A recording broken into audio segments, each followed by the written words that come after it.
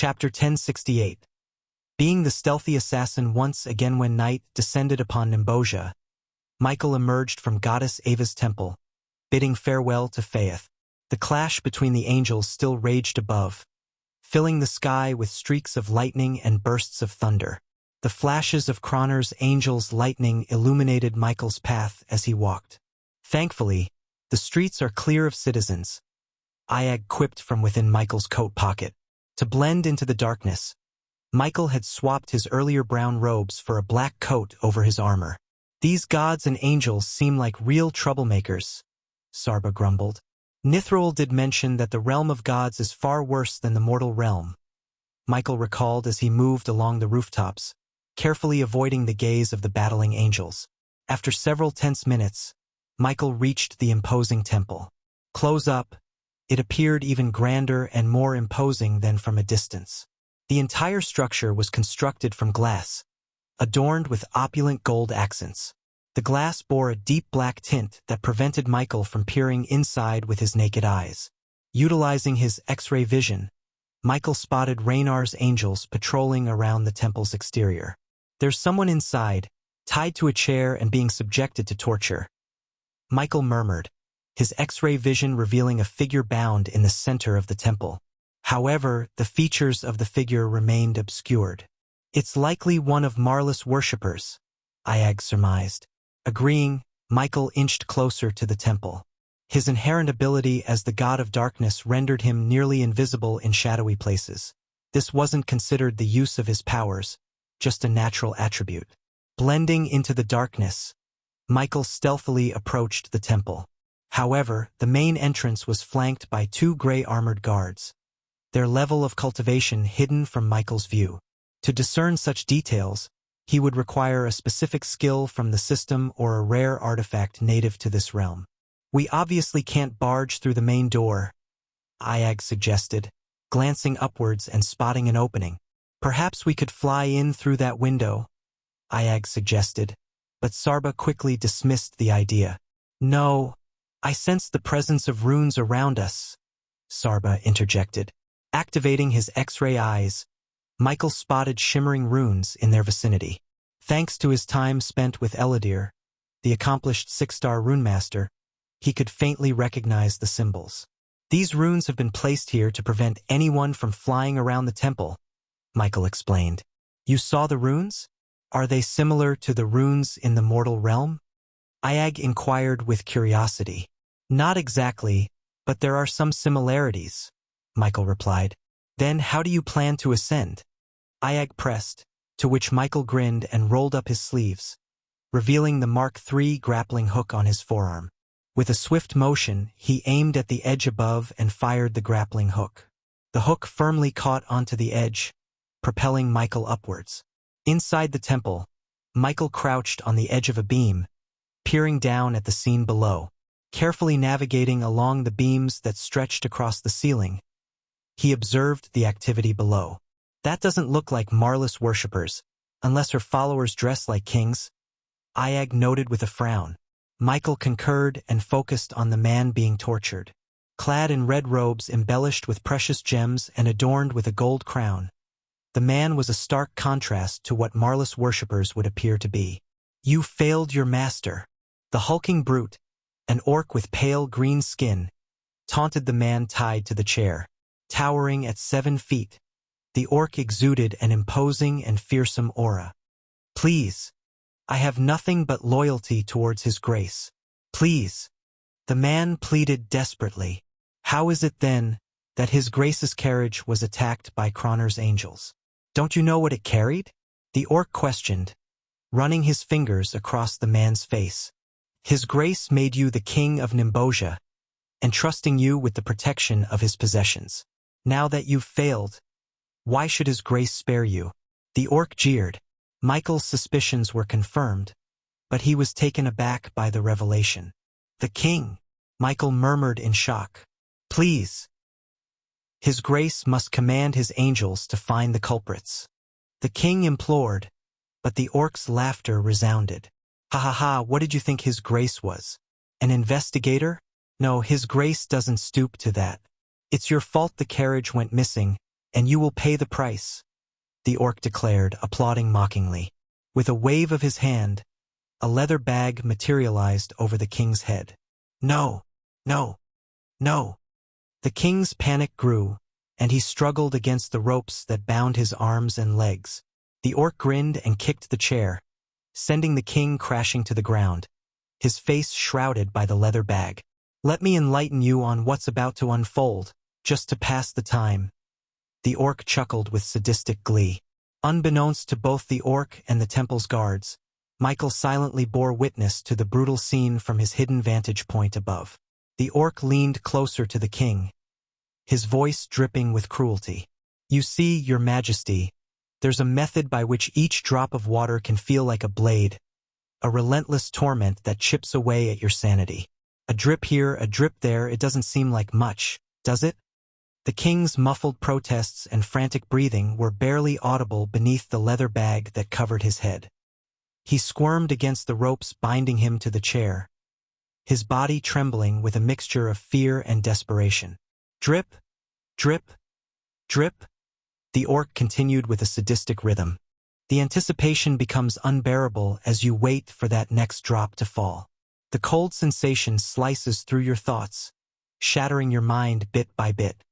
The king's pleas for mercy became more frantic, his voice strained and cracking with desperation.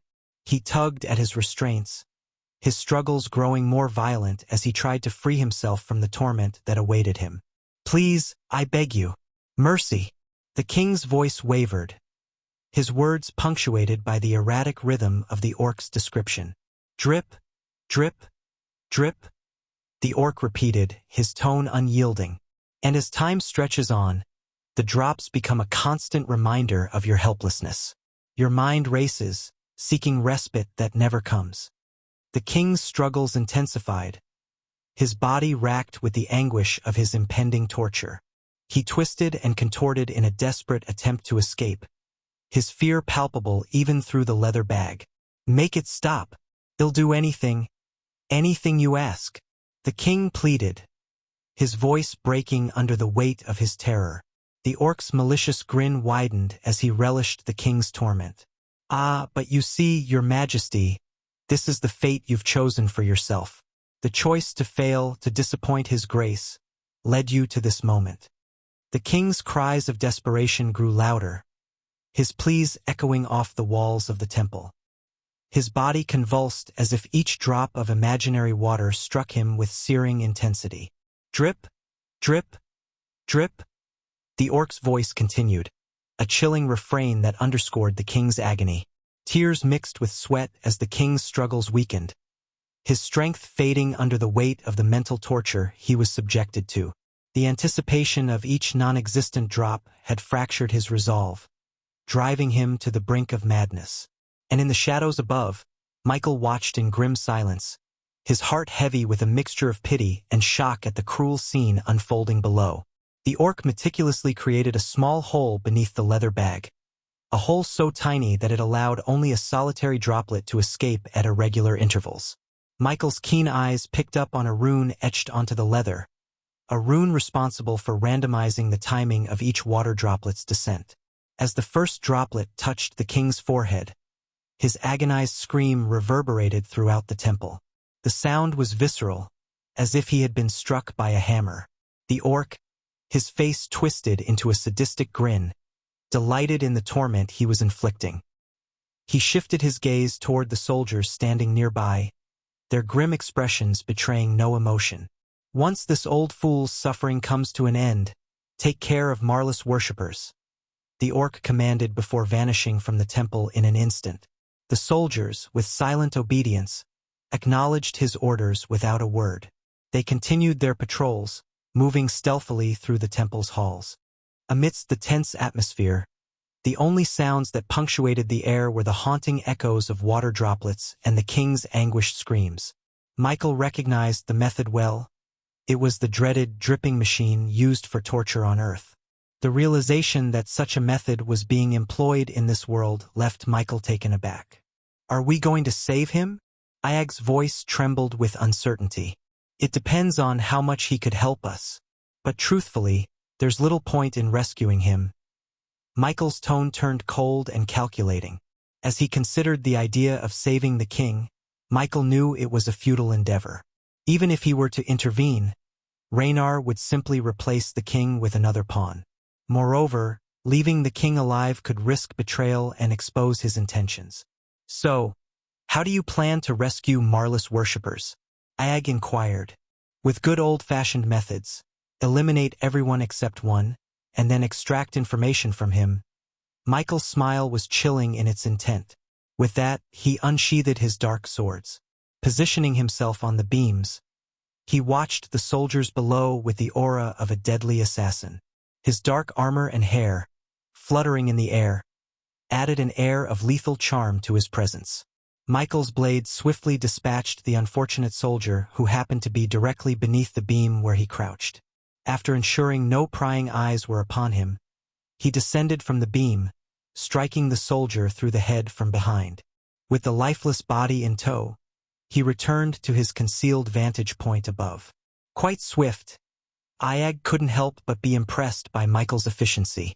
Ever since I started relying on spells and powers, I forgot how satisfying it is to take someone down with old-fashioned stealth, Michael remarked, a touch of nostalgia in his voice. 1 down, 8 to go, Michael said, cracking his neck. The cacophony of the king's screams and the ongoing battle among the angels provided the necessary cover for Michael's actions. Oblivious to their impending fate, the gray-armored soldiers continued their patrol within the temple premises. Chapter 1069. God of Death with Practiced Precision. Michael began his silent takedown of the remaining soldiers. He observed their patrol routes carefully, noting the patterns they followed. Each soldier had a specific path to walk, and Michael exploited this predictability to his advantage. As the king's agonized screams echoed through the temple, Michael moved swiftly and silently along the beams, using the shadows to his advantage. His dark armor seemed to merge with the darkness, making him nearly invisible. His movements were fluid, like a ghost gliding through the air. The second soldier walked beneath him, and Michael seized the opportunity.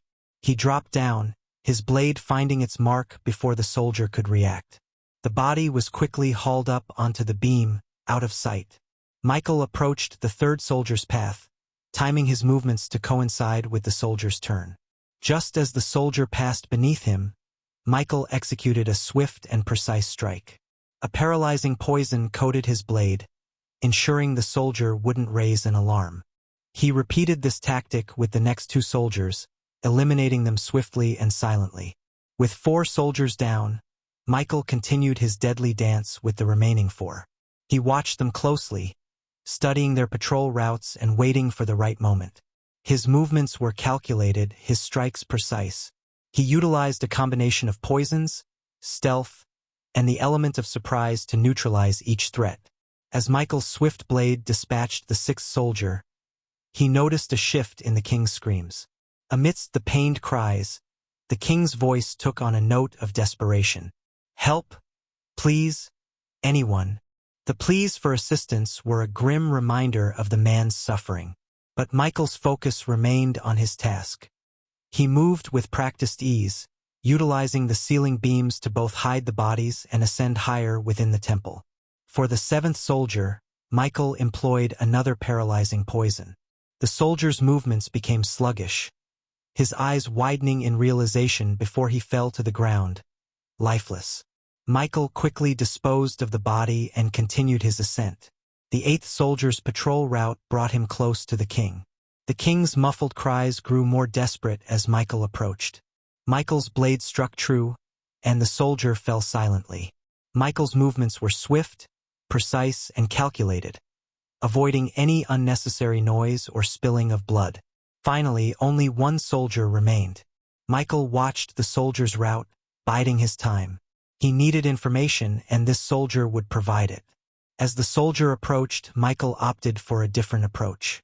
He used a dart coated in a sleeping agent, rendering the soldier unconscious without killing him. With the temple now devoid of threats, Michael turned his attention to the unconscious soldier remaining. The king's desperate pleas for help fell on deaf ears as Michael moved swiftly and efficiently. He needed answers, and this soldier held the key. Ignoring the king's cries, Michael hoisted the unconscious soldier over his shoulder, his steps silent as he moved away from the gruesome scene.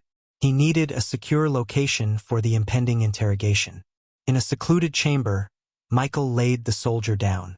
The man stirred groggily, his eyes widening in shock as he took in his surroundings and the dark figure before him. Who are you?" the soldier stammered, fear evident in his voice. Michael's helmeted gaze remained steady. "That's not important right now. What I need to know is the whereabouts of Marless worshippers." The soldier's confusion deepened. "Marley? I don't know what you're talking about." Michael's patience was wearing thin. He knew how to break even the most stubborn individuals. From his equipment, he produced a small syringe containing a pain-enhancing substance. Injecting it into the soldier's arm, he watched as discomfort twisted the man's features. The soldier's eyes shot open, and he tried to cry out, but Michael swiftly placed his gloved hand over the man's mouth. "Listen carefully. I'm only going to ask once. Where are Marless worshippers being held?" The soldier squirmed and wriggled his legs, a mixture of fear and pain evident on his face. He glanced at Michael with wide, terrified eyes, and finally, he gave a reluctant nod. "In the secret room beneath the temple," the soldier admitted, his voice trembling. "How do I access it?" Michael's tone was icy, his patience hanging by a thread. The soldier pointed a trembling finger at a seemingly ordinary lamp fixed to the wall. "Rotate the lamp clockwise, and a passage will open." Michael's dark eyes narrowed as he processed the information. He could tell the soldier was telling the truth, but he had one more card to play. "Remember, I can easily end your life if you're lying to me." The soldier's lips quivered, his gaze locking onto Michael's helmet. "You have no idea what you've done. You'll regret this." A mirthless smile tugged at the corner of Michael's lips. "I've done many regrettable things. Your fate is just another one." With a swift, decisive motion, Michael silenced the soldier forever, ending his life. He didn't have time for further hesitation or sentimentality. The soldier's usefulness had come to an end, and Marless worshippers awaited his rescue. "Ghost, I sense someone approaching us. Someone powerful." Sarba warning reached Michael's ears, though his own scans had failed to detect any presence. Suddenly, all the lights within the temple were extinguished by an unseen force. The temple's heavy doors sealed shut with a muffled thud.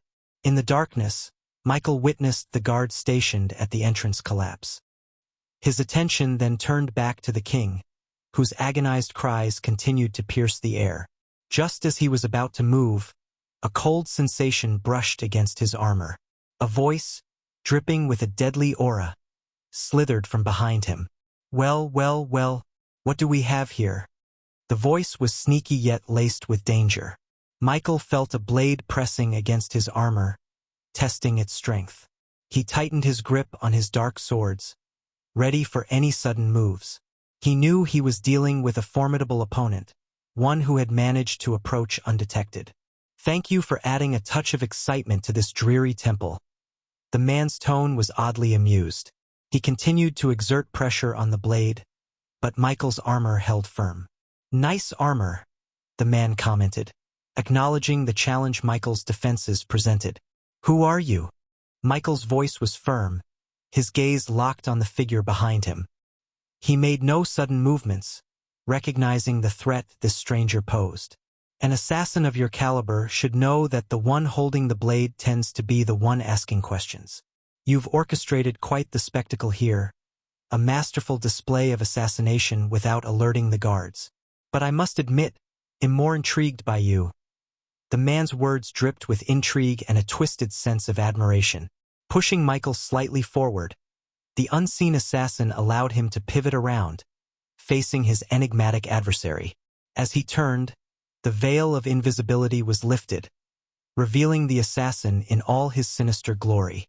Cloaked in dark crimson robes, the figure emanated an aura of malevolence. In his hand gleamed a blood-red dagger, its edges glinting ominously. Michael's gaze was drawn to a strand of raven-black hair that cascaded from under the hood, framing a face that remained enshrouded in shadow.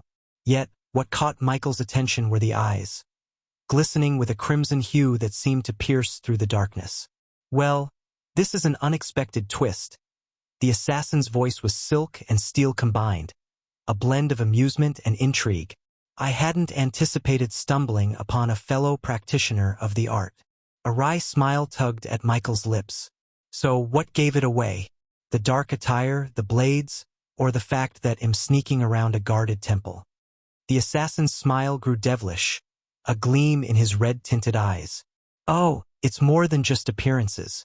There's a certain energy about those who walk in the shadows. A familiarity, a kinship. Takes one to know one, you see.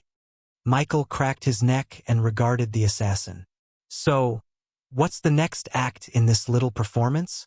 The assassin's smile remained, a mixture of amusement and something else that was hard to decipher. Don't worry, I'm not here to kill you, he replied, his voice dripping with a sense of detached amusement. You're not my target. Michael's eyebrows raised slightly in surprise. Then who? The assassin's gaze shifted to the king, who was still bound and writhing in agony. He called for my God, and my God sent me to answer his prayers. With a sudden blur of motion, the assassin moved around the temple, his figure becoming a fluid dance of shadows. Michael's eyes struggled to track his every movement. The assassin's voice echoed through the temple, laced with a mocking tone.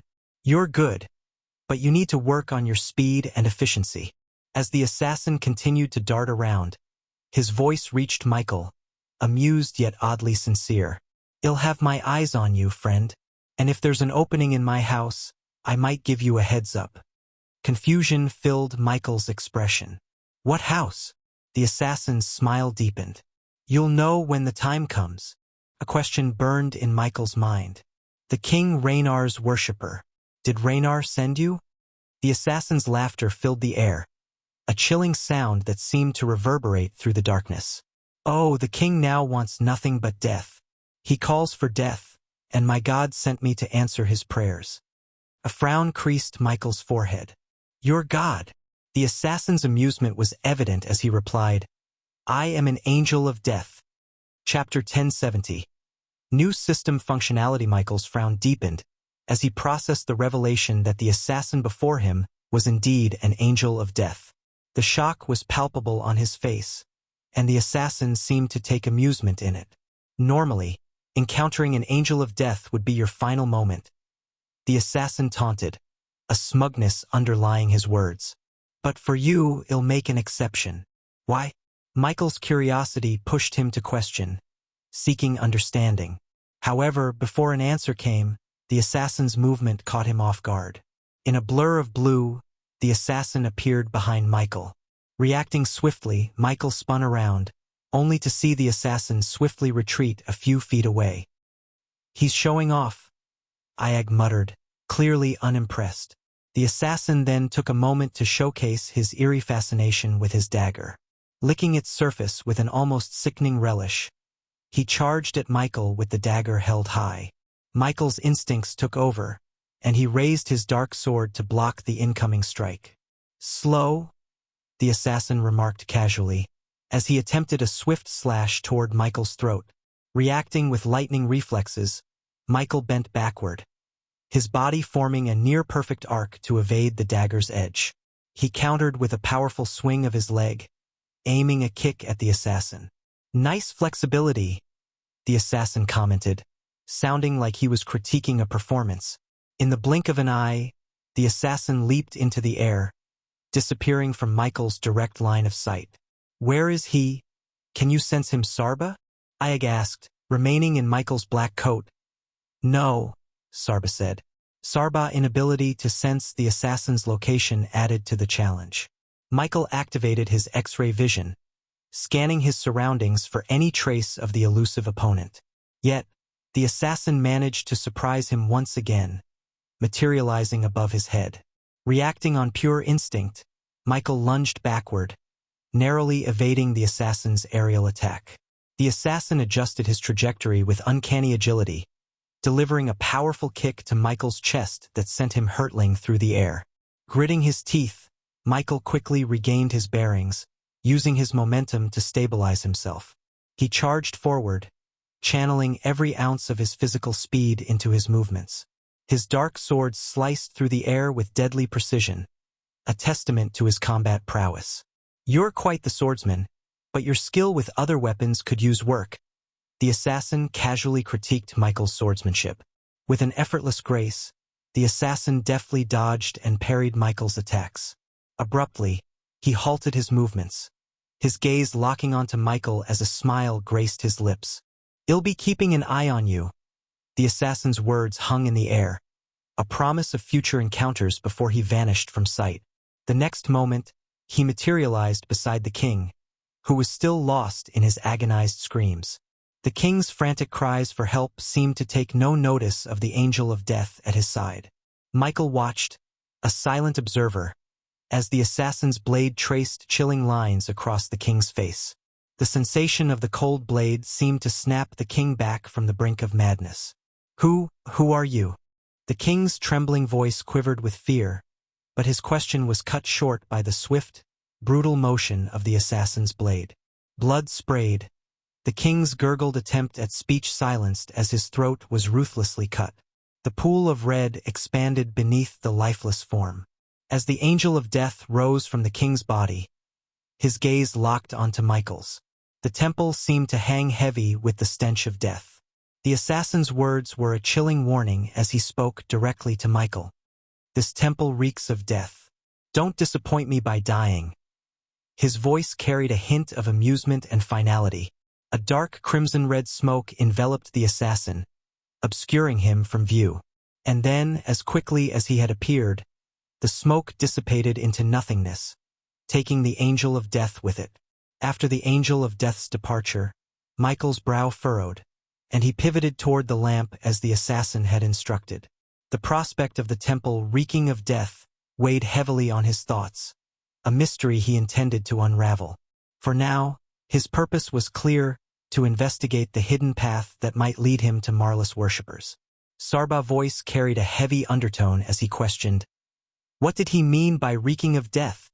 The query echoed in the air, joined by Iag's curiosity. "And why did he say you're quite the swordsman, but your skill with other weapons could use work? How can he know you suck at other weapons?" Iag's curiosity danced with a touch of mischief, almost prompting Michael to swat her playfully on the head, were it not for their grim circumstances. "We will find out," Michael responded with a steady calmness. He approached the lamp and, following the soldier's instructions, turned it. A low, ominous creak echoed as a hidden door opened before him. The revealed passage led downward into darkness, and as Michael descended, the air seemed to grow heavier with the scent of blood. It stirred a growing unease within him. Despite his internal tension, he pushed forward, the need to locate Marlis worshippers driving him. "We should be on high alert." Sarba's cautionary words were apt, serving as a reminder of the potential dangers lurking in the shadows. Amidst the hush, the scent of blood invaded Michael's senses, heightening his alertness. The echoes of their footfalls reverberated off the walls, while his environmental scanning revealed no signs of life nearby. An unsettling sensation crept over him, a gnawing doubt that the soldier's information might have been fabricated. "Something's not right here," Michael murmured, his instincts on high alert as he moved around a corner, further descending into the dark underbelly of the temple. The next turn revealed a scene that froze him in his tracks. Looking at the horrifying scene, even the usually calm and quiet Kane widened his eyes. "What the fuck happened here?" Iag's voice trembled with shock and horror. The dimly illuminated room before Michael was a chilling tableau of gore.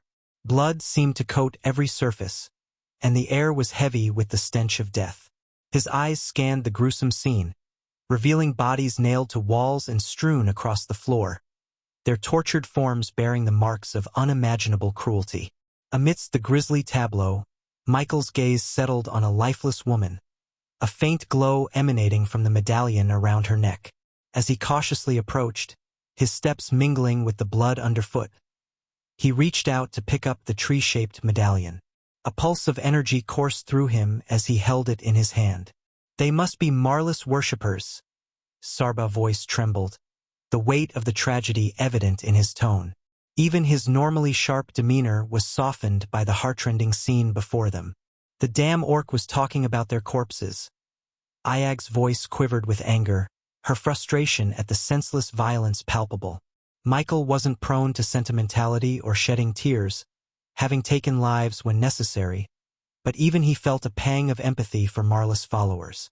The fate they met was a gruesome one, and as far as he was concerned, no innocent beings deserved such a horrifying end. Raynar clearly meant business, Michael muttered, his gaze sweeping over the carnage and devastation. I now understand why the Angel of Death mentioned the reek of death, Sarba observed somberly.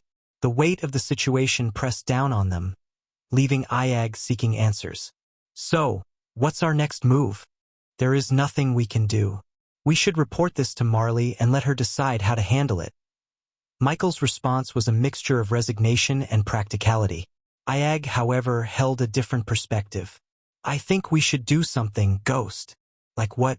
Challenge the entire pantheon of corrupt gods and try to purge this world of evil? Michael chuckled darkly. Listen, I feel bad for them, I do. But we're not strong enough to take on the gods. Hell, we have no idea about the full extent of their powers. Any wrong move and we will have gods and angels chasing us. Michael countered, his voice laced with a touch of frustration at Ayag's impulsive suggestion. However, as Michael uttered those words, a sudden headache throbbed in his mind, accompanied by the system's voice echoing in his consciousness. The host should seek justice for the innocent. The host has unlocked quest functionality. The quest God Killer has commenced. Seek retribution against Raynar and avenge Marlis worshippers. Upon completing the quest, the host will receive the location of a hidden base of operation in the realm of gods. Michael stood in a mix of surprise and shock as the words from the system reverberated in his mind. While it wasn't the first time the system had provided suggestions or guidance, this instance felt different. It was as if the system was compelling him to undertake the quest and see it through. You won't be able to accumulate badass points in the realm of gods as you did in the mortal realm. Embrace your destiny as the assassin you were meant to be and establish your legacy within the realm of gods. The system's voice resonated with a sense of finality. Michael refrained from discussing his decision with Vidora and silently resolved to undertake the quest. After a brief pause, he exited the system interface and cast one last gaze upon the grim scene of lifeless bodies. His attention then shifted to the tree-shaped medallion he held in his hand. Focusing his intent on the medallion, he activated his analyzer skill. The medallion of Marley possesses the ability to conjure a vortex leading directly to Marlis Forest. This medallion can only be used once.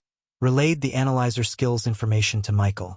Taking a steadying breath, he injected a thread of arch energy into the medallion and triggered its power. Soon, a swirling vortex materialized before him. Let's go, Michael uttered resolutely and stepped into the vortex, his form vanishing from the confines of Raynar's temple. In an instant, the world transformed as he emerged within the embrace of Marlis Forest. Sunlight filtered through the lush canopy above, a stark contrast to the nighttime he had left behind in Nimbosia. Marley, Michael's voice reverberated, carrying across the expanse of the divine forest. He pivoted, his eyes falling upon the portal which promptly dissipated, severing his connection to Nimbosia. As he turned back, several figures emerged from the shadows of the forest, their forms gradually becoming clear. To his astonishment, their attire mirrored that of the gray-armored angels he had encountered in Nimbosia, complete with wings reminiscent of Raynar's servants. A voice cut through the air, laden with lethal intent. The God of Darkness. The words dripped with a chilling welcome. The speaker removed his helmet, unveiling an elven countenance adorned with silver hair and pointed ears. I heard no one extended a welcome to you in the realm of gods. Let's rectify that, the elven angel announced, his hand moving to draw his sword. Chapter 1071 Shocking turn of events. 8 angels encircled Michael, their weapons drawn in a synchronized display of deadly intent. The glint of swords, spears, and maces punctuated the charged atmosphere. In the face of this formidable assembly, Michael kept his composure, his posture poised for whatever would unfold. What happened to Marley? Michael's voice was resolute, his eyes locked onto the elf who had revealed his identity. He needed answers, and the presence of these angels boded ill for the goddess he sought. The elven angel's lips curled into a taunting smile. "You needn't worry about Marley," he said, his tone edged with malice.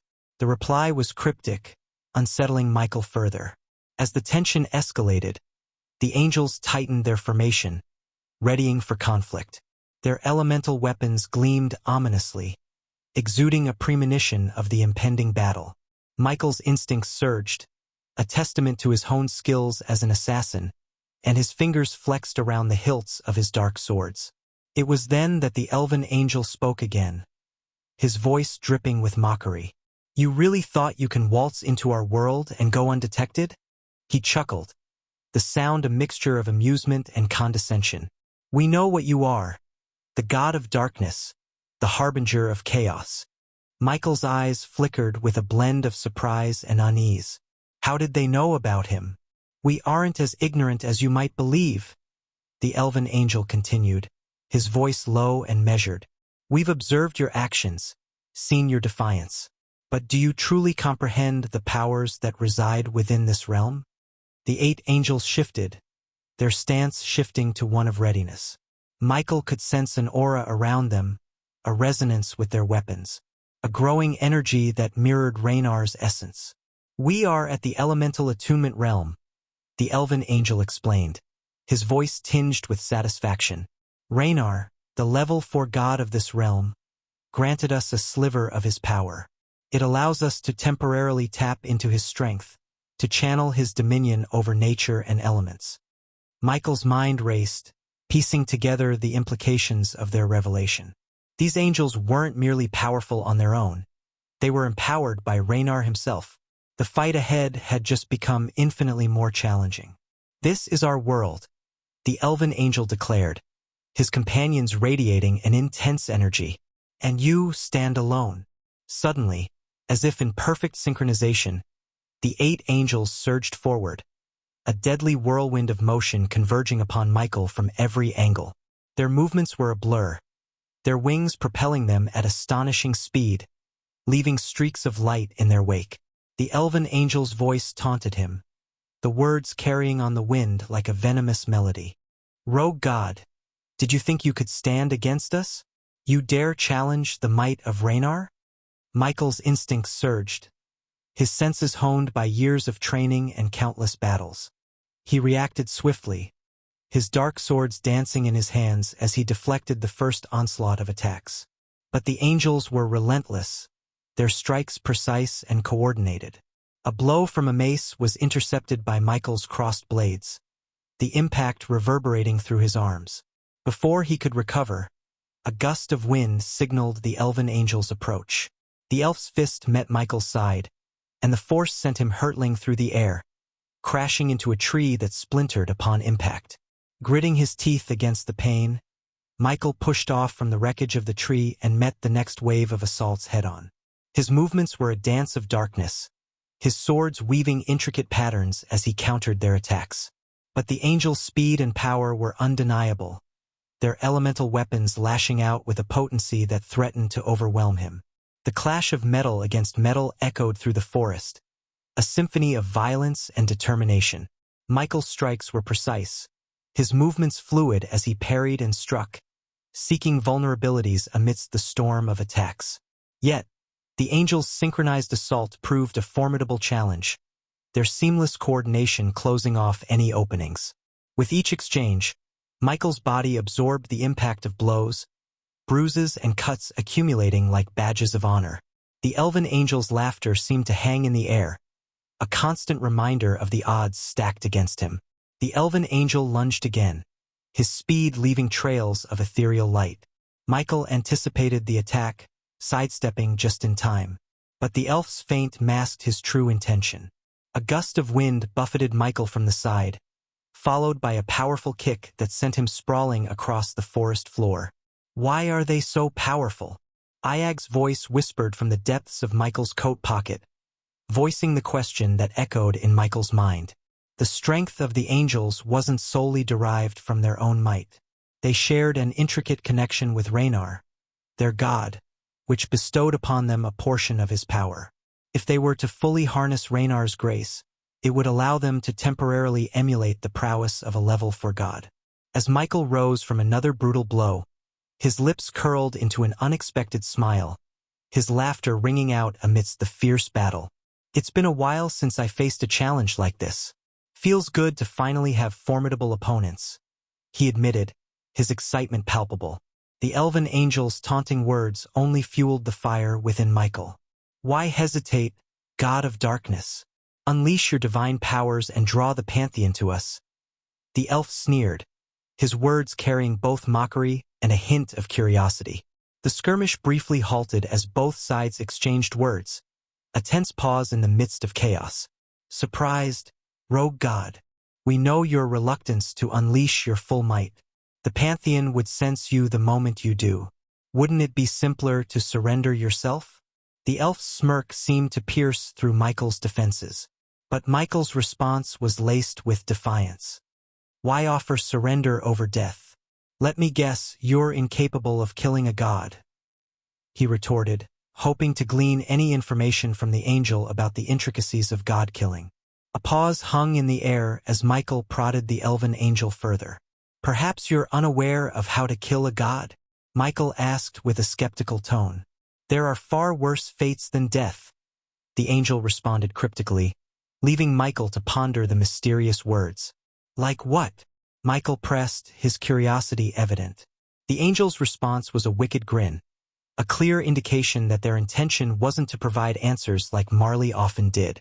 We're not Marley, the goddess, here to answer to your inquiries? Rogue god, the angel mocked, their words carrying a mix of amusement and taunt. Anticipating another attack, Michael braced himself. However, the elven angel surprised him by pausing, appearing lost in thought as they stroked their chin. Speaking of Marley, wouldn't it be fitting to let her herself offer you a response one last time? In the midst of the tense standoff, a rustling sound caught Michael's attention. Suddenly, two armored angels emerged, dragging Marley between them. With a cold thud, they threw her to the ground at Michael's feet, causing her to emit a pained growl. Michael's heart clenched at the sight before him. Marley's once vibrant green hair was now disheveled and matted with dirt, her normally elegant robes reduced to tatters and shreds. Blood trickled from her mouth and nostrils, evidence of the brutal beating she had endured at the hands of the angels. Without hesitation, Michael squatted down to check on Marley, his expression a mix of concern and anger. Her emerald eyes met his, and despite the pain she was clearly in, a fierce determination burned within them. Kill these bastards, Marley uttered, her voice ragged but filled with a steely resolve. Her words resonate with the very forest around them. As if responding to her call, the atmosphere shifted. The once sunlit forest began to darken, shadows lengthening and twisting as if alive. It was as though the forest itself shared Marley's anger and desire for retribution. The angels, while momentarily taken aback, quickly regained their composure. The elf angel, now grinning wider, taunted Michael with a mocking tone. Come on, rogue god. Use your powers and make this fight interesting. Show us the darkness that resides within you.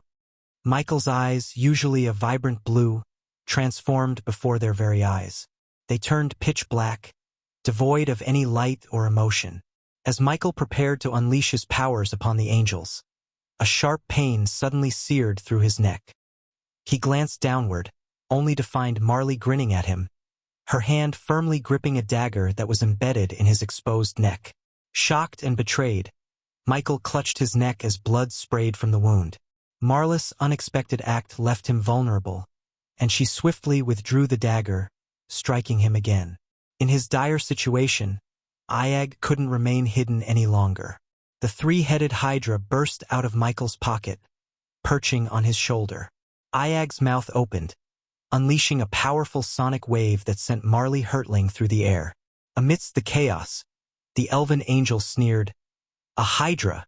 Meanwhile, Despite the life-threatening wound that was bleeding from his neck, Michael fixed his gaze on Marley. "Take him down, assholes!" Marla's command echoed through the air, and the 10 angels lunged. "You shouldn't have done this," he managed to utter, his voice strained. "Take him down, assholes!" Marla's command echoed through the air, and the 10 angels lunged toward Michael.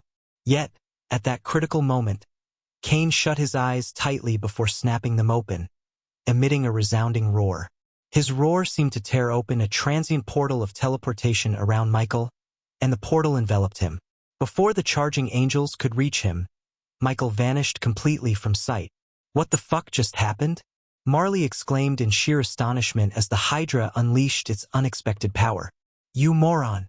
Why did you lead me to him? That wasn't part of our agreement. Now we've lost him, and he's going to target me as well."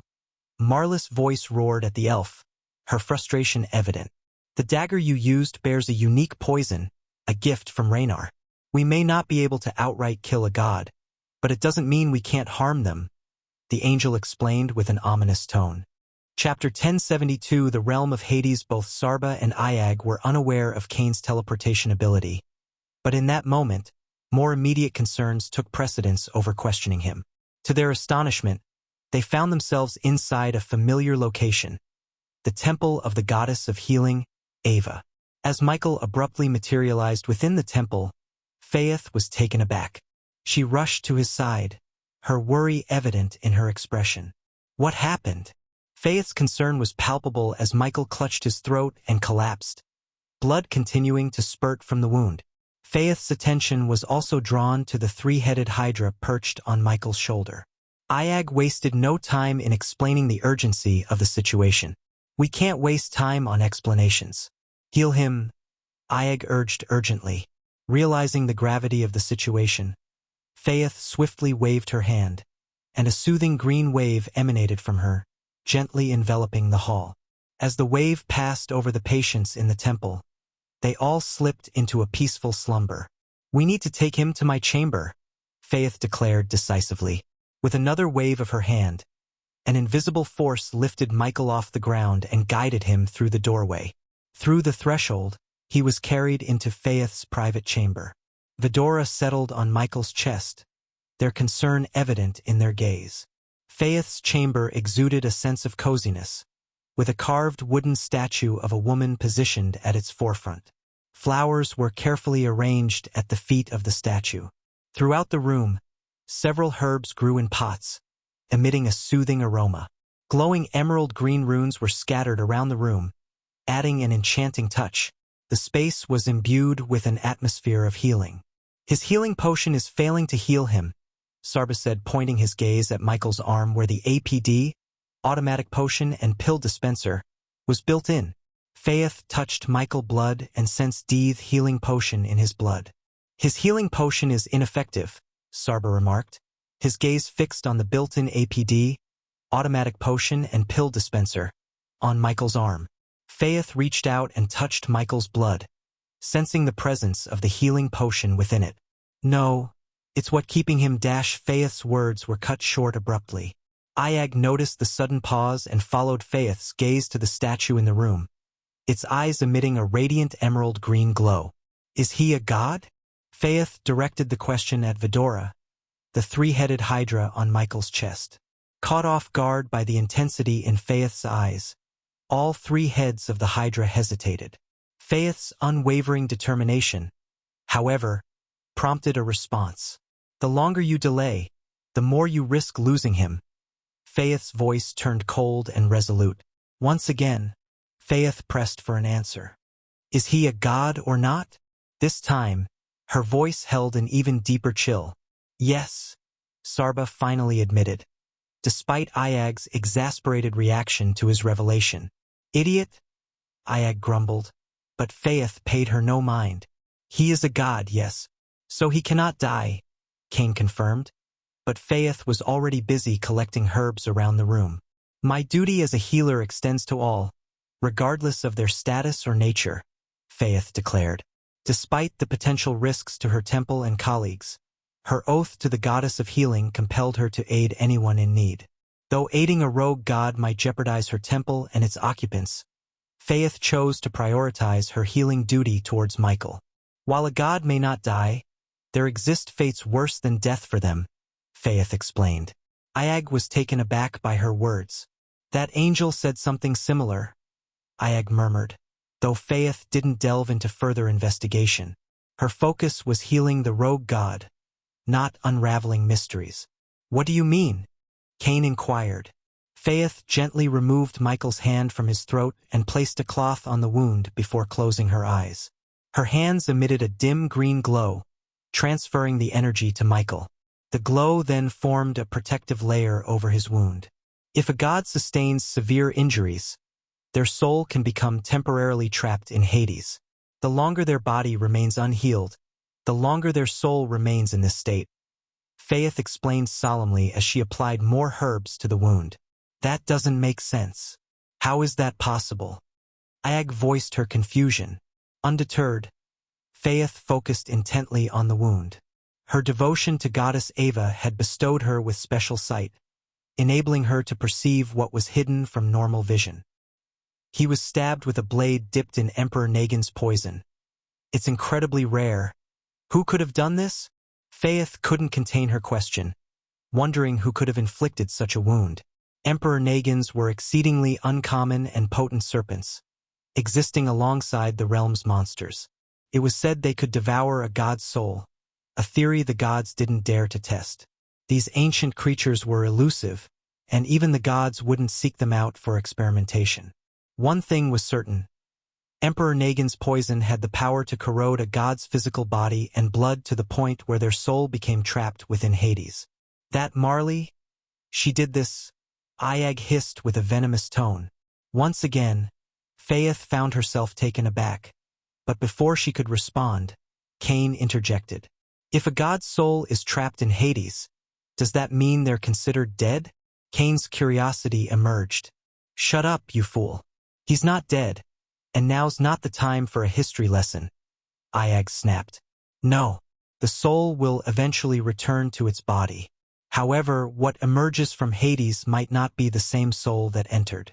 And such a poison is beyond the reach of anyone outside the pantheon. Faith conveyed her shock and disbelief. As far as I'm aware, Goddess Marley isn't part of the pantheon, Faith added. Faith explained, her disbelief evident. As far as I know, Goddess Marley isn't part of the pantheon, she added. She might have betrayed him to change that. Before the betrayal, we were attacked by Raynar's angels. My guess is that Marley and Raynar struck a deal that required her to betray him, Cain theorized. Or maybe she was plotting against us all along, Iag retorted. Tell me more about Hades, Cain inquired, a question that almost prompted Iag to snap at him. Is this your top concern right now? Iag's voice was filled with exasperation. Both of you need to calm down. He's been through worse and always managed to prevail. This is merely a minor setback for us, Cain assured them, his words surprising even Faith. But what we need most at the moment is information. Faith, please enlighten us about Hades, Cain requested. Hearing the term Hades, Iag and Sarba minds briefly wandered to their restaurant, coincidentally named Hades. Let me focus on healing him. This poison is corroding his body, and I lack an antidote, Faith replied. What if the poison consumes his entire body? Would that permanently trap his soul in Hades? In a way, it could be seen as killing a god. Cain's chilling words further rattled Faith. It appears you're more interested in learning how to kill a god than in finding a way to save your friend. Faith's tone turned icy. For a brief moment, silence hung in the air, until Cain broke it. No, his body will eventually mend. Yet, it might take decades or even centuries. If his soul lingers in Hades for that long, it could twist and descend into madness. When his soul finally returns to his body, he would not be the same. However, this scenario has never occurred, Faith clarified. Cain sensed an inconsistency in Faith's explanation. He had a hunch that there was more to the story than she was letting on, so he persisted. Imagine a pantheon god injured and temporarily trapped in Hades. What steps would the Pantheon take to rescue the soul? Cain probed, temporarily dismissing Cain's question. Faith concentrated on healing Michael's body. The poison had turned his throat a ghastly purple, with countless veins pulsating beneath his skin. Only rare substances like Emperor Nagin's poison can ensnare a god's soul in Hades. This is one approach the Pantheon employs to deal with rogue gods, such as your friend here. However, if a Pantheon god were to meet the same fate, they'd summon a soul walker and send them into Hades. The soul walker guides the soul to a specific sanctuary within Hades. What follows is largely speculation, Faith explained. What's your speculation then? Cain inquired. The most likely outcome is that this sanctuary keeps the soul intact and rational until the god's physical body is fully restored. But I lack concrete knowledge about the intricacies of Hades, aside from what's known within the Pantheon. Faith sighed. If you can't fully heal his body to reunite his soul, we might need to locate one of these soul walkers you mentioned. Do you have any idea where we can find one? Sarba's words held both urgency and concern. The antidote, Faith replied. Please tell me you know where we can find this antidote? Iags, that's a question best posed to the Pantheon. I can halt the poison's corrosive effects, but I can't completely heal him without the antidote, Faith replied. Please tell me you know where we can find this antidote? Iag's tone was laced with desperation. Before Faith could respond to Iag, a forceful knock echoed at the door. Lady Faith. A voice laden with fear called from outside. I'm busy at the moment, Faith replied. God Raynar's angels have arrived. The voice urgently conveyed. Upon hearing this, Iag's heart seemed to stop momentarily. Damn it! How could they have found us? Sarba growled anxiously. Perhaps it's just a coincidence, Cain speculated. Seeing the urgency in the situation, Faith swiftly directed them in a hushed tone. Quick!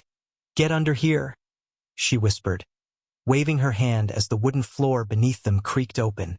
With practiced movements, she carefully placed Michael's wounded form and Vidora under the hidden compartment. She closed the door over them, her eyes locking onto Vidora's as she held a finger to her lips. Stay quiet and still, Faith whispered to Vidora, who nodded in response. Chapter 1073 A Rogue God and a Hydra. After Faith exited her chamber, leaving the Hydra in the care of the rogue god, she arrived at the Healing Hall, a sanctuary where she crossed paths with Raynar's angels. These celestial beings were an imposing sight, clad in gray armor that matched their feathery, closed wings. Their presence exuded a formidable aura, their heavy footfalls even causing the ancient walls of the Temple of Ava to tremble slightly. Can I assist you? Faith inquired, her gaze directed at the angels. Her question prompted the lead angel to remove his helmet, revealing a cascade of silver hair. The trio of angels following him moved through the hall, their helmets still on as they surveyed the unconscious patients who lay before them. How goes the healing of these people, Faith? Inquired the angel of Raynar, a trace of familiarity detectable in his voice as he addressed her. Regrettably, the numbers keep growing as more casualties arrive, a consequence of your conflict against Croner's angels. Faith responded, her words masking her disdain for wars that inflicted suffering upon ordinary people.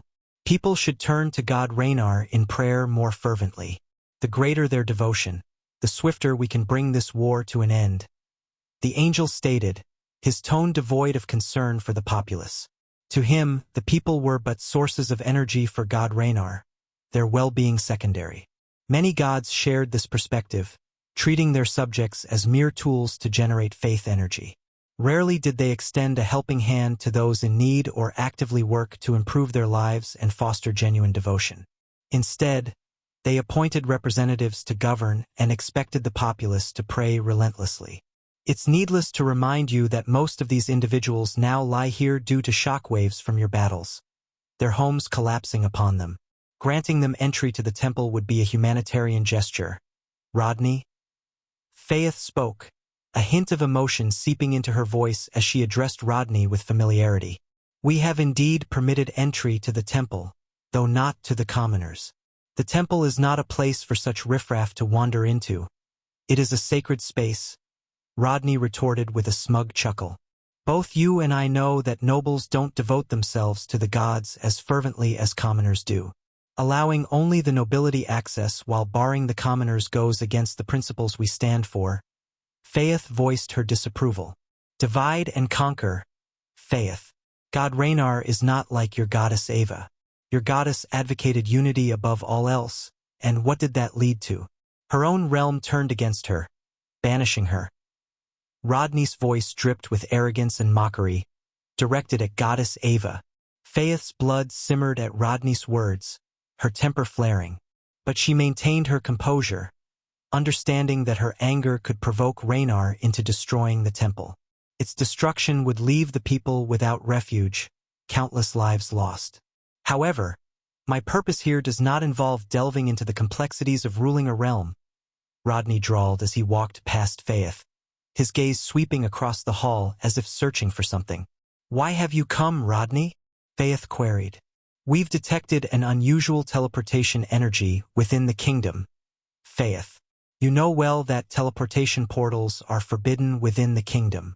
Even in times of war, we cannot allow breaches of our laws. Otherwise, what would become of our realm? A lawless land overrun by chaos, Rodney articulated slowly, encircling Faith as he spoke. Rules, as God Raynar would often say, are what set us apart from beasts, Rodney remarked. If anyone were to use a teleportation portal within my temple, I would undoubtedly be aware, Rodney. Furthermore, your search is misplaced. If portals were activated, it's more likely the doing of nobles. Faith exclaimed as a chuckle escaped Rodney's lips. Why the agitation, Faith? After all these decades, you appear unusually displeased with the nobles. Rodney noted. Times change, Rodney, and so do individuals, even angels like us, Faith replied. Rodney's smile in response to her words spoke volumes as he proceeded toward the door leading to her chamber. Well, I'm certain you have nothing to hide. Merely open the door, and if no secrets lurk within, we will leave. I have a score to settle with Croner's angels, Rodney chuckled. Yet, as Rodney drew closer to the door, a surge of unease coursed through Faith. Unbeknownst to Rodney, a rogue god lurked within that very room, accompanied by a natural-born hydra, not one bred within the confines of scholarly laboratories. A natural-born hydra in the company of a rogue god would not only astonish Rodney but potentially lead him to eliminate Faith and her entire sanctuary for harboring a rogue god. Their encounter to Rodney and his comrades. Otherwise, Rodney would have arrived prepared to confront a rogue god. Thankfully, fate favored Michael and Faith. The angels who had attacked Michael in Marlis Forest lacked the means to communicate their encounter to Rodney and his comrades. Otherwise, Rodney would have arrived prepared to confront a rogue god. That room is my private sanctum and you possess no authority to enter. Faith responded icily, though Rodney simply laughed off her retort. Faith, I like when you get all feisty. I've seen glimpses of Goddess Ava's angels displaying such fire. Cute, I must admit. But remember, you're within Raynar's domain now. Your personal chamber is under Raynar's domain. Unless, of course, you're hiding something in there. I hate to destroy this fine craftsmanship. Rodney trailed his fingers along the door's surface, a chuckle accompanying his words. Go ahead. Faith relented, her voice carrying a hint of resignation as Rodney turned the doorknob, granting access to her personal chamber. Within the confines of the room, Vidora maintained a vigilant stance, perched atop Michael's unconscious body. Through the gaps in the weathered wooden floor, she caught sight of Rodney's entrance, his figure slowly making its way inside. The thudding of his boots reverberated against the floor, magnifying the creaking sounds beneath his weight. Goddess Ava, Rodney's voice reverberated, his gaze locking onto the statue of the goddess. He moved forward, his footsteps echoing within the confined space. A tragic fate she suffered, Rodney remarked, eyes sweeping across the room as he absorbed the somber atmosphere. With two of Rodney's angels stationed as sentinels by the door, Faith trailed after Rodney as he entered her chamber, followed closely by the remaining angel. As the scene unfolded, her heart's rhythm quickened, her gaze directed downward towards the floor concealing the rogue god and his accompanying hydra. A truly enchanting room. I always imagined your personal space to bear such an ambience, Rodney commented, his hands folded behind his back as he strolled around the room with a measured air. The wooden planks beneath his feet emitted soft creaks under his weight, drawing his attention as he stood over the precise spot above Vidora and Michael. A wry smile graced his lips, and he rapped the floor with his fingers before turning his gaze towards Faith. Allow me to ask once more, Faith, are you hiding something? Rodney inquired, his presence looming directly above Michael and Vidora. Internal panic gripped Ayag as she whispered in a hushed tone to Kane, her voice laced with urgency. Fuck it, Kane. Use your teleportation again. Take us out of here. Kane's response was a disheartening shake of his head. I can only use my ability once in a day. Realization of their dire situation weighed heavily upon Ayag. Then we are fucked. We're about to be discovered and killed, she growled, her words laced with a mix of dread and resignation, fearing that any louder would betray their presence to the angel above. Meanwhile, in the midst of this tense standoff, Faith's thoughts raced. She couldn't ignore the potential repercussions of sheltering a rogue god. Yet, her oath to Goddess Ava, the goddess of healing, resonated deeply within her. It was her duty to tend to those in need, regardless of their origin. And even though her acquaintance with the rogue god was short, Faith couldn't bring herself to betray him. Silence speaks volumes. Rodney's voice sliced through the air as he unsheathed a silver sword, his intentions evident. With deliberate intent, Rodney crouched down, his fingers curling around the floorboard. He pressed his hand into the wood, the floor splintering as he exerted force. Rather than fumbling for a concealed latch, he tore open the floor itself. As the hidden compartment was unveiled, his eyes widened in astonishment at the sight before him. An unconscious young man shrouded in black robes, accompanied by a three-headed hydra. Well, what have we stumbled upon? Rodney's tone dripped with malevolence, his surprise palpable. His angels flanked Faith, their collective stance poised and ready. Faith found her voice amid the tense atmosphere, a mixture of desperation and conviction. He's a refugee, wounded and seeking shelter, Rodney. I am merely tending to his injuries. Faith's voice resonated, a feeble defense though she knew her words held little sway in this dire moment. A refugee with an exquisite breed such as this. Rodney's grip enveloped Vidora's small form, and to his astonishment, their absence of a breed mark caught his attention. Where is your breed mark, creature? Rodney's inquiry was directed at each individual head of the Hydra. His curiosity piqued. Release us, you moron! The Hydra's white head retorted, their words laced with disdain. A rather foul-mouthed head, Rodney chuckled, his fingers guiding the Hydra through a slow rotation.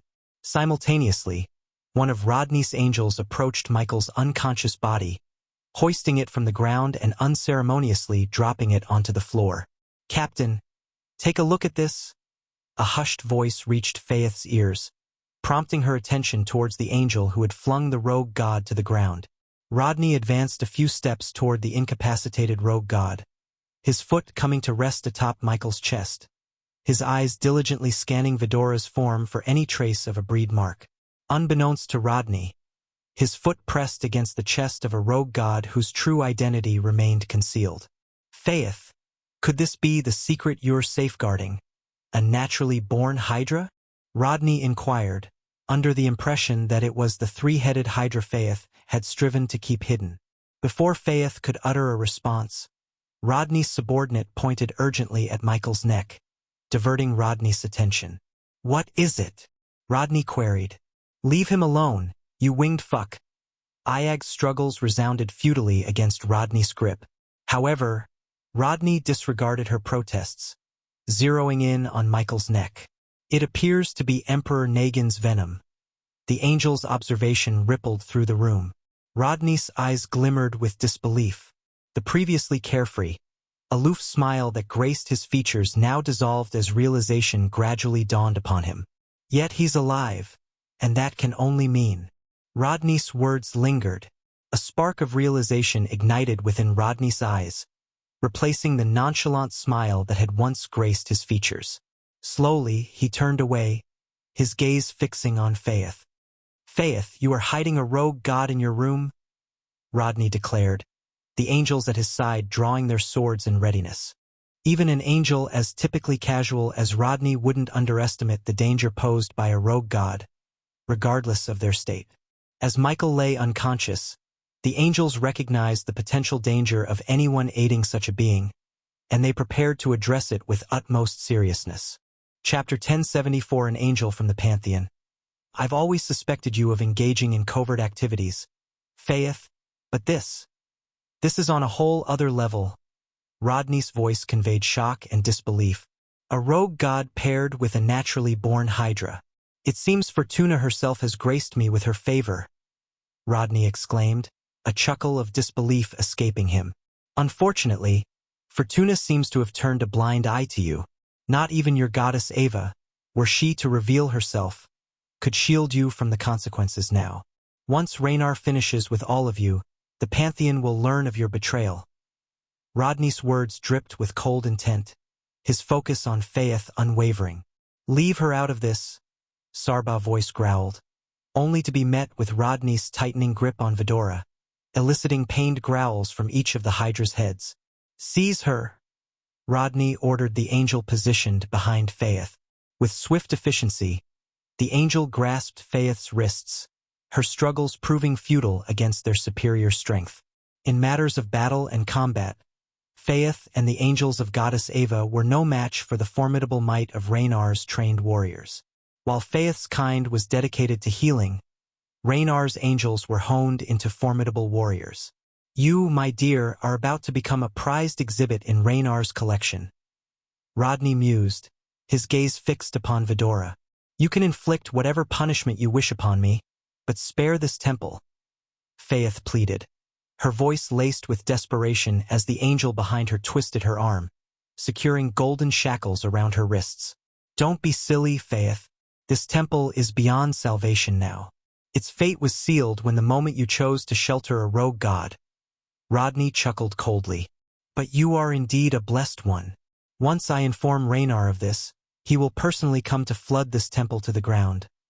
Rodney's laughter echoed through the room, his satisfaction palpable. Yet, a sudden disturbance interrupted the scene as the room's illumination began to flicker. The angels paid little heed to the wavering torchlight until the door abruptly swung shut, sealing them within the chamber. "Captain?" the angel beside Rodney exclaimed, his gaze fixed on Michael's face, the purple veins that marked the effects of Emperor Nagin's poison fading from his skin. Observing the light's erratic behavior and the vanishing poison signs, Ayag's grin widened. She understood that, against all odds, Ghost was awakening. "What's happening?" Rodney's confusion was evident. "You mentioned Fortuna's favor, didn't you? Forget that. It's death that's casting its smile upon you." Ayag taunted, realizing that, by some miracle, Ghost was waking up from his slumber. Out of nowhere, unfamiliar black flames consumed the rogue god, creating a blanket of darkness that Rodney had never encountered before. The angels felt an intense surge in temperature, forcing Rodney to hastily retreat from the searing heat that engulfed the rogue god. Faith's eyes widened as she sensed the Emperor Nagin's poison being consumed by the black flames, a realization that dawned on her in astonishment. Without warning, the room's lights were extinguished by an invisible force, shrouding everything in deep darkness. Yet, this darkness held an unsettling quality that Faith couldn't quite place. "Now even your god's father can't save you," Sarbaugh's voice dripped with icy certainty. Rodney responded swiftly, snapping his fingers to conjure a ball of light at his fingertips. The luminous sphere emitted an eerie blue radiance, dispersing the shadows within the room. However, the ball of light created by Rodney hovered above, casting an eerie blue glow that contended against the inky blackness. Yet, the orb's efforts to dispel the darkness were met with resistance, preventing it from fully illuminating the room. Ayag's anticipation and excitement were palpable in her words. "No matter how many times I've witnessed this scenario, the thrill never goes away." Meanwhile, Faith's gaze remained fixed on the unfolding spectacle, her eyes reflecting shock and disbelief. What startled Rodney even more was the sudden disappearance of the rogue god from the spot where he had lain moments ago on the floor. All at once, Rodney's eyes widened as he witnessed the rogue god materialize behind the angel stationed a couple of meters in front of him. The rogue god's smile, far from friendly, bore the predatory menace of a seasoned hunter. "He's finished." Iag's comment carried a tone of finality. As Rodney watched, the rogue god seized the angel's head, and in a flash of lightning, the angel's skull was obliterated.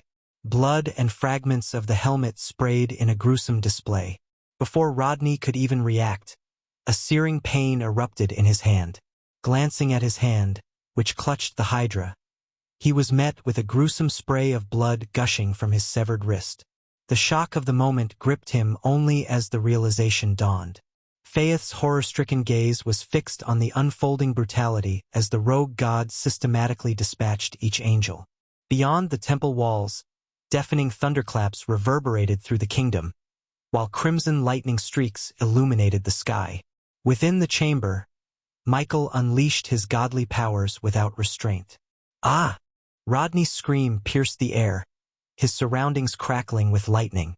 The darkness obscured the nature of the bolts, leaving Rodney vulnerable to their onslaught. Amidst the chaos, Faith felt a weight land upon her shoulder. She turned to see the hydra perched there, a silent yet significant presence. "It won't take long now." Iag's voice held a note of finality. Gradually, the darkness yielded to reveal the grim tableau. The angels that had accompanied Rodney lay strewn about the room, their bodies bearing smoking craters where lightning had struck. In the midst of this carnage, Rodney remained the sole survivor. "Raynar will hunt you down." Rodney's words trembled through the air. His smile sent shivers down Faith's spine, a chilling expression even amidst his bleeding wounds and the remnants of lightning strikes. It was the grin of an entity cloaked in malevolence. "You have it the other way around." Michael's voice rang out coldly, his finger pointing at Rodney's head. From his fingertip, a black lightning bolt shot forth, piercing Rodney's skull and swiftly ending his life. "I've got many questions. But first, won't unleashing your powers alert the Pantheon to your presence?" Iag's voice broke through the stunned silence as she directed her query to the rogue god before her. Amidst the aftermath of the chaos, Michael began to gather the fallen bodies together. "Yes, you're right. That's why we need to leave Nimbosia as soon as we're done here," Michael replied calmly, arranging the bodies and hoisting them onto his shoulder. "Sorry for this mess, Faith. Here." Michael tossed a large vial filled with colorless liquid. "Spray this around the room. It'll clean up the blood," he instructed before glancing upward. However, Faith wasn't ready to let him go without answers. "Wait," she interjected, halting Michael as he was about to depart. "Who are you?" she inquired, her voice laced with curiosity and confusion. "You'll find out soon. For now, thank you for your help and sorry for the damage to your roof." Michael's cryptic response left Faith baffled. In the blink of an eye, he shot through the roof, breaking it in the process. As Michael soared through the air, Iag raised her voice to be heard. "What actually happened back there? We thought you'd entered a place called Hades." "I was there. It's a long story." Michael's response carried over the wind as he continued his ascent. "I'll fill you in once I've sorted out these bodies." Michael's voice reached them from the distance as he strategically placed the bodies far apart. Given that he had used lightning bolts to end their lives, Michael arranged the scene to appear as if Chronicles' angels were responsible for the deaths. While not foolproof, it would serve as a diversion, occupying the Pantheon's attention while Michael devised his next move.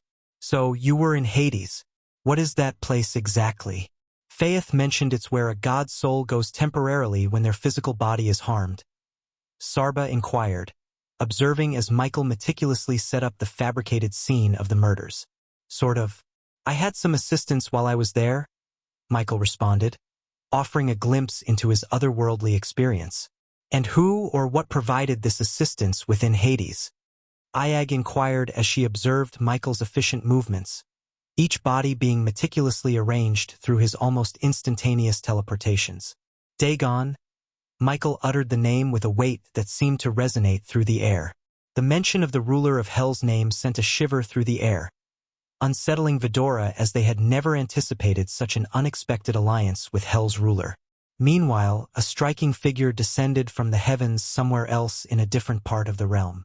With crimson-red wings stretched wide, the angel glided gracefully through the air, guided by streaks of red lightning that illuminated his path. His descent was a spectacle of power and beauty, a crimson comet against the night sky. As he neared the ground, the wind tousled his black hair, causing it to flutter like the wings of a raven. Clad in dark red armor adorned with intricate golden lines, he shone like a beacon in the dim light. The earth trembled beneath his feet as his landing sent ripples through the ground. His crimson wings folded neatly behind him, exuding a sense of quiet power. In a voice as cold as the wind that brushed against his armor, he uttered a single question that reverberated through the air, carrying with it a chilling edge. "Where are you, rogue god?" A sense of dread would grip many at the mere sight of this angel, for he was the chosen executor dispatched by the Pantheon to eliminate rogue gods. He hailed from one of the deadliest units under the Pantheon's command, a force renowned for its lethality. Now he launched on a relentless pursuit, his mission clear: to track down and neutralize the rogue god. Chapter 1075 Mystery of Misty Swamps. Unaware that an executor of the Pantheon was relentlessly on his trail, Michael and Vidora departed Nimbosia, their flight continuing for an hour until they touched down in a secluded forest. Once there, Michael wasted no time and procured various alchemical ingredients from the system. "Why are we stopping?" Ayag's curiosity prompted her question. "Before we proceed to the secret teleportation array, there's a matter we must address regarding your form. Rodney managed to uncover your true nature as a natural-born Hydra. We can't afford to have others make the same discovery," Michael explained. Finding a spot beneath a towering oak tree, Michael settled onto the dry forest floor. Vidora gracefully leaped from his shoulder and positioned themselves before him. "Speaking of us, do you think we can gather more information about the Hydra's birthed from experiments?" Weary of merely speculating, Ayag vented her frustration, her resentment stemming from the unnatural means through which her kind was created. However, the news of the existence of more Hydras kindled a glimmer of hope within her. Their last interaction with Mugasuku had conveyed that they were the final living Hydras in the universe. Now, with the revelation of the existence of others like them, Vidora felt a surge of elation. "Sure. And don't worry too much about the origins of your species. The universe is expansive and shrouded in mystery. I'm confident we'll encounter other Hydras that weren't born within laboratories," Michael assured Vidora with a comforting tone. With a deft flick of his wrist, Michael summoned various ingredients onto the ground before him. Studying the components, he ignited the dark flames with a purpose. "What potion are you brewing?" Sarba inquired. "A pill," Michael stated simply, casting the crimson-red flower into the engulfing darkness. "This pill will transform you into a three-headed serpent, a common form in this realm, at least that's according to Nithroel," Michael elucidated as the alchemical process began. Michael continued to toss the ingredients into the flame, and Ayag watched as the essences of the components floated above the flames, coalescing into vibrant, colorful beads. Gradually, these beads melded together, shaping themselves into three distinct crimson-red pills. "Take these," Michael instructed, tossing the pills toward the open mouths of the three heads. In unison, the heads accepted the pills, their expressions contorting as they swallowed the sour concoction. "Ugh, it's so. You," Ayag grimaced, battling the urge to gag at the taste of the pill. Soon, the three-headed Hydra's body began to convulse, its heads transforming into identical white forms. The tiny horns on each head receded, assuming the shape of a snake. Scales disappeared from their bodies, and the small wings morphed into a snake's sleek form. In a matter of moments, the three-headed Hydra had undergone a complete metamorphosis into a three-headed snake, complete with a slender tail. "How do we appear now?" Sarba inquired as Michael produced a mirror and held it before the snake-like creature. Not as impressive as our original form, but not bad at all, Ayag assessed, scrutinizing her new appearance. Shall we proceed? Michael asked, getting to his feet. With their wings gone, Vidora couldn't leap onto Michael's shoulder as before. Instead, he crouched down, carefully lifting the transformed Hydra and placing it onto his shoulder. Are you certain there's a teleportation array in this forest? Ayag sought confirmation once more. Well, when I encountered Dagon's soul form within Hades, he mentioned hiding a teleportation portal in this forest. I have no reason to doubt his word, Michael responded, resuming his journey while relying on the waypoint marker Dagon had imprinted into his mind. I'm still confused by Dagon's willingness to help us. What does he expect in return? Sarba pondered. Isn't it clear? He wants out help in his fight against the Pantheon, Kane suggested. I believe there's more to it. Something about Dagon raises suspicion, Michael shared as he guided them through the arid woodland. Whatever his true motives, we'll soon find out, Michael asserted. Eventually, Michael and Vidora arrived at a colossal banyan tree that stood as a regal sentinel among its arboreal kin. Its expansive branches formed a grand canopy overhead. Placing his hand upon the tree as Dagon had instructed, Michael's palm began to emit a soft glow. Ayag noticed a glowing rune, shaped like an eye, materialize on the top of Michael's hand. Responding to this energy, a rune resembling the one on Michael's hand illuminated on the tree, triggering the emergence of a portal. A vortex materialized within the heart of the tree. Unknown portal. What could possibly go wrong? Ayag rolled her eyes with a wry grin as Michael stepped into the portal, disappearing from the forest. As Michael emerged from the portal's embrace, he found himself enveloped by a breathtaking panorama. Lush beauty stretched as far as his eyes could behold. Everywhere he turned, he was met with a tapestry of vibrant flowers, their colors painting the landscape with ethereal hues. The very air seemed to carry a delicate fragrance, each inhalation a sensory delight. Trees stood proudly, teeming with life as leaves rustled in a harmonious dance, and a symphony of bird songs filled the air with a melodious chorus. With its warm embrace, the sun cast a golden hue upon the scenery, weaving an enchanting tapestry that seemed lifted from the pages of a fantastical tale. This doesn't look like a swamp at all, Ayag remarked, her voice tinged with awe as she surveyed the ethereal landscape that had replaced the expected marshland. The scene unfolding before Michael left him visibly taken aback, his expression mirroring his astonishment. I'm pretty sure Dagon said the portal will lead me to the misty swamp, Michael murmured, his voice a mixture of confusion and surprise. With measured steps, he advanced along the dirt path that stretched out before him. His brow furrowed as he tried to reconcile the lush paradise around him with the swamp he had been led to anticipate. As Michael followed the path, the distant sound of voices began to grow louder. Curiosity piqued, he embarked on a slight uphill climb, ascending the terrain until he reached a vantage point. From there, he could glimpse the unfolding scene below. Descending the slope, he found himself in the presence of a peculiar trio. Two young men stood facing an elderly woman, their expressions marked by agitation. One of the youths possessed a shock of blonde hair, his demeanor brimming with impatience. The other, with a shaved head, radiated a simmering frustration. The elderly woman, draped in weathered garments, met their irate stares with a calm countenance. Why won't you tell us, huh? Where's our cousin Carmela? The blonde-haired young man's voice was edged with exasperation, his fingers jabbing accusingly in the air. Yeah, old woman, don't play games with us. We know she's been coming to your house. The bald man chimed in, his eyes narrowing suspiciously. The elderly woman, a weathered face marked with lines of experience and wisdom, met their accusations with an air of calm defiance. I've told you both, I have nothing to do with your cousin's disappearance. She's not been here, and I've had no part in it. A tense silence hung in the air, the three figures locked in a standoff, their emotions palpable. Michael watched as the two young men exchanged incredulous glances, clearly unsatisfied with the old woman's response. "Quit lying. We've heard enough of your stories," the blonde-haired man retorted, his voice growing louder and more desperate. With an air of finality, the elderly woman folded her arms across her chest. "Believe what you will, young ones.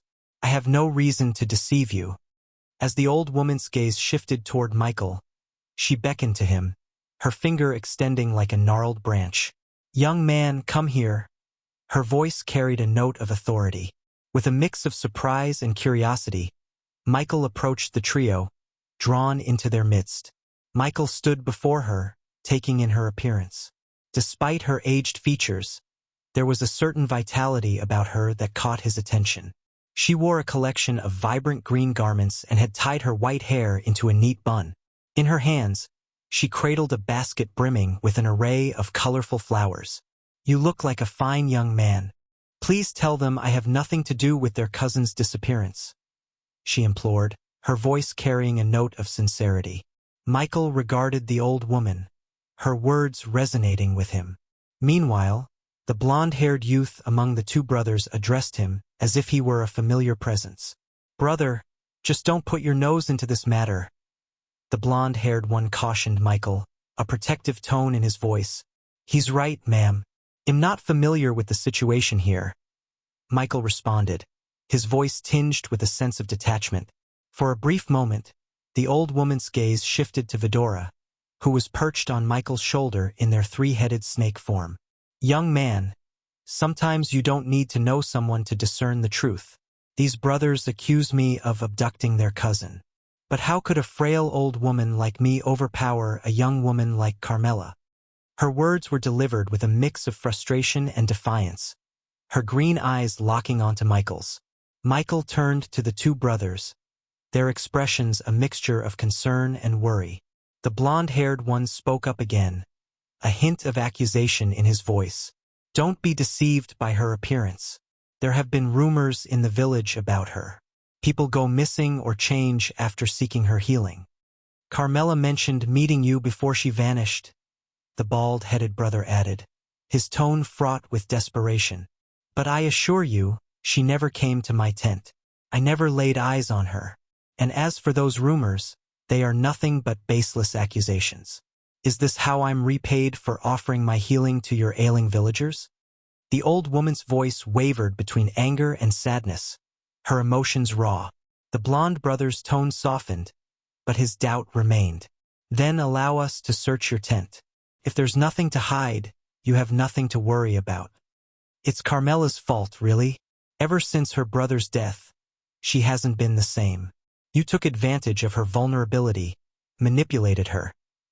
The bald-headed brother's words were filled with accusation and resentment. "I provide healing not only for physical ailments but for the mind as well.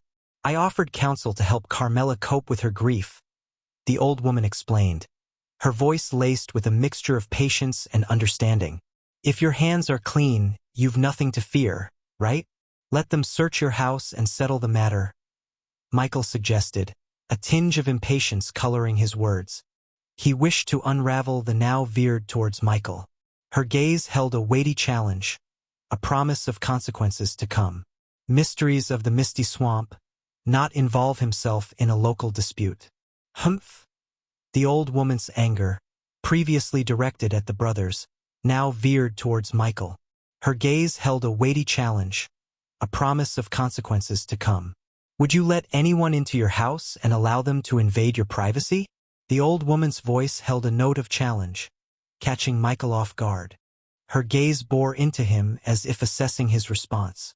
"I didn't anticipate a well-mannered young man like you to take their side. But mark my words, you'll owe me a hearty apology when you step into my tent. And believe me, that day will come sooner than you think. This place is not what it appears," she declared with an unsettling hint of amusement, sending a shiver down Michael's spine. In the blink of an eye, the old woman lifted her hand and vanished from his field of view, leaving an air of mystery and bewilderment lingering in the space she once occupied. Chapter 1076 Temple of God of Darkness. When the old woman teleported herself, Michael was taken aback in surprise. He had never anticipated a frail and seemingly weak old woman to execute teleportation so effortlessly. What caught him off guard even more were her parting words. What could she have meant by "this place is not what it appears"? Michael mumbled under his breath, his curiosity piqued. What a freaky bitch. That old lady must know what happened to Carmela, the blonde brother remarked. Who is she? Michael inquired. Just a few moments earlier, he had little interest in the ongoing dispute.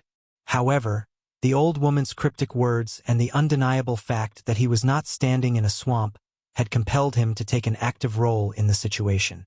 Someone not to be trusted, that's for sure, replied the bald-headed brother.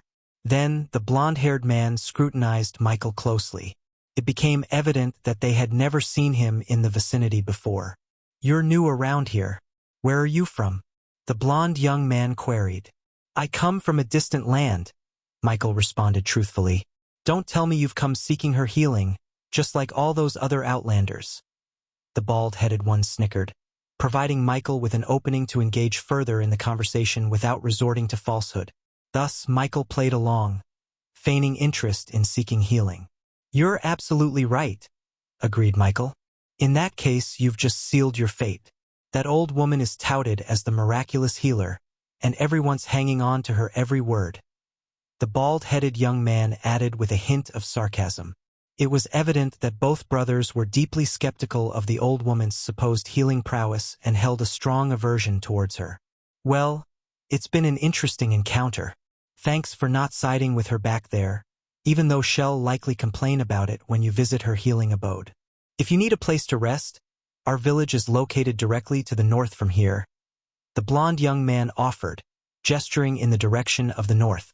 We need to find our cousin. I preferred this place when it was just an ugly damn swamp, the bald-headed man grumbled, turning away and taking a few steps. Michael was taken aback upon hearing his words. Wait, Michael called out, hastening his steps to catch up with the two brothers. They turned around as he approached. Did you say this place was a swamp? Michael inquired, his curiosity piqued. Yeah, it used to be the misty swamps. Now look at it, turned into this vibrant valley by that damn old woman. The bald-headed young man replied with a trace of bitterness. She must have employed some seriously powerful magic to transform a swamp like that. Ayag whispered, her words barely audible.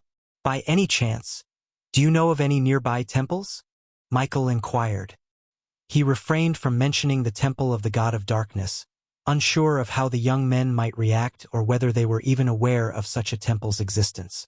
To Michael's astonishment, the brothers were indeed familiar with the temple. There was one, a temple dedicated to the god of darkness. But that old woman razed it to the ground and built her dwelling in its place. The blond young man explained. His brother chimed in with a snicker.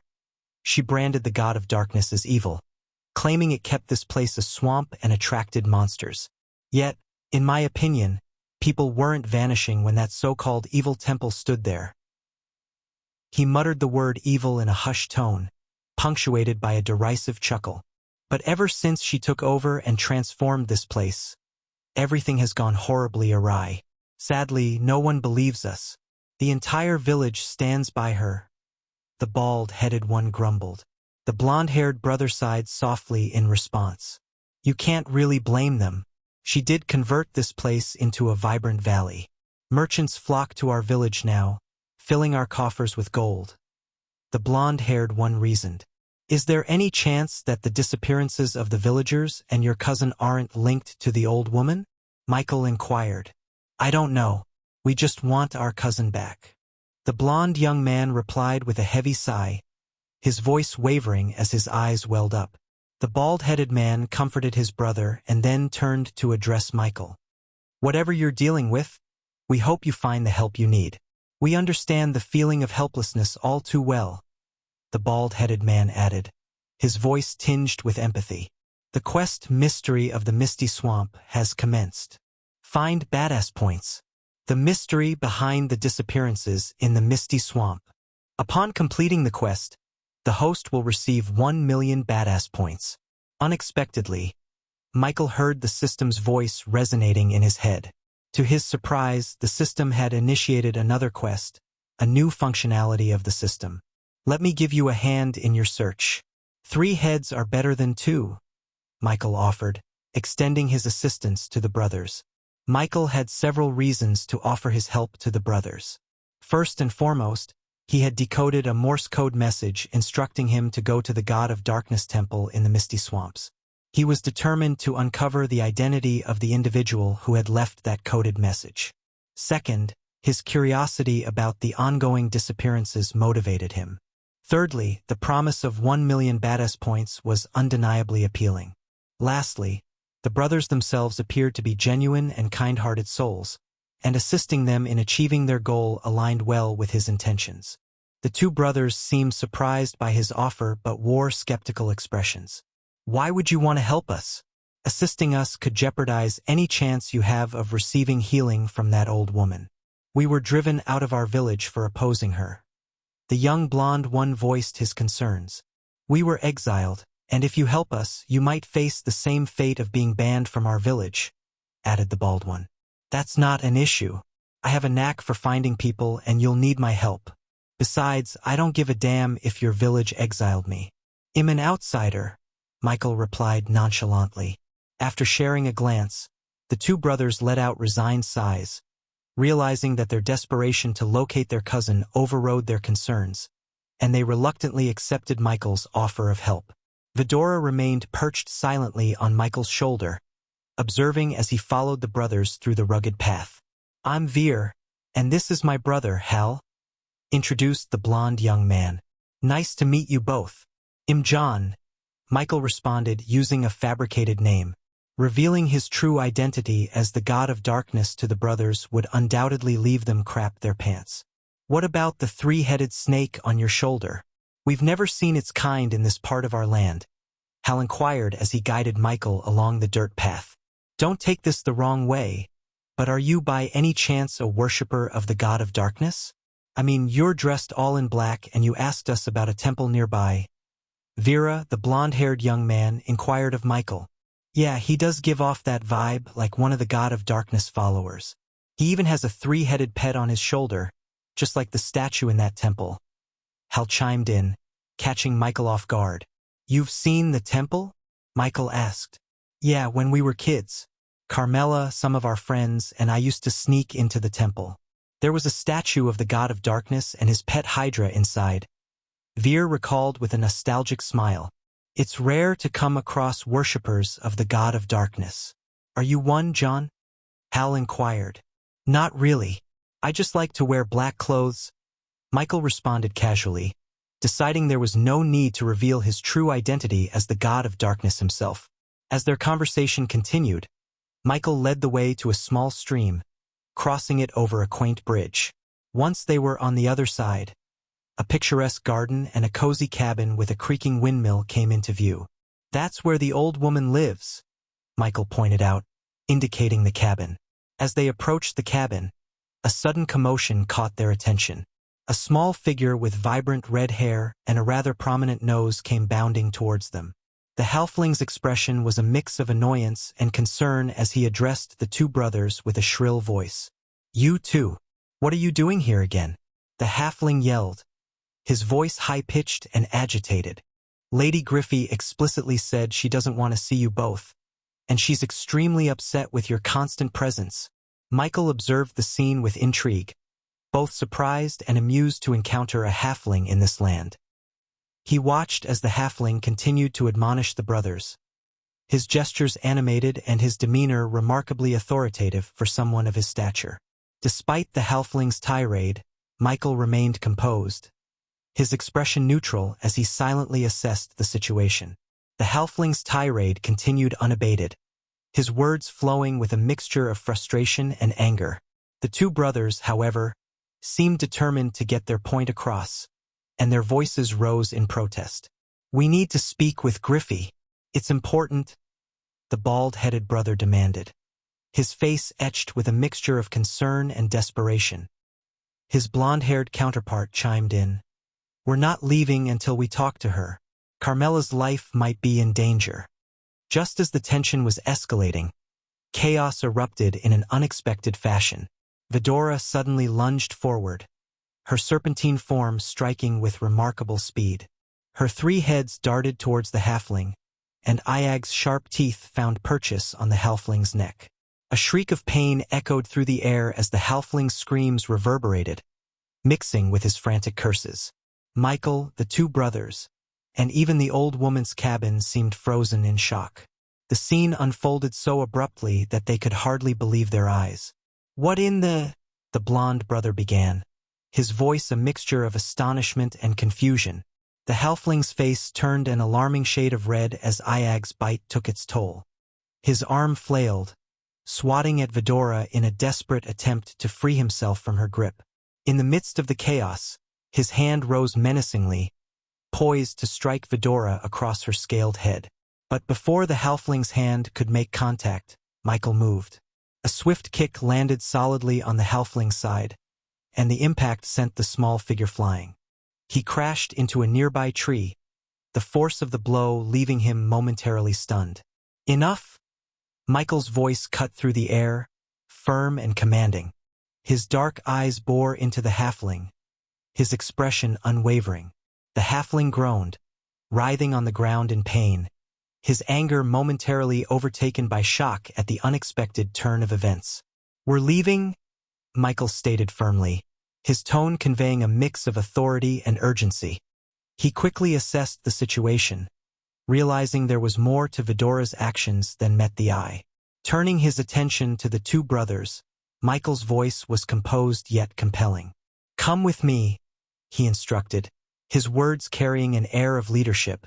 The brothers, still taken aback by the unexpected turn of events, hesitated only for a moment before falling in line behind Michael. As they hurried away from the scene, the halfling's fury erupted anew. Shouts and rocks were hurled their way, some of the rocks finding their mark and striking Michael in the back. As they moved away from the scene, the halfling's shouts faded into the background like distant echoes. As they distanced themselves from the cabin, Hall's emotions swung between astonishment and anger, his frustration finally boiling over. "What the fuck was that, John?" he bellowed, his voice dripping with rage. Michael's composure remained unshaken, even in the face of Hall's outburst. The 2 brothers watched in surprise as the 3-headed snake on Michael's shoulder nuzzled against his ear, a peculiar interaction that almost seemed like a form of communication. Amid the intensity of the moment, Michael's voice cut through the air, his words carrying an unexpected revelation that left the brothers stunned. "That halfling we encountered back there. He might not be a halfling at all." Michael's statement hung in the air, hanging heavy with implications that neither of the brothers could have foreseen. Chapter 1077 Deepening Mystery of Misty Swamps. The 2 brothers found themselves utterly bewildered and perplexed by Michael's cryptic words. Meanwhile, Michael led them away from Lady Griffey's cabin, stopping behind a tree strategically positioned to grant them a view of the house, while also shielding them from the halfling's outbursts. "You've lost your mind. He's definitely a halfling," protested Hal, his impatience making his voice tense. Veer, however, furrowed his brow, looking at Michael with a mixture of curiosity and uncertainty. "We know him. His name is Poppy, the assistant of that old woman," Veer explained. "If I'm wrong, which rarely happens, I'll apologize to the halfling. But if I'm right, knocking on the old woman's door might not be a great idea," Michael warned, his voice laced with a sense of caution. "I have no idea what you're talking about," Hal retorted, but his words ceased abruptly when Michael conjured emerald green flames. The sight of the dancing green flames above Michael's hands left Veer and Hal wide-eyed in astonishment. "You're an alchemist," Veer exclaimed as realization dawned on him. However, instead of elaborating, Michael swiftly summoned a collection of ingredients into his other hand and cast them into the flames. With another gesture, he produced a vial containing crimson-red blood. "This is pure halfling blood," Michael revealed, eliciting shock from the 2 brothers. Their gazes remained fixed on Michael, their expressions unflinching. "What I'm creating is a potion that will confirm whether we encountered a real halfling or not," Michael explained as the essence of the alchemical components head added formed into floating beads above the flames. Gradually, These beads merged, resulting in a light green potion. A drop of this potion will turn pure halfling blood blue, Michael informed them, his focus on the liquid suspended above the flames. Upon his command, a single drop descended into the vial of halfling blood in his other hand. True to Michael's assertion, the blood instantaneously changed to blue. Thanks to his subordinates, he possessed blood samples from every race, from humans to orcs.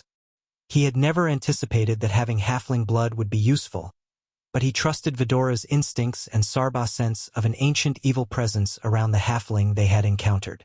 Now, let's test Poppy's blood, Michael announced, his gaze shifting to Vidora perched on his shoulder. The two brothers couldn't help but notice the three-headed snake. One of the snake's heads, the one that had bitten Poppy, opened its mouth to reveal its fangs. To the astonishment of Hal and Veer, blood dripped down, falling into an empty vial suspended in the air. "It's time for the truth," Michael declared, his tone resolute as he placed a drop of the green liquid into Poppy's blood. Veer and Hal stared at the vial, their attention unwavering.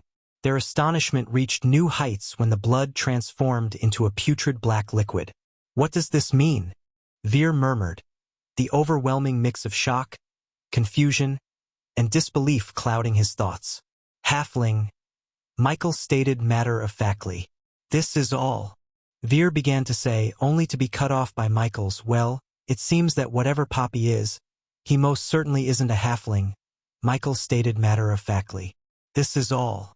Veer began to say, only to be cut off by Michael's intervention. "Deep down, both of you suspected something was off about the old woman, didn't you? This might be your only chance to uncover her true nature and save your cousin," Michael stated, his voice adopting a serious undertone. Caught in the grip of shock, Hal finally managed to find his words, his disbelief evident. "Who are you really?" he asked, struggling to reconcile the image of the seemingly ordinary young man they'd encountered moments ago with the alchemist standing before them. "Not going to lie, but I'm the one who can help you find your cousin," Michael replied candidly. Still reeling from the revelation, the two brothers attempted to absorb the information. Veer took a deep breath and ventured to ask, "So what do you think Poppy is?" Michael's response carried a hint of uncertainty. "Something we haven't encountered before." Just as Veer observed the three-headed snake nuzzling at John's ear again, Hal interjected with skepticism. "Tell me that three-headed snake didn't just talk to you." Michael's laughter broke through the tension, easing the atmosphere around them. "They're special, yes, but let me ask you something. How long did it take to transform the misty swamps into this beautiful valley?" "About 4 months," Veer confirmed, recalling the timeline. "Do you really think that such a dramatic transformation could occur in such a short span of time without the use of magic?" Michael inquired. Surprising even themselves, the two brothers had posed the same question to their village elder. However, their inquiries were met with stern warnings from the villagers, who fervently supported Griffey, the woman responsible for the valley's enchanting change.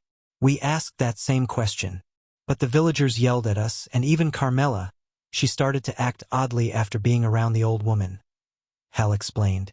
"How strangely?" Michael inquired, his commanding aura and demeanor causing the brothers to find solace and trust in him, leading them to open up more freely. "Sneaking out in the middle of the night, speaking about her deceased brother during her sleep. Even sleepwalking, though she claimed not to remember any of it," Veer shared, the weight of concern evident in his voice. "Have either of you attempted to follow her during the night?"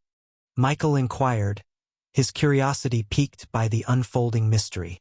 "We tried, but she always managed to slip away from us. But there's one thing we're certain of. She frequently visits Griffey during daylight hours," Hal explained. "So all leads point to Griffey, and she has a helper posing as a halfling," Michael mused, rubbing his chin thoughtfully. "Let's take a closer look at her residence," Michael suggested. "But you just led us away from there," Hal protested. But his objection was swiftly met with the sight of Michael summoning drones with a mere flick of his wrist. "What are these?" Veer and Hal gazed upward, marveling at the hovering drones that appeared before them. Michael commanded the drones to approach Griffey's house, holding a glass mirror that seemed to play a role in the process. "Whoa, is this?" Hall's voice trailed off in astonishment as he saw the surrounding area, but through the drone's aerial perspective displayed in the mirror. However, the feed from the drones suddenly flickered, and Michael observed the obstruction through the trees, realizing that the drones were unable to proceed. "What's happening?" Veer inquired, the confusion evident in his tone. "It's a force field," Michael explained, his voice tinged with a mixture of amusement and surprise. "A force field? How powerful is that old woman?" Hall's raised eyebrows conveyed a blend of shock and trepidation as the realization dawned on the brothers. Acting swiftly, Michael willed the drones to return to him and, with another gesture, caused them to vanish into his system's storage. "I believe Griffey is far from being an ordinary village healer. You two are right about her. She is definitely hiding something," Michael declared, confirming the brothers' instincts. "What should we do now?" Veer inquired, uncertainty creeping into his voice. Rather than offering an immediate response, Michael regarded the two brothers with a peculiar smile forming on his lips. "Do you really want to find your cousin Carmela and be willing to do whatever it takes?" Michael asked. "Yes," the brothers replied in unison, their determination to rescue their cousin unwavering. "Good, because this might get bloody," Michael chuckled. "Wait here for me," Michael instructed. Before the brothers could voice any objections, he walked around the tree and headed straight back toward Griffey's residence, his intent resolute. As Michael walked back towards the tree, the halfling noticed his approach and erupted into a tirade of shouting, accompanied by a string of foul language. You bastard! You think you can just come back here after sucker-kicking me? I'll take you down, you son of a bitch! Get any closer, and I'll tear you apart." The halfling yelled, his face contorted in anger. "And you damn snake, bit me like a coward." He directed his fury not only at Michael but also at the three-headed snake on Michael's shoulder, hurling curses at it for the bite it had inflicted earlier. Despite the onslaught of profanity and aggression, Michael remained remarkably composed. He raised his index finger to his lips, signaling the halfling to quiet down. But the halfling was beyond reason. He continued to shout and throw rocks at Michael in a futile attempt to drive him away. However, in a swift and unexpected move, Michael lunged forward, seizing the halfling by the neck. The halfling's shouting was cut off abruptly, replaced by a choked gasp of surprise and fear. With deft precision, Michael extracted a syringe from his pocket. The halfling struggled against Michael's grip, his face reddening as he fought for breath. "You think you can just shut me up, you bastard?" The halfling wheezed, his voice strained. Michael's gaze bore into the halfling's eyes, his expression calm. Without a word, he plunged the syringe into the halfling's neck, injecting him with a paralyzing poison. The halfling's body went limp, his eyes widening in shock as the poison took effect. His voice faded into silence, and his struggles ceased as his muscles grew slack. He stared at Michael with a mix of anger and fear, his ability to curse now robbed from him. "Looks like you won't be causing any more trouble," Michael said calmly, his voice devoid of emotion. Michael hauled Poppy's paralyzed body over to where Veer and Hel stood, shock etched across their faces as they stared at the motionless form of the halfling. What did you do?" Hall's voice trembled with disbelief as he struggled to comprehend the situation. Michael's response was swift and forceful. He slammed Poppy's limp body against a nearby tree, making a dull thud. "Is he alive?" Veer's voice quivered with a mix of concern and fear as he examined Poppy's unmoving figure. Veer's sharp gaze caught a subtle movement in Poppy's eyes, indicating that he was still conscious and aware. "He's just paralyzed," Michael replied calmly, his tone revealing little emotion. "Where is Carmela?" Hall's voice dripped with anger and desperation. He demanded answers, his emotions bubbling to the surface. "He can't talk," Veer noted, his eyes darting between Poppy and Michael. In response, Michael retrieved another syringe and positioned it near Poppy's mouth. "I need some answers, Poppy. I know you're not what you appear to be," And if you want to keep your heart intact, you better answer my questions truthfully. Michael's words cut through the air, dripping with a chilling calmness. Poppy's widened eyes reflected a mix of shock, surprise, and growing fear at the gravity of the situation. Chapter 1078 New Race and New Threat. Poppy's body was immobilized by the effects of the paralyzing poison, rendering him unable to struggle or even shout. His mouth barely moved, and his attempts to resist were futile against the potent poison coursing through his veins. Michael proceeded to inject a colorless liquid into Poppy's mouth, giving him the ability to speak by giving the antidote to the paralyzing poison around his mouth. "What are you?" Michael's tone was cold and calculating as he posed his question, leaving Hal and Veer trembling with a mixture of fear and excitement. The two brothers, unaccustomed to such perilous situations, were captivated by the unfolding drama of seeing Michael hold Poppy captive, a figure who had once been arrogant and disdainful towards them. Their desperation for answers and help overshadowed any reservations they might have had. "I've never felt like this before," Hal admitted, his anticipation barely contained. The prospect of breaking away from their ordinary lives and facing the unknown intrigued them both. Poppy's voice wavered as he managed to speak through his paralyzing condition, struggling to comprehend the dire situation he found himself in. "What kind of twisted sick person are you?" "I'm Poppy, Griffey's helper," he managed to stammer, only to witness Michael retrieve yet another injection, this time filled with a red liquid. Poppy's panic escalated as Michael explained the effects of the new potion, the uncertainty of his fate looming before him. "This will activate all the pain receptors in your body simultaneously. In simple terms, you'll experience excruciating pain in every inch of your being," Michael explained, his voice devoid of empathy. "No, please, no," Poppy pleaded in desperation. "I warned you not to lie to me," Michael retorted coldly. As he moved to inject the potion into Poppy's neck, Veer intervened, grasping Michael's hand. "John, do we really need to go this far? I hate this guy as much as the next guy, but this seems excessive," Veer implored with a hint of compassion in his voice. "Whose life do you value the most? A fakeling like his or your cousin's?" Michael posed a chilling question, forcing Veer to confront the gravity of their situation. The choice between Poppy's well-being and the life of their missing cousin weighed heavily on his mind. Reluctantly, Veer released Michael's hand, allowing him to administer the painful potion. "Keep his mouth shut," Michael ordered Hal, who complied willingly due to his deep-seated resentment for Griffey and Poppy. Hal's determination to find Carmela was fueled by an intense hatred that knew no bounds. As the potion entered Poppy's bloodstream, his screams of agony were stifled by Hal's hand over his mouth. "Piece of shit!"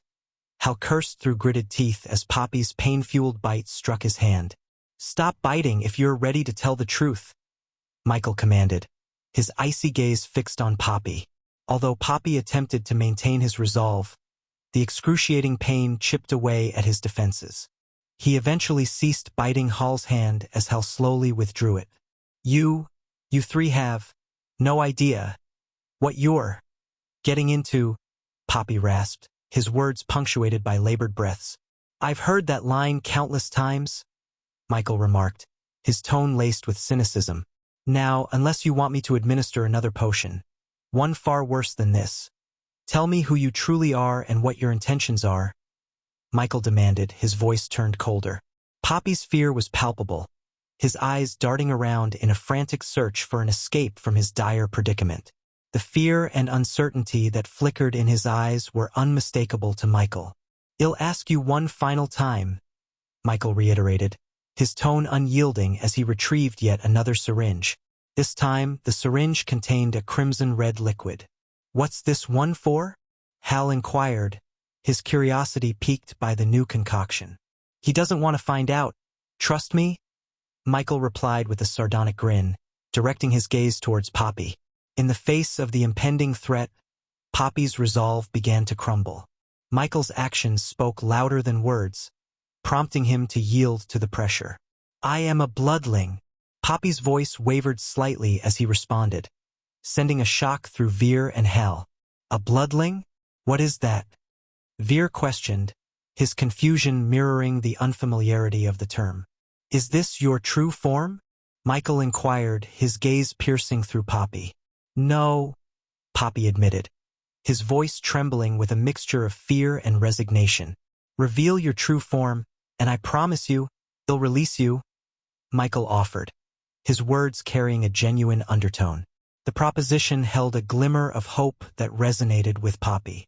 However, Veer and Hal were equally taken aback by Michael's actions, particularly as he proceeded to inject Poppy with the new crimson-red liquid. The paralysis already coursing through Poppy's body rendered him oblivious to the needle's puncture. Give me the antidote for my paralysis, Poppy growled, his frustration evident. Michael acknowledged his demand and retrieved a syringe filled with colorless liquid. As the liquid flowed into his bloodstream, Poppy experienced the gradual return of motor control. He clenched his hands and flexed his legs, testing his newfound mobility. Try anything funny, and he'll crush you like a bug. Michael's cold words resonated as he released his grip, allowing Poppy to fall to the ground. Poppy scanned the trio of men before him, feeling particularly unnerved by the figure in dark robes. Go ahead, reveal your true form, Michael urged. He lunged at Michael in a desperate attack. However, he had severely underestimated Michael's reflexes. Yet Poppy had his own plans. Swiftly conjuring a blood-red sword, he lunged at Michael in a desperate attack. However, he had severely underestimated Michael's reflexes. In a single, fluid motion, Michael delivered a powerful kick to Poppy's chest, propelling him into the tree. Michael's boot pressed onto Poppy's neck, immobilizing him once again. I told you. Michael's voice remained chillingly composed. Despite Poppy's attempts to retaliate, even managing to swing his dagger, Michael deftly disarmed him with a swift kick. Veer's hesitation lingered as he watched Michael's ruthlessness unfold. Although harboring no sympathy for Poppy, he struggled to witness a living being subjected to such merciless treatment. John. Veer's voice wavered with concern. His eyes locked on the struggling bloodling. Don't worry.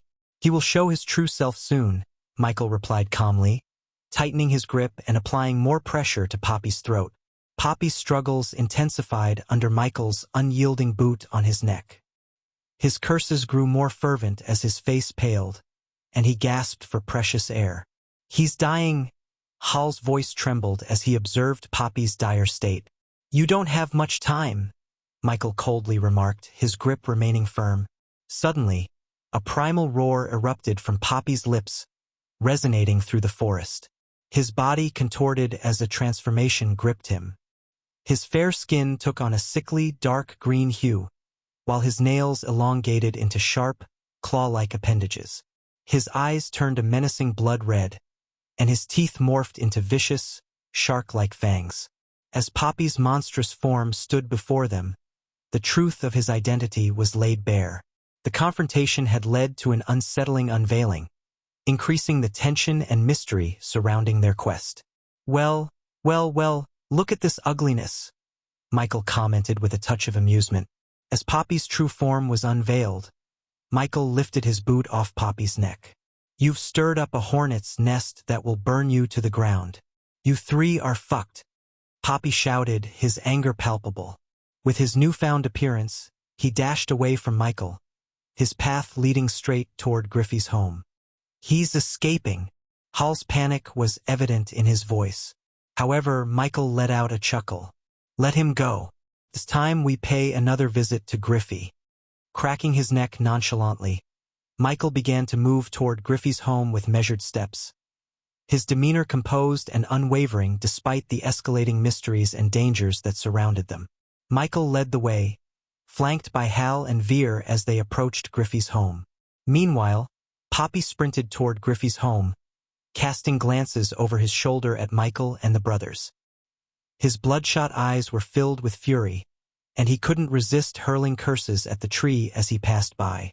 Stupid motherfucker thinks he's clever, huh? Poppy muttered through gritted teeth, his voice a venomous snarl. I'll show him, and that fucking snake too. His breath was ragged, a mixture of pain, rage, and fear fueling his desperate flight toward the one place he thought could offer refuge. Yet, his curses and insults remained constant, each step echoing with his seething hatred for the group behind him. As he neared the entrance of Griffey's home, Poppy's heart raced faster. "Fucking assholes. I'll rip you apart, you motherfucking son of a bitch." Poppy's voice was a mixture of rage and desperation as he continued to curse and swear at the group. Ignoring the torrent of curses from Poppy, Michael strode forward and entered Griffey's home. After a few moments, they arrived at Griffey's doorsteps. "It's locked," Hal reported after trying the knobs with no success. "It's not." Michael couldn't help but snicker at the situation. With a confident grin, he raised his foot and delivered a powerful kick, sending the door swinging open. The forceful entry earned Michael a surge of satisfaction, triggering a sense of nostalgia from his mortal experiences. A fleeting memory of his time in the mortal realm flitted across his mind. Ding!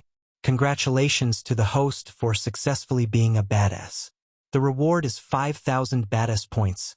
Stepping inside, Michael found himself in a cozily decorated house, exuding an air of magic and charm. Everything was crafted from wood and neatly arranged, and a warm fireplace added an extra touch of enchantment to the surroundings. The atmosphere reminded Michael of a place straight out of a fairy tale, filling him with a sense of wonder and curiosity. Upon entering the house, Michael's gaze fell upon Griffey positioned by the window, her back turned to him as she peered outside. Leaning against a sofa, she exuded an air of nonchalance, with Poppy standing at her side. "Look, it's them. Kill them." Poppy's voice brimmed with unchecked anger, a surge of fury in the face of their presence. "Poppy, calm down." Griffey's voice, contrasting Poppy's agitation, resonated with a composed tone as she turned the sofa to face the room. Yet, her attempt at serenity was short-lived when she found herself face-to-face with Michael. "It's you again," she remarked, an air of annoyance tinging her words. "Young man, you'd better have a damn good reason for laying a hand on and tormenting my humble servant." "Quit the theatrics, old woman," he retorted sharply. "He's a bloodling posing as a halfling. So what exactly are you?" Instead of addressing Michael's question, the old woman simply waved her hand, and with an almost eerie precision, the door sealed shut behind them. Hal, driven by a sense of urgency, hurriedly rushed to the door, attempting to pry it open, but its obstinance defied his efforts. "Forget what happened here and leave my realm." The old woman's voice dripped with a malevolent undertone, her command laced with dark intent. Michael calmly shrugged. "Sure thing. Just tell us where Carmela is, and we'll be on our way. We know you are hiding her. What have you done to Carmela?" Hal's voice surged with a potent mix of concern and anger, his emotions laid bare. The old woman's response was a chilling laughter, an echo of her amusement in the face of their outrage. "I haven't done anything to Carmela." Her voice remained calm, and with a single clap of her hands, the room shifted. Soon, the presence of more bloodlings emerged from the shadows. They escorted a young woman with golden hair, garbed in fancy robes that befitted a princess. "Hal Veer." Carmela's voice rang out in a mixture of shock and elation, her astonishment at seeing them evident in her eyes. However, her delight was swiftly overshadowed by fear as her gaze settled on Griffey. "Go away. I don't need you too." Carmela's joyful cry transformed into a desperate plea, her eyes wide with a terror that seemed directed not at her cousins, but at the enigmatic figure before her. "Carmela!" Veer and Hal's excitement surged as they began to move towards her, driven by the relief of finding her. Yet, their urgency halted abruptly when they approached Griffey. In a swift and uncanny motion, the old woman raised her hand, conjuring a fierce blast of wind that tore through the air with violent intent. Hal and Veer were swept off their feet, their forms sent hurtling through the air before being forcefully pinned against the wall. "Now you are going to pay for everything you have done, young man." Griffey's voice, once calm and collected, took on an otherworldly resonance, transforming into a gruff and thunderous growl that seemed entirely incongruent with her fragile frame. The voice was ancient, bearing a malevolent power that sent shivers down the spines of all who heard it. Chapter 1079. Facing an ancient monster, the old woman's lips curled into a sinister snicker as she addressed Michael, her tone dripping with a chilling mix of mockery and threat. "You shouldn't have poked your nose into matters that don't concern you, young man." An uneasy silence gripped the room as her words lingered, heavy with threat. Suddenly, the atmosphere twisted with shock as the old woman underwent a grotesque transformation. Her frame contorted, skin turning ashen and leathery like decay.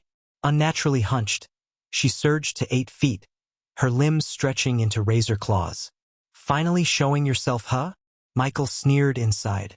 A putrid stench pervaded, maggots wriggling from her skin.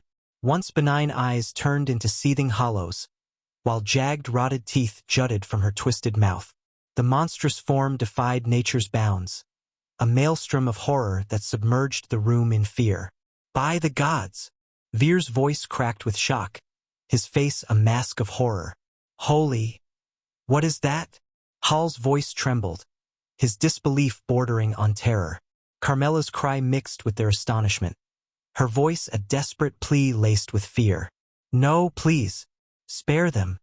The monstrous being, her form contorted and twisted beyond recognition, shot Carmela a malevolent glare. "You will pay for what your cousins have done." Her voice, a guttural growl, foretold of unfathomable cruelty. With a swift, ominous wave of her clawed hand, a vicious gust of wind surged forth, shrouding Carmela in a maelstrom of energy. In the blink of an eye, Carmela vanished, as if swallowed by the wind itself, leaving her cousins in shocked silence. Their cries were stifled, replaced by an eerie emptiness that settled over the room. The monstrous form turned its gaze back to Michael, its hollow sockets seething with a malevolence that transcended the boundaries of the natural world. Its voice, a disturbing amalgamation of the old woman's and something more sinister, dripped with mockery and taunt. "You meddle in affairs you cannot comprehend, young man. Your presence here will be your undoing. Let her go." Veer's voice quivered with rage and desperation, his eyes burning with a fierce determination. "Release her now." Hall's cry echoed his brother's sentiment, his voice marked by a fierce urgency. But the monstrous entity, her form radiating malevolence, merely responded with a dismissive wave of her hand. In that moment, veins of darkness erupted from the very walls, snaking forward like serpents of shadow. With eerie precision, they wrapped themselves around the brothers' mouths, silencing their pleas and cries in an instant. Veer and Hall's voices were muffled, their eyes wide with shock and alarm. However, Michael remained calm as Griffey, now showed her true self as a monster looked at her bloodling minions, including Poppy. "Does this sight fill you with fear, young man?"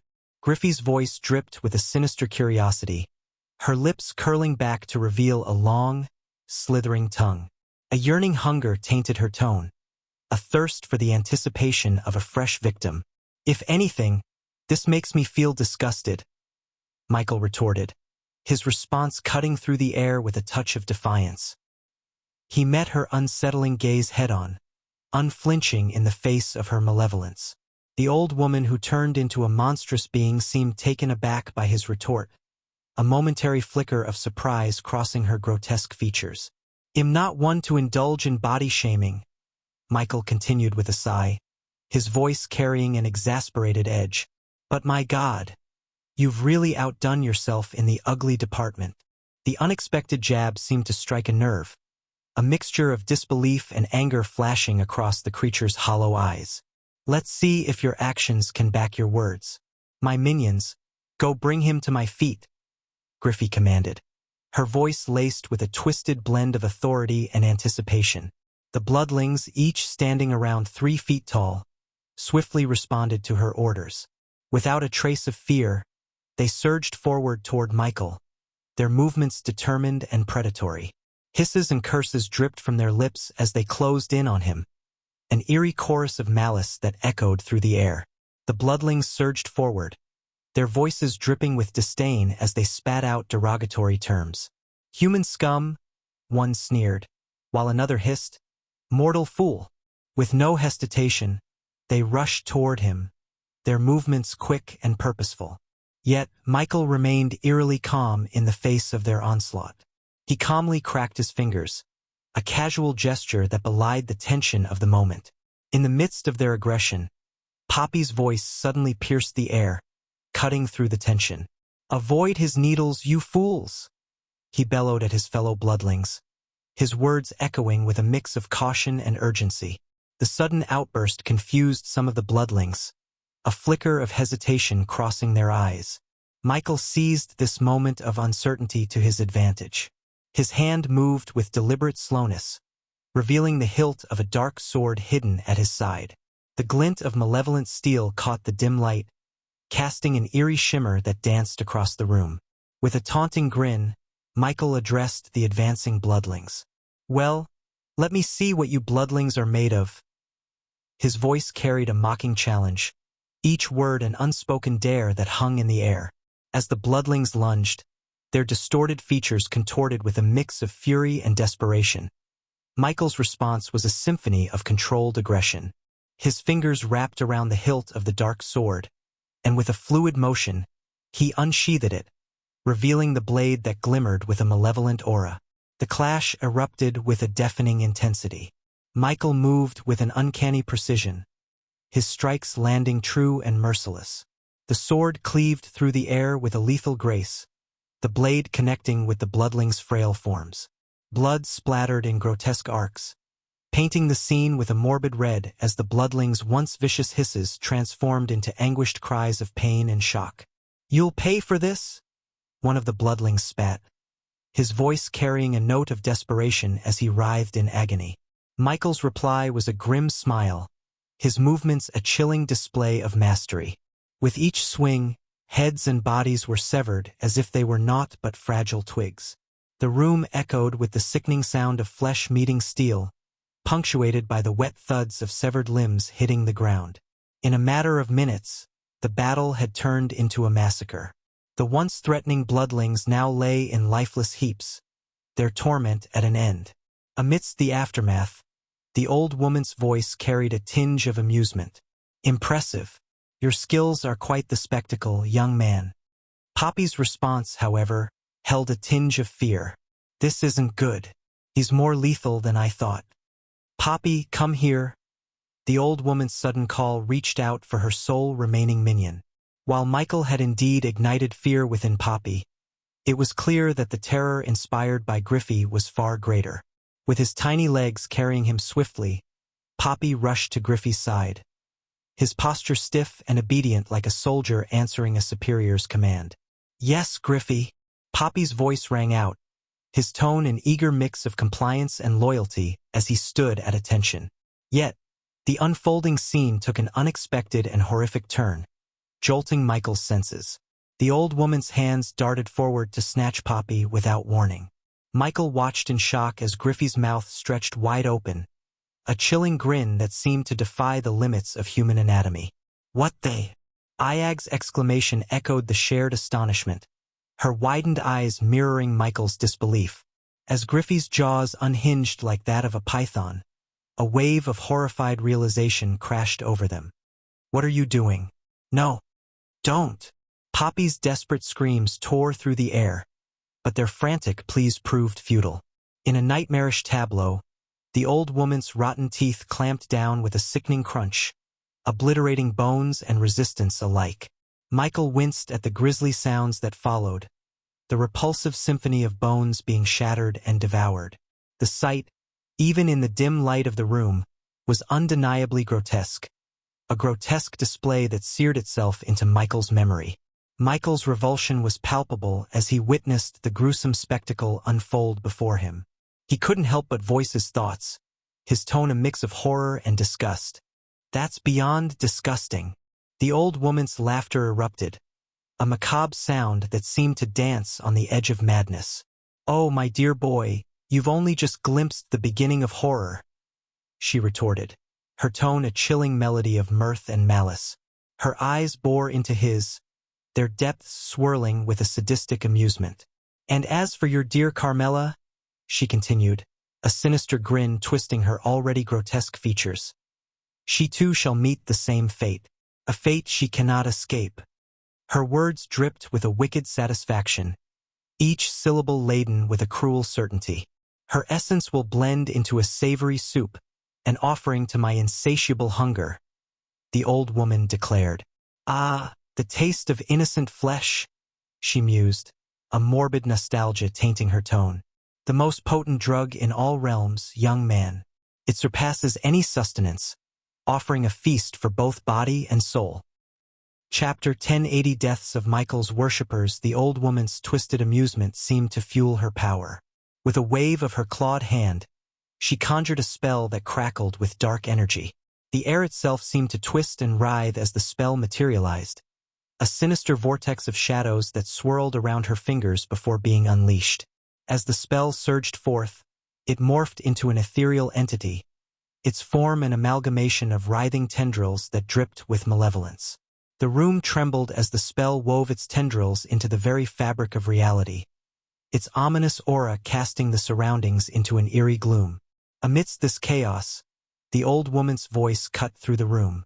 I wonder, young man, how 3 promising young men such as yourselves would taste, she taunted, her words dripping with a blend of sadistic curiosity and hunger. With a wicked grin, she unleashed the spell's concentrated malevolence, a searing torrent of energy hurtling towards Michael. But Michael was prepared.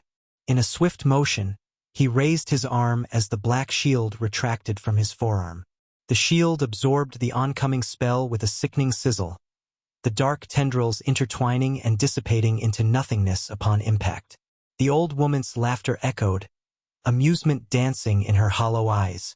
Impressive, she purred, her voice tinged with an unsettling admiration. Seems you're not as defenseless as your friends. Pity, though. I do so enjoy the spectacle of watching my prey squirm. As the remnants of the dissipating spell faded away, Michael's laughter echoed through the room. Griffey, taken aback by his reaction, posed a question that dripped with malicious curiosity. My preys normally go insane, but not this soon. What's so funny, young prey? Michael's grin remained unwavering as he met her gaze. Have you not heard that you shouldn't eat everything you pick from the ground? He retorted. A puzzled frown creased Griffey's forehead, and a soft chuckle emerged from Iag, who perched atop Michael's shoulder. Michael continued, his voice a casual, dark amusement. You never know what it would do to your stomach. With a snap of his fingers, the room was engulfed in a burst of dark green mist. Griffey's form disintegrated, her once menacing presence vanishing in an instant. Veer and Hal, no longer pinned by the tendrils, dropped to the ground, their expressions a mix of disbelief and shock.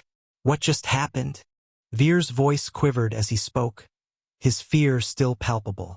The silence was broken by Michael's nonchalant reply. Simple chemistry. His calculated move became clear. Poppy's final injection had contained the blood tonic.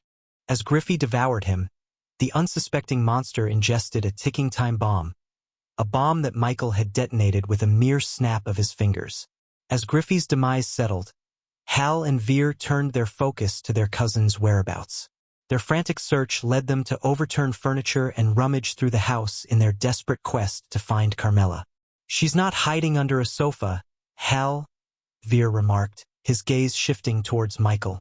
He recognized that Michael's unique skills might hold the key to locating Carmela. She was teleported. I have a few ways to find Dash.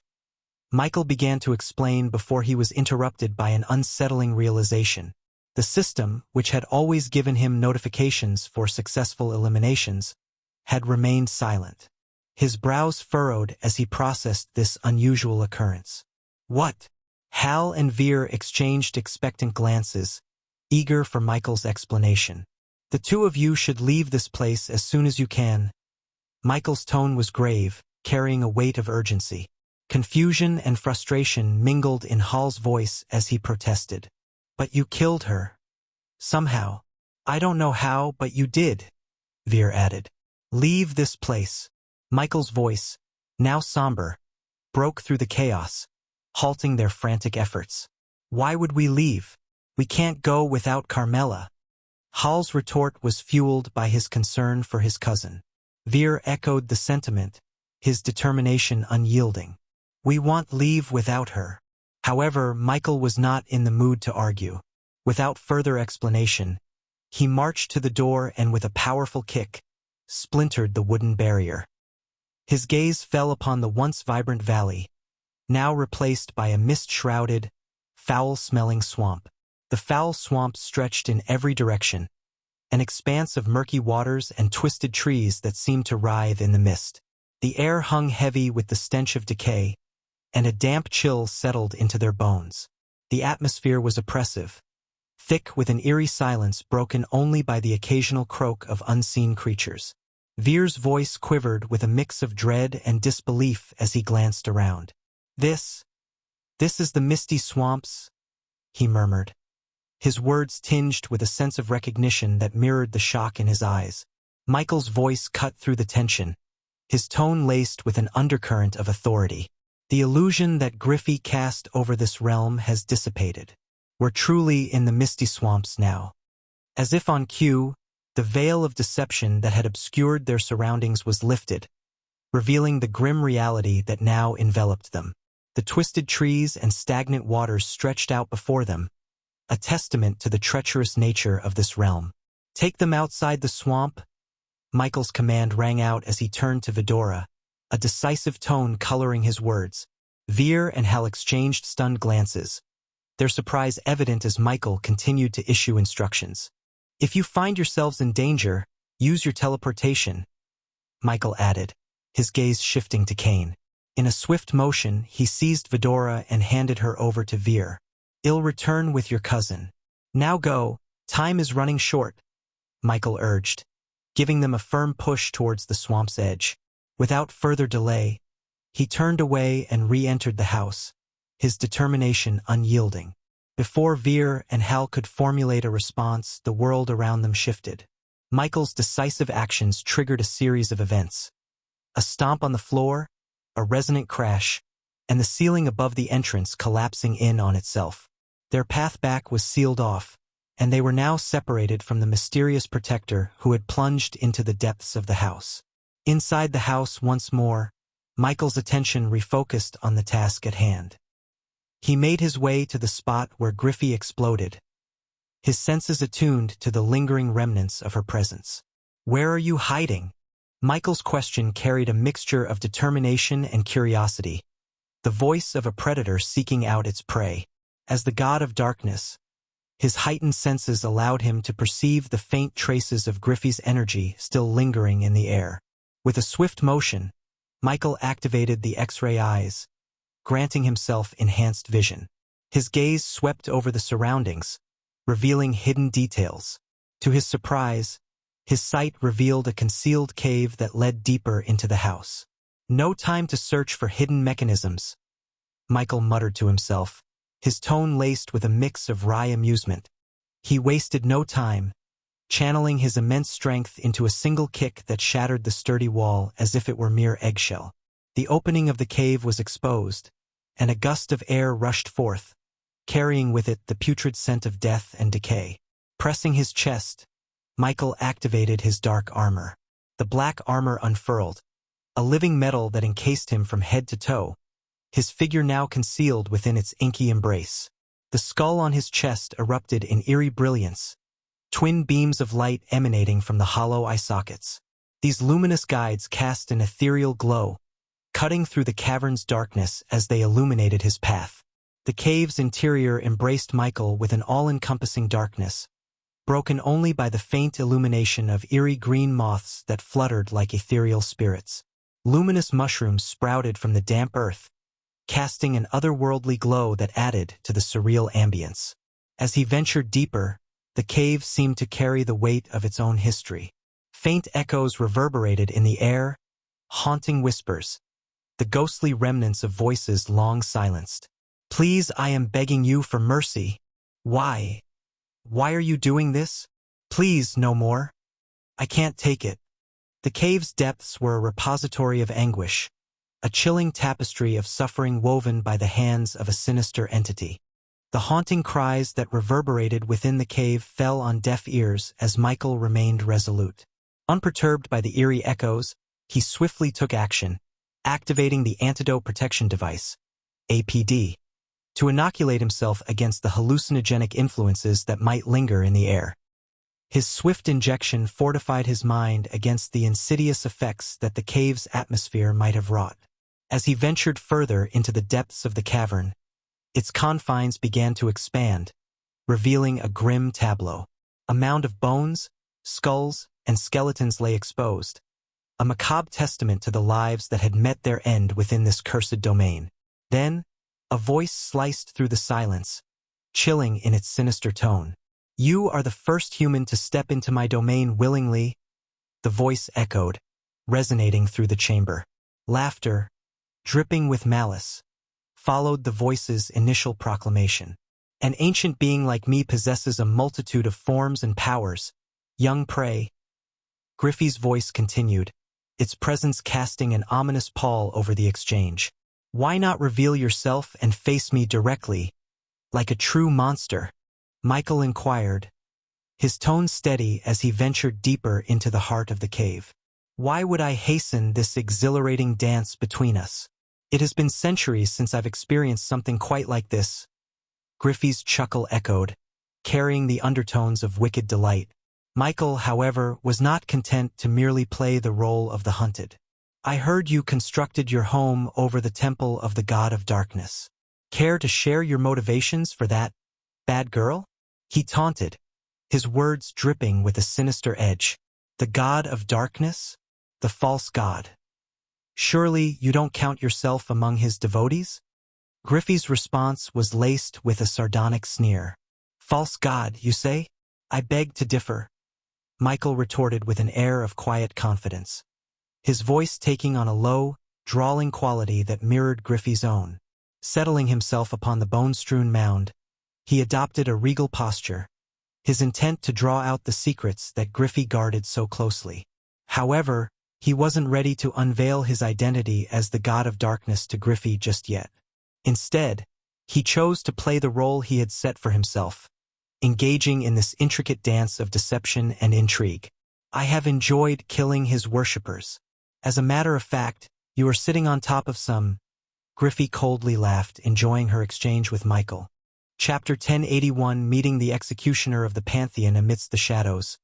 Griffey's voice took on a haunting cadence, weaving a bone-chilling tale that resonated with the darkness of her very being.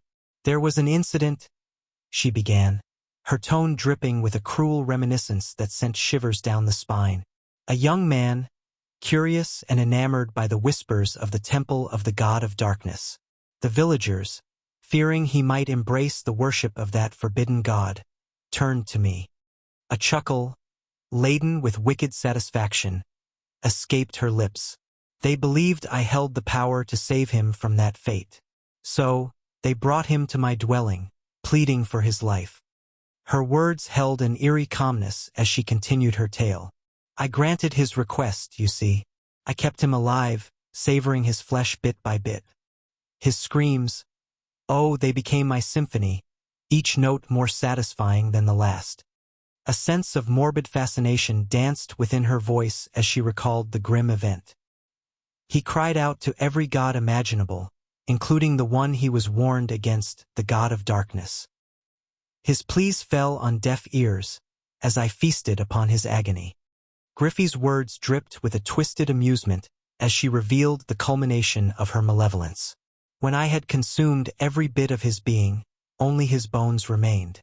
I spat them out and cast them aside. Then I spun my tale, one of his departure from the village in search of greater knowledge." Her voice was mocking as she recounted the deception she had woven. "The villagers believed my lies, so willing to overlook their own fears and suspicions. Fools, each and every one of them, for they chose to be deceived." Seated amidst the chilling mound of bones, Michael listened to Griffey's tale with a composed demeanor, his dark armor enveloping him like a shroud of enigma.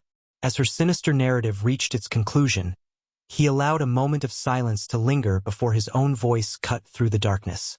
"Your story reminds me of an ancient tale," he began, his tone measured and deliberate. There was once an arrogant hunter, confident in his prowess. He had hunted and claimed victory over countless weak prey, fueling his arrogance. Yet, his arrogance led him to believe he could conquer the ultimate prey, a predator shrouded in darkness and myth. A subtle pause carried a weight of anticipation before he continued. Little did the hunter know that he had walked into the predator's domain. This cunning predator, appearing as a seemingly weak prey, allowed the hunter to close in.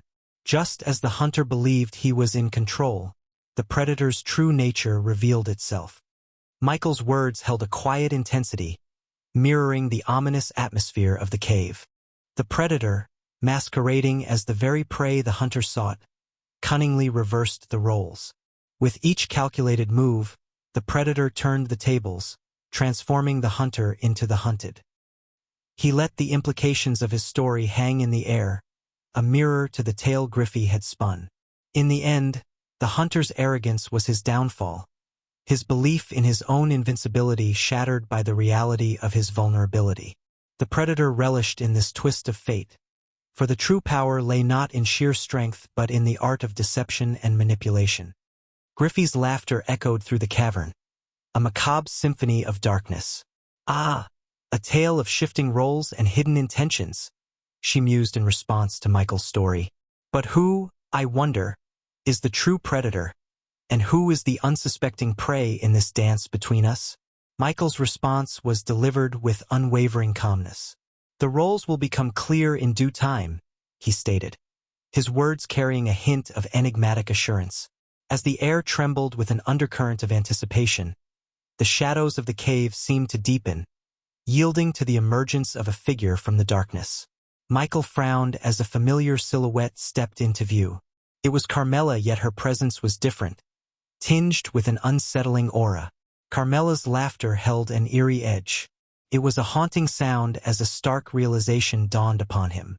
Griffey had seized control of Carmela's body. As the truth settled in, Carmela's features contorted, the very embodiment of innocence distorted by malevolent possession. He locked eyes with the twisted gaze of Griffey, now housed within the vessel of Carmela. "Surprised to see me, young prey?" Carmela's voice dripped with dark amusement, a sinister mockery of Griffey. A sardonic smile danced upon her lips as the tension in the cavern escalated. "You see, I've taken quite a liking to this young woman's body. Such potential, such vulnerability, the perfect canvas for my art." Griffey's taunts laced each word she spoke, a challenge that lingered in the air like a poison. "What will you do, I wonder? Will you harm this delicate vessel? Or will you hesitate, torn between your duty and your emotions?" A ripple of laughter spilled from Michael's lips, a calculated response that halted Carmela's steps, freezing her possessed form in place. "Duty and emotions? Ha ha ha!" he chuckled, his voice carrying an air of confident mockery that echoed through the cavern. "Why in the world did you assume I would be torn between duty and emotions? I am an angel of death, not an angel of mercy," Michael declared, testing the waters by claiming his identity as an angel. The revelation of his identity as an angel was a calculated gamble, a move to unsettle the creature that now inhabited Carmela's form. He was acutely aware that ancient monsters like Griffey often leaned on their raw power, blinded by arrogance that dulled their strategic thinking. This vulnerability was his advantage, a chink in her armor that he aimed to exploit. In other words, they had relied on brute force for so long that their intellect had waned over time. "An angel, you say?" Carmela's voice, now a vessel for Griffey's presence, carried a tinge of mocking amusement. "In this godless realm, not even your god of death can breach my dominion, let alone grant you his powers." A serene smile tugged at Michael's lips, hidden beneath the facade. He breathed a silent sigh of relief, his facade bearing the weight of his true thoughts. "So you're telling me that even my almighty God can't sense my presence?" Michael feigned anger, casting doubt on the claim. "Indeed, not even the Pantheon can. Now, let's see who is the predator and prey." Carmela's form, now twisted by Griffey's possession, emitted a sinister chuckle. Unbeknownst to Michael, Griffey's ethereal fusion realm cultivation stage remained beyond his perception. Yet, his divine nature as a god surpassed her in strength. With her confirmation that the Pantheon's reach did not extend into her domain, Michael found himself unshackled, free to wield his powers without restraint. To refresh your memories equals Initiate Realm, Chi Awakening Realm, Spiritual Embryo Realm, Elemental Attunement Realm, Celestial Resonance Realm, Soul Ignition Realm, Ethereal Fusion Realm, Void Transcendence Realm, and Divine Ascendancy Realm. Ah, the angel thinks he can stand against me. Griffey's voice, now emanating from Carmela's form, dripped with malicious glee. Your god's protection won't save you here.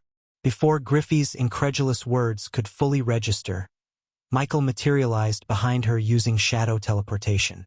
Her shock was palpable as his hand closed around Carmela's face, fingers glowing with a dark aura as he activated his Soul Devourer skill.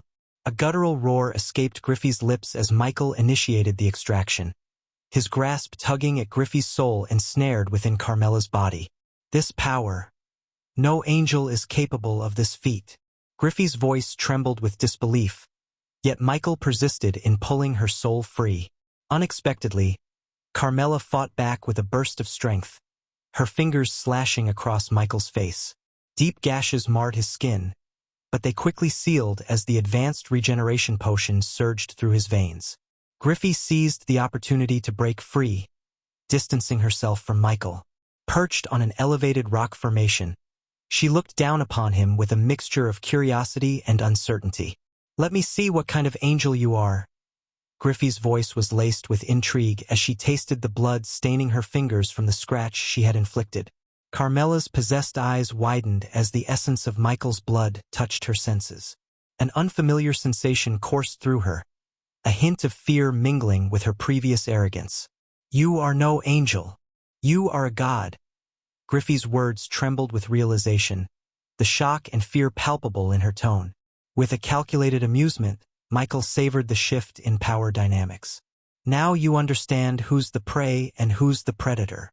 In an instant, he employed shadow teleportation once more, this time materializing behind Carmela. Draven, his ally within the body, took control, restraining her as Michael assumed his position atop her. "This body isn't yours to command." Michael's voice dripped with authority as he focused on Griffey's soul within Carmela's body.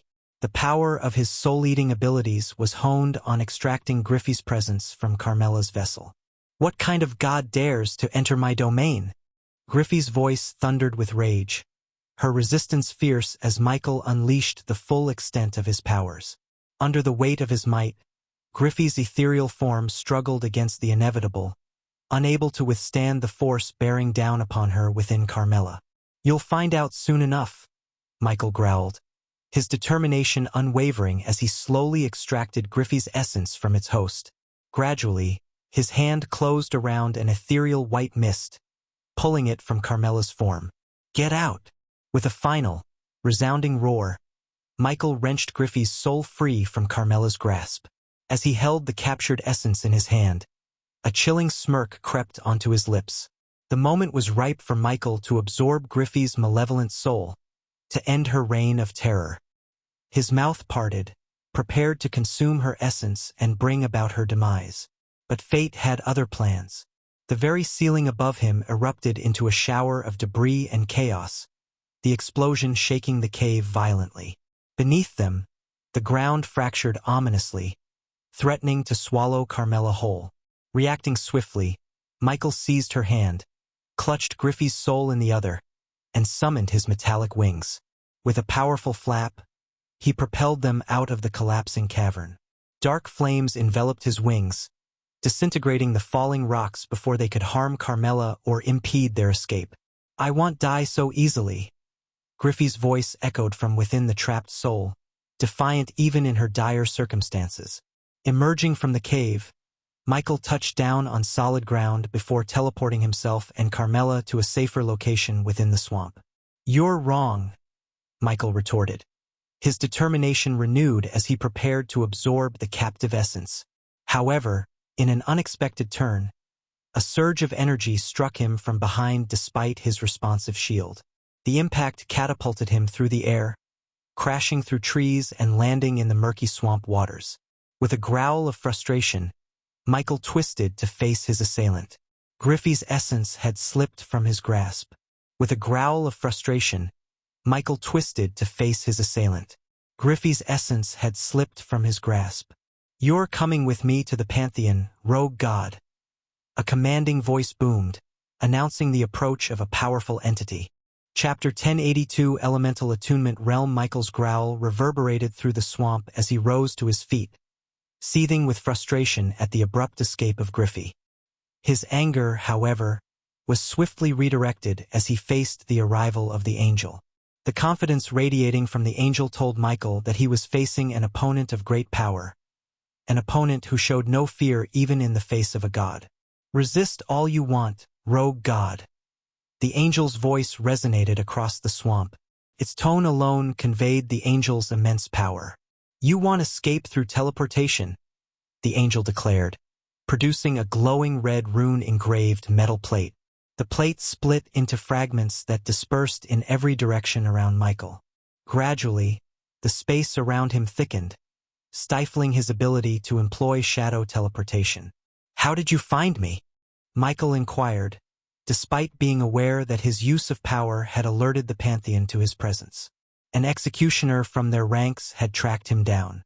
"You're neither the first nor the last rogue god I'll hunt," the angel proclaimed with a commanding air. With little hesitation, Michael lunged at the angel, unleashing a barrage of rapid punches. The angel, however, didn't raise a hand to deflect the blows. Instead, he absorbed the onslaught, his body almost inviting Michael's assault. A final kick propelled the angel back, sending him crashing into the swamp's watery embrace. Yet, the angel swiftly rose to his feet. "A mere level 2 god. How disappointing." The angel sneered, astonishing Michael with his assessment. Enduring Michael's blows had allowed the angel to gauge his divine level. In an instant, the angel's wrist moved, revealing a small glass container containing a radiant sliver of energy. The energy emanating from the container was palpable. Michael surged toward the angel, recognizing the angel's intention to absorb the sliver of grace and amplify his abilities. However, as he charged forward, 2 massive hands emerged from the watery depths, seizing his legs. Michael glanced down to see imposing metallic hands locking onto his limbs. He strained to free himself, beating his metal wings to ascend into the air. Yet, he felt as though he were being drawn by mountains, their strength far surpassing even a god's immense might. "You will accompany me to the Pantheon, whether you like it or not," the angel declared before ingesting the grace sliver. The moment the energy entered the angel's mouth, a radiant glow enveloped him, catching Michael's attention. "Warning! The angel has reached God level 5. The system recommends the host to escape. Use a teleportation scroll," Michael shouted within his head. "Teleportation is unavailable. The host lacks the required points to break the teleportation lock." The system's response offered no aid to Michael. Reacting quickly, he unsheathed his dark swords and invoked the power of death. The surroundings plunged into absolute darkness. Nonetheless, the angel's radiance outshone the darkness, the disparity between a level 2 god and a level 5 god unbridgeable. "God of darkness, I've been anticipating your arrival in this realm." The angel spoke, his voice devoid of emotion. The 2 metal hands that had ensnared Michael's legs gradually emerged from the swamp, unveiling themselves as towering metal golems. These constructs stood nearly 10 feet tall, their bodies constructed from a dark, ancient metal that seemed impervious to wear. Their eyes glowed with a malevolent red light, and their massive fists clenched, ready for combat. "These golems have brought down so many rogue gods, and you will not be an exception," the angel said. Without hesitation, Michael engaged the golems, launching his attacks in a desperate bid to break free. Black lightning erupted from his hands, streaking toward the golems, but the bolts seemed to be absorbed by their metallic bodies. He then unleashed dark beams, hoping to pierce through their defenses, but the golems held firm. Even when he summoned dark flames that should have consumed everything in their path, The flames merely danced upon the golem's surfaces without inflicting damage. The angel, his power amplified by the grace, exerted control over the golems. With calculated precision, they advanced on Michael from both sides, their heavy footsteps sending tremors through the swamp. Each blow they struck was like the collision of mountains, and Michael's attempts to fend them off were growing increasingly futile. The quest, The Mystery of the Misty Swamps, is completed. The host has received 1,000,000 badass points. As Michael continued to battle the relentless golems and the empowered angel, the sudden notification from the system brought a glimmer of hope amidst the chaos. The prospect of earning a significant number of badass points through a completed quest was a welcome surprise. Amid the intense clashes and exchanges of power, Michael managed to steal a quick glance at the spot where he had left Carmela. To his relief, she was nowhere to be seen, and he deduced that she had likely found safety with their cousin outside the treacherous swamp. With no physical body, Griffey seemed to have momentarily halted her attacks and disappeared. With his focus back on the battle, Michael exerted his strength, causing the golem's hands to crack and buckle under his power. "If you surrender and come with me to the Pantheon, I will not hurt you," the angel coldly said. His grip on the golems tightened as he listened to the angel's cold offer. Surrender was not an option for Michael. His determination to survive and find a way out burned within him. In the midst of this life-or-death struggle, Michael turned to the system for aid, seeking a solution to escape the dire predicament. "System, take a loan and get me out of here," he growled silently within his mind, urgency coating his thoughts. The system can take a loan of 10,000,000 points and add it to the existing 11,000,000 badass points to find a solution. However, the host must survive at least 5 more minutes in this battle for the system to break the teleportation barrier. Warning: the host has no way of earning 25,000,000 points in this realm in a short amount of time. The system's notifications came rapidly, outlining the options and challenges before him. "Do it!" Michael's voice boomed in his thoughts, his determination unwavering as he gave the command to the system. "Being a god doesn't mean you're at the top of the food chain in this world," the angel taunted as the golems tightened their grip on Michael's hands, rendering him immobile. "You lack worshippers, angels, and any real claim in this realm." The angel continued to approach Michael, his hand producing glimmering golden shackles. Struggling against the unyielding hold of the golems, Michael conjured his dark flames in an attempt to burn through the metallic restraints. However, even the intense heat of the primordial flames failed to weaken the resilience of the metal used in the construction of the golems and shackles. "And you fail to grasp the extent of an angel's power," the angel asserted, raising his hands to emphasize his words. His cultivation in the soul ignition realm not only heightened his soul energy, but it also granted him mastery over a specific element. By the time a practitioner reached level 4, the elemental attunement realm, they had to choose an elemental affinity to specialize in. This angel had chosen metal, granting him absolute control over his metallic constructs, including the wings attached to Michael's armor. "No one stands above or beyond the Pantheon," the angel declared, his fist clenching. With a swift motion, Michael felt his armor constricting, the once sturdy metal wings torn away from his back under the angel's unseen manipulation. Enduring the agony of his armor adapting to the changes, Michael utilized his remaining strength to levitate above the ground. The golems responded with defiant roars, yet the angel's punch struck with devastating force, causing Michael's armor to shatter. Exposed and vulnerable, he gritted his teeth against the pain while confronting the undeniable power of the angel. "Level 2 gods cannot prevail against level 5 gods," the angel asserted, with the temporary boost from absorbing the level 5 god's sliver of grace. He effortlessly overpowered Michael within a matter of seconds. In the midst of seemingly insurmountable odds, a peculiar whistling sound pierced the air. The angel abruptly halted, his attention drawn to the source of the noise. Out of nowhere, a volley of fireballs struck the angel squarely in the chest, propelling him backwards through the air. The impact of the powerful energy blast shattered the grip of the 2 golems holding Michael captive, causing them to crumble. As the golems struggled to regain their footing with indignant roars, a hand landed on Michael's shoulder. Looking up, he saw a tall, dark-haired female orc standing beside him. Her eyes held a mixture of shock, surprise, and even a glimmer of joy as she assisted him to his feet. "Quick, we haven't got much time," she urgently urged Michael, her voice betraying a sense of urgency. He found himself amazed by the sight of a long cannon in her hands, its design almost reminiscent of a firearm. Without hesitation, she aimed it at the golems and pulled the trigger, sending another formidable burst of energy toward them. While the golems endured the onslaught, the sheer force of the impact submerged them into the swamp's murky waters.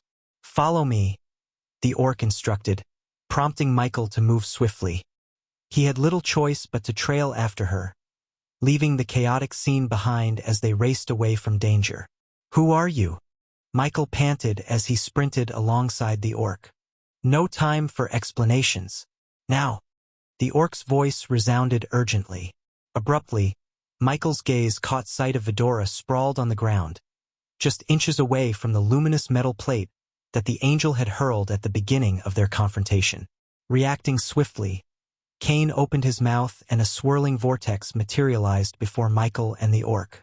Without hesitation, Michael seized Vidora from the ground and leapt into the portal's embrace. Yet, just before he vanished into the portal, he glanced back and caught sight of the angel. "I'll track you down," the angel's declaration reverberated through the swamp. Ignoring the warning, Michael and the orc vanished into the portal's depths, leaving the angel behind. Chapter 1083. Reuniting with an old buddy, the abrupt transition plunged Michael into a dimly lit room, a stark contrast to the swamp. The chamber was illuminated by an eerie red glow, its walls adorned with mirrors and screens of various sizes. It took a few moments for Michael to regain his composure, his heart still racing from the chaotic events in the swamp. Turning towards the orc beside him, Michael asked, "Who are you?" The orc slowly turned around, her body trembling slightly. She met Michael's gaze, her eyes a mixture of fear, relief, and uncertainty. "Did you decode the message in Gaia's temple?" Her voice quivered as she spoke. Michael nodded. "Yes, it was Morse code. But how did you know about Morse code?" The orc stumbled over her own feet, her nervousness palpable. Gathering her courage, she asked, "Do you know about Earth?" The question caught Michael off guard, his surprise evident in his widened eyes. "Earth? How do you know about Earth?" A mix of anxiety and curiosity danced in the orc's eyes. "You really do know about it." Michael's expression turned serious, his guard rising. "Who are you?" he demanded once more, his voice firm. Nervously, the orc hesitated before finally blurting out, "Are you Ghost? The world's #1 hitman, Ghost?" Michael was taken aback by the unexpected question. His surprise was evident as he stared at the orc before him, struggling to comprehend the words he had just heard. "Are you from Earth too?" Iag's voice broke the tension in the room, as Vidora's curiosity found a voice. The sudden appearance of the orc had raised numerous questions, but understanding how she knew about Earth was their current priority. Among those in Skyhall, only Michael, Gaia, and now Vidora were privy to his earthly origins and his history as a hitman. "You're Ghost. I can't believe it," the orc exclaimed, collapsing into a nearby chair. Her breathing became frantic, resembling an asthma attack. "I think she's in trouble," Sarba noted, watching the orc's labored breathing. The orc gestured toward a small dish containing gray powder. "Take that." Michael carefully picked up the dish and handed it to the orc. She inhaled the powder deeply, her breathing slowly stabilizing. "Ghost, it's really you." "Damn," the orc muttered, her eyes a mixture of shock, fear, and elation. "Are you?" Michael began to piece things together, but before he could utter his guess, the orc revealed her true identity. "Ghost? It's me, Pink," the orc confessed, causing Michael's heart to skip a beat. He struggled to believe the revelation. "Pink?" Michael whispered, his shock palpable.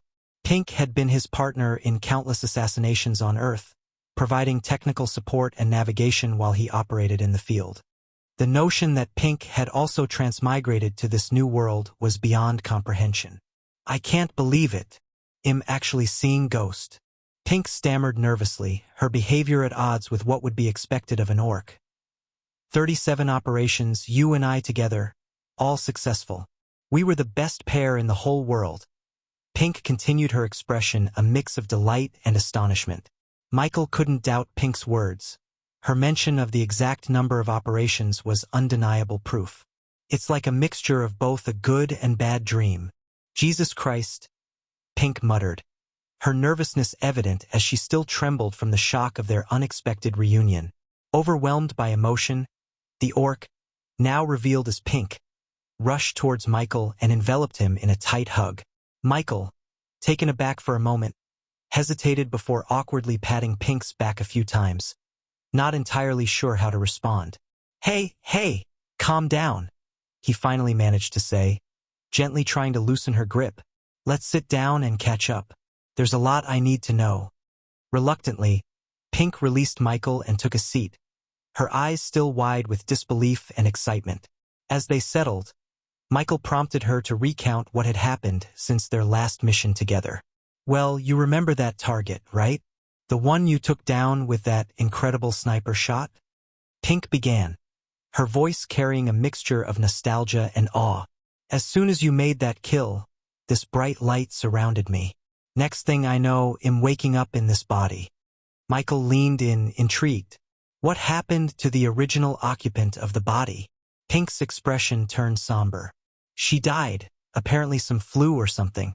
Then, I was there, in this orc's body. She paused, as if gathering her thoughts before continuing. I didn't realize what was happening at first, but after a while, I started to lose control. My thoughts were a mess, and I was basically going mad. She let out a bitter laugh. The orcs didn't take too kindly to that. They locked me away in isolation for 6 months. I'm sorry to hear that, Michael interjected sympathetically. Pink nodded and continued. Well, after that crazy phase, I guess you could say I became a bit of a nerd. I started reading everything I could get my hands on. Eventually, I spent a whole year in the Great Library of Durin. That sounds like quite the transformation, Michael remarked, impressed by her dedication. It was in that library that I came across texts mentioning the god of darkness, referred to as ghost among the mortals, Pink explained. Something about that name struck a chord with me, and I realized it was you. So, I delved into every piece of information I could find about you, trying to figure out if you really were the same ghost I used to work with. Michael's face carried a mix of surprise and curiosity. The idea that his earthly alias had lingered on in this world was astonishing to him. He leaned forward, encouraging her to continue with his intense interest. The twists and turns of their conversation were leaving him both amazed and bewildered. Pink leaned forward, her eyes shining with a mix of enthusiasm and urgency. The Great Library of Durin has a secret, forbidden section. I knew there was something more to discover, so I managed to sneak into that restricted area. Anything that mentioned gods I read, and that's when I found something fascinating. Michael's curiosity grew as Pink's story unfolded. What did you find? Her voice held a sense of triumph as she continued. I discovered that the goddess of monsters, Gaia, is actually the wife of the god of darkness. But that wasn't all. Digging deeper, I found records suggesting that the god of darkness had actually lived in this world around 5,000 years ago. Pink nodded, her eyes shining with determination. And that's where things get tricky. Some of the elder orcs claim the god of darkness was banished from this realm, while others say he just disappeared. But I couldn't believe that. So, I started searching for his worshippers, and through one of them I got this. Pink reached into a pocket and pulled out a small, spider-like device. God of darkness himself. Michael couldn't help but be surprised by Pink's intellect and spider, Fedora exclaimed, recognizing the device. Pink nodded and then pointed at the device. This thing definitely has circuits and wiring from Earth, on top of these strange runes. The worshipper who gave me this claimed that it was built by the god of darkness himself. Michael couldn't help but be surprised by Pink's intellect and resourcefulness. Her ability to piece together information from ancient texts and her use of technology from Earth to connect the dots impressed him. Pink's voice held a mixture of confusion and curiosity as she asked, "But hey, race my question. If this device was built 5,000 years ago and the God of Darkness, which is you, lived in the realm of gods 5,000 years ago, are you 5,000 years old? How does that work?" Michael leaned back in his chair, considering the complexity of the situation. "Well, just like you, I woke up in this body 3 years ago. The concept of time is a bit convoluted when it comes to the realm of gods. The short version is that we're in a time reset. 5,000 years ago, I lived and ended up triggering a reset of the entire universe, except for the realm of gods. So, by resetting, I started my life on Earth and ended up in the mortal realm 3 years ago, essentially reliving the journey that had already happened." Pink nodded, her brow furrowed as she tried to grasp the concept. "I think I get it, kind of. Don't worry. It's a lot to wrap your head around," Michael reassured her. "Just focus on the present and what's to come." Ayag chimed in, her curiosity evident. "Still, I can't believe how you transformed from a nerdy little orc to a cannon-wielding badass." Pink chuckled, her cheeks slightly flushed. "These schematics." She rifled through the papers strewn across the table and handed a few over to Michael. As he looked at the blueprints, he recognized his own handwriting and knew they were his designs from his time as the Dark Lord. "These are the schematics I got from one of your temples. I did my best to build them based on the information I had. Books and schematics can only teach you so much," Pink explained, her tone a mixture of pride and humility. Curious about her foreknowledge of the recent events, Michael asked, "So, how did you know I would be in the Misty Swamps? How did you know about Griffey?" Pink shrugged. "Griffey? No idea. I asked you to come to the Misty Swamps because that's where your temple is." Michael frowned, still puzzled. "That doesn't explain how you came prepared to deal with the angel." Pink's eyes twinkled mischievously as she motioned to the blueprints. "The answer is in these schematics." Michael's gaze fell on a peculiar device that seemed to have the ability to sense the energy of a god. "I managed to acquire a sliver of grace left by your previous self, although acquire might be a generous term. I kind of stole it from someone powerful," Pink admitted with a sheepish grin. "I used that grace to calibrate the device, making it alert me if it sensed a similar energy. So, imagine my surprise when it finally went off, screaming." She chuckled in relief and pointed to a copper-plated circular device in the corner of the room. "But living in this world for 3 years taught me how the Pantheon would react if they sensed your presence. So, I prepared for this mission just like when we were on Earth. I built this cannon using your schematics and left a note in Gaia's temple. So, when the rune I left in the Misty Swamps alerted me, I came as fast as I could. I hoped for a peaceful meeting, but you were fighting an executioner. You should be glad I didn't freeze on the spot when I saw him." "I'm glad you came," Michael said, a relieved smile crossing his lips. Reuniting with his old partner felt like a dream come true. He then decided to lighten the mood with a seemingly normal question, asking, "So, back on Earth, you were a girl?" Pink laughed and nodded. "Yep, but you're exactly as I imagined, minus a 3-headed snake on your back," she teased. "Sorry to interrupt the reunion, but what happened back there, Ghost? Who was that angel who gave you a beating? We've been facing a lot of losses lately." Ayag's frustration and concern were evident in her tone. Pink's excitement bubbled over as she spoke. "An executioner of the Pantheon. He's one of the elite angels sent to deal with rogue gods. But don't worry, Ghost, we're back in action just like the old times. Damn, I missed this work so much. The thrill, the preparation for the assassination, the anticipation. I missed it all." Ayag rolled her eyes at Pink's enthusiasm. "Slow down, Orc. Our targets aren't your typical run-of-the-mill humans anymore. We're dealing with god problems now."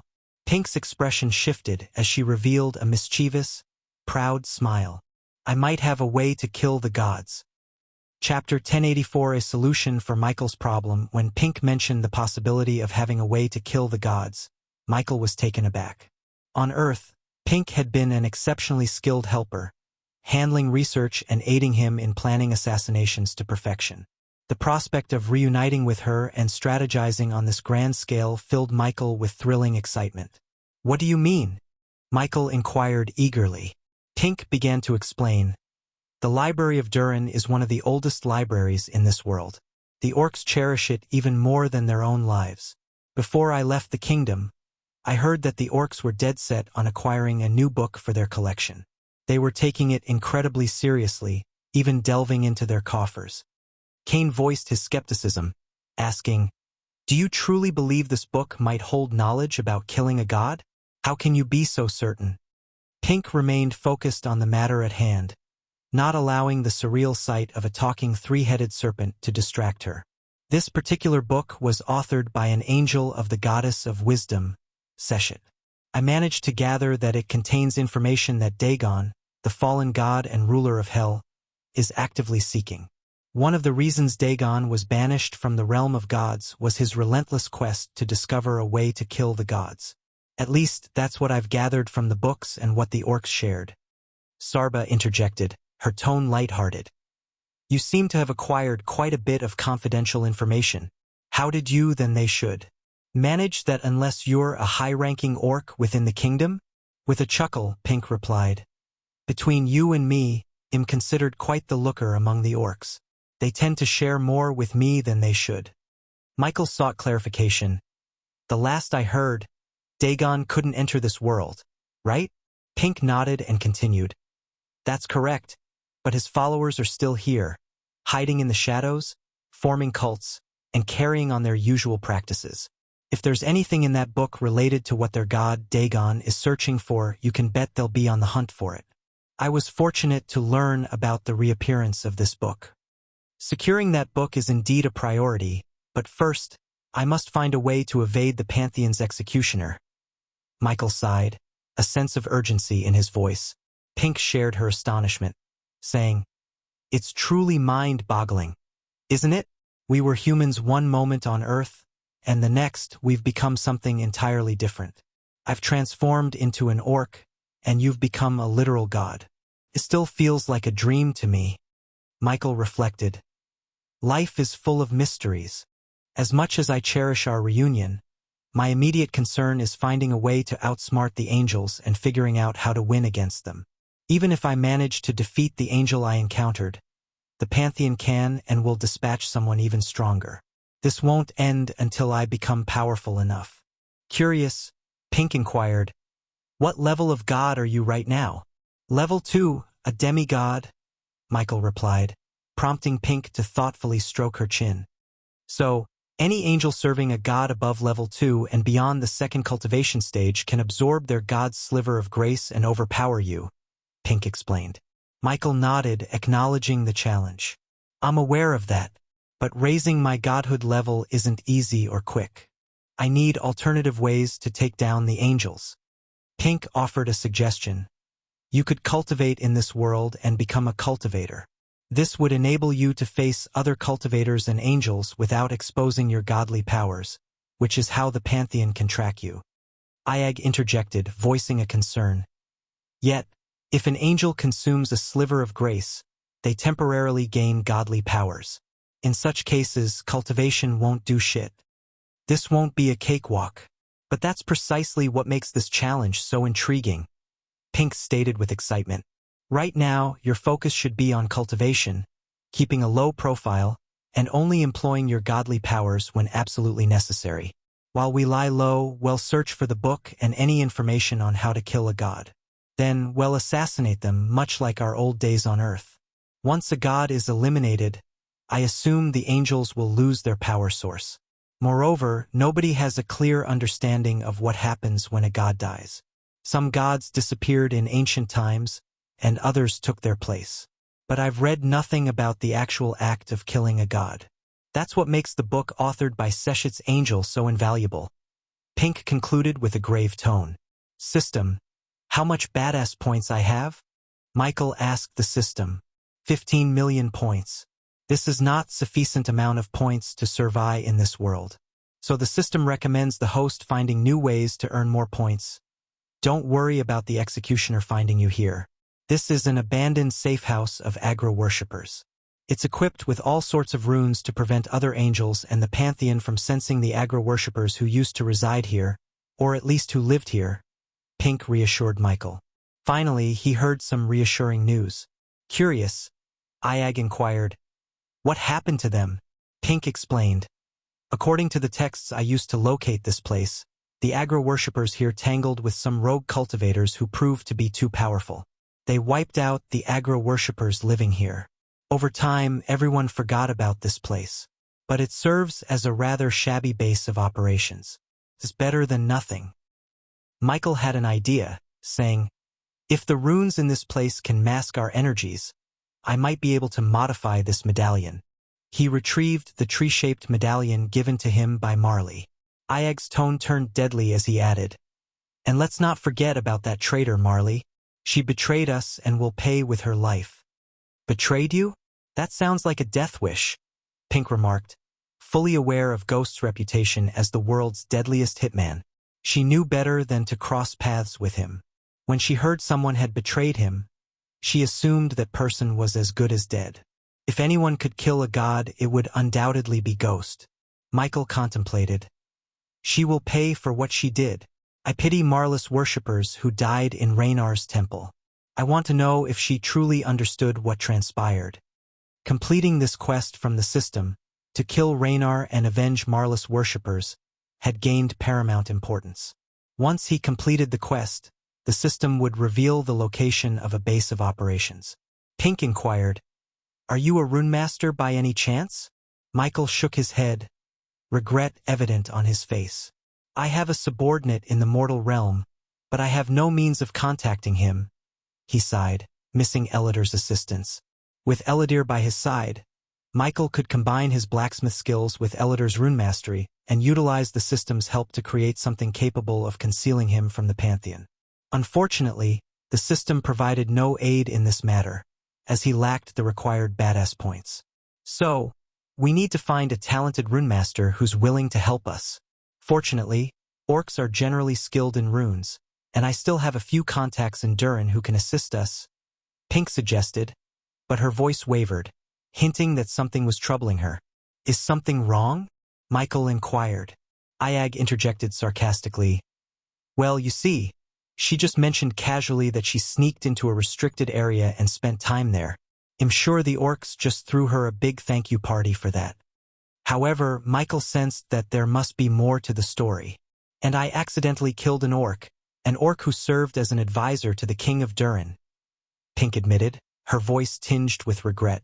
Michael could tell that even though she had spent only 3 years with the orcs, she had grown attached to them. Pink sighed, her gaze distant as she recounted her past. You see, that orc advisor, Gal, was a notorious womanizer.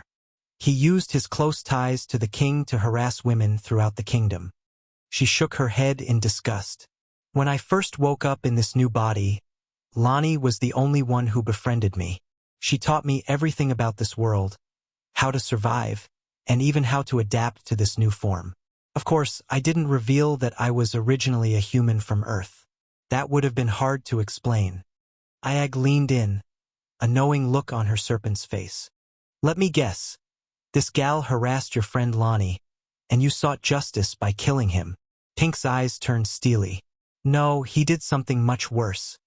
He killed Lonnie and treated her body like trash, she said with simmering anger.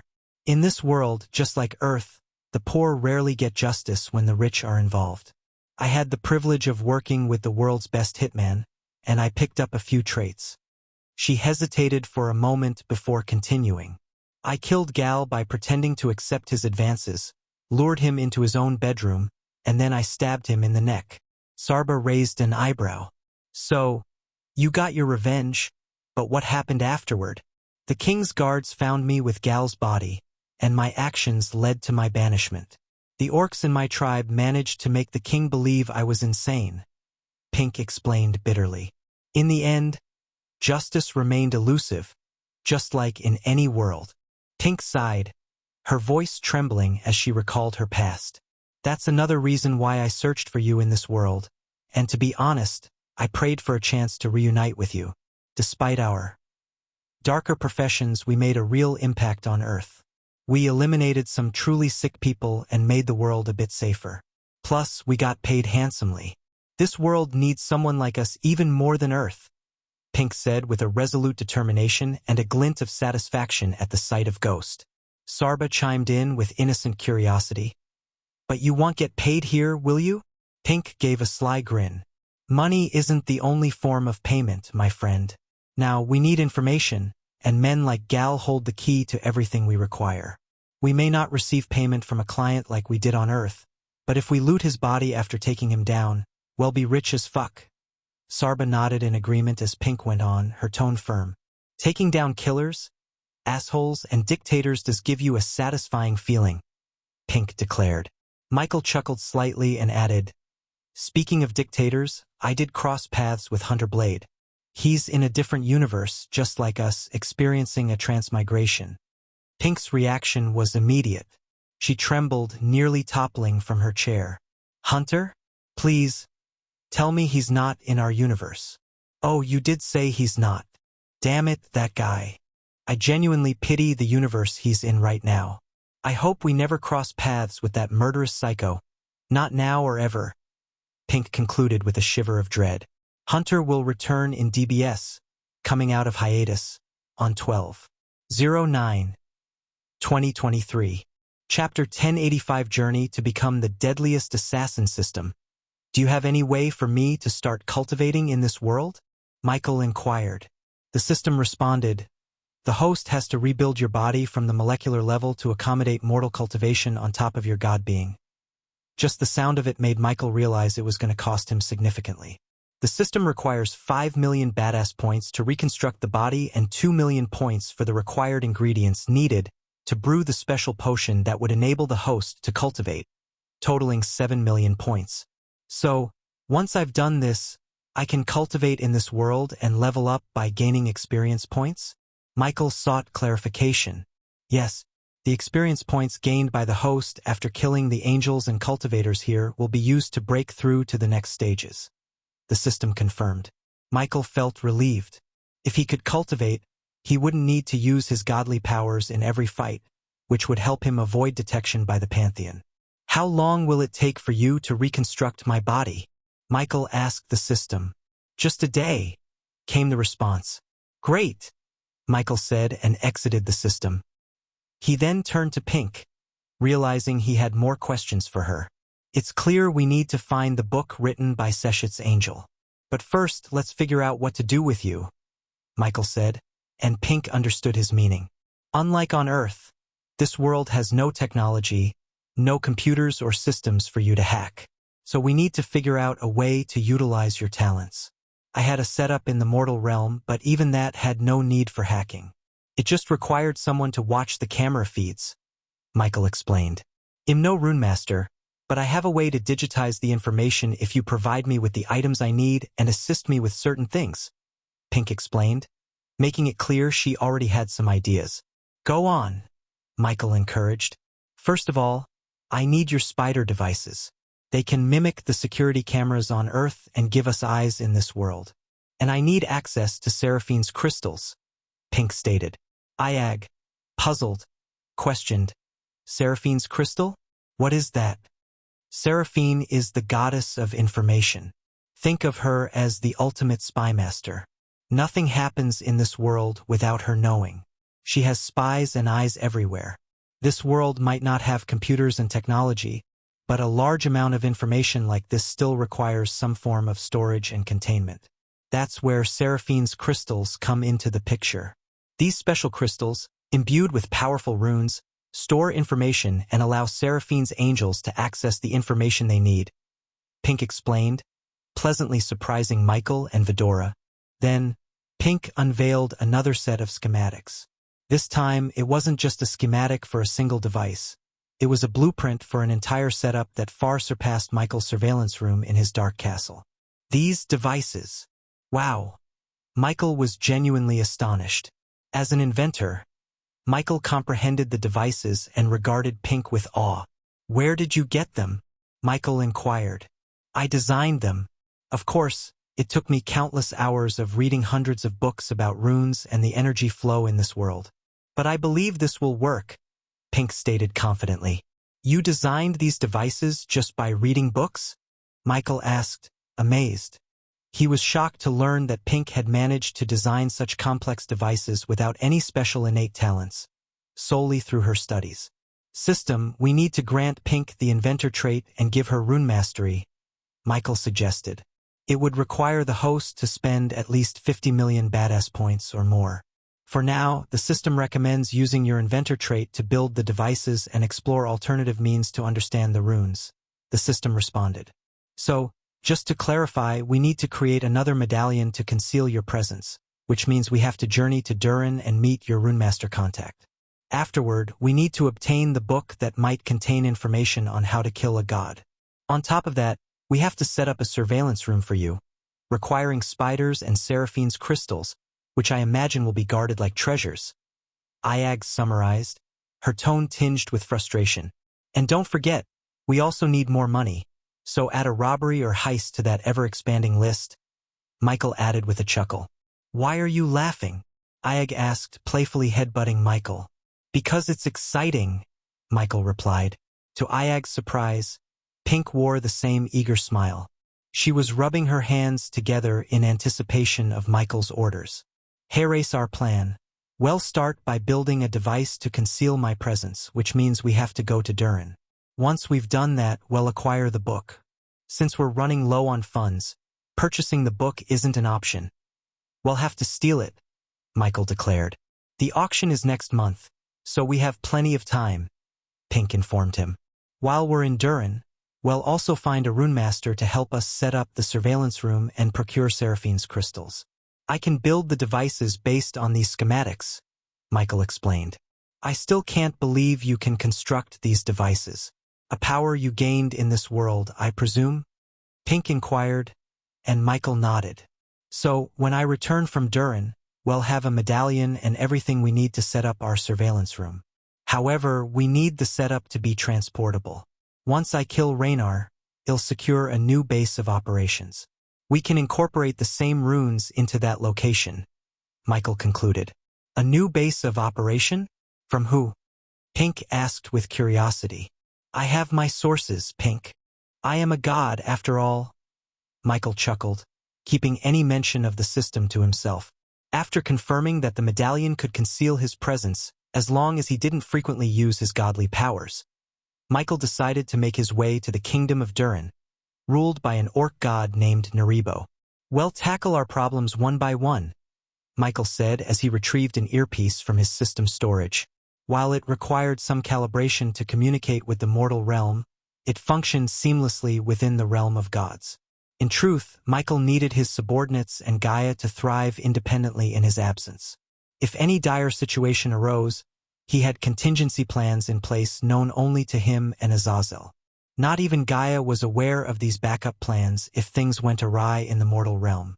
Do you have any means of getting me to Durin? Michael inquired. Since many kingdoms in the realm of gods were not, take this. Michael handed the earpiece to Pink. Wow, an earpiece.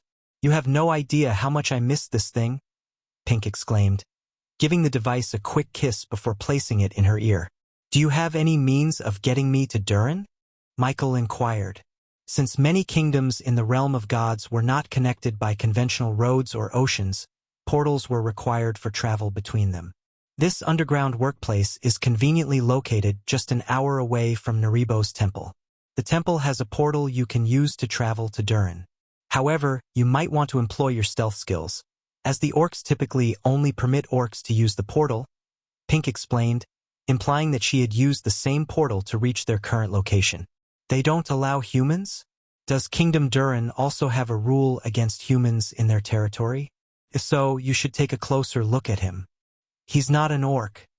The little snakehead protested with an indignant tone. Pink chuckled at the fiery response from the serpent. Don't worry. Most of the orcs are not racists, and they tend to be welcoming to others, especially if you show eagerness to learn instead of displaying violent tendencies. So, I'd recommend not being confrontational in front of the orcs, and instead mingle with them as a fellow scholar, Pink suggested. She then glanced at Michael from head to toe. And you should change your attire to green.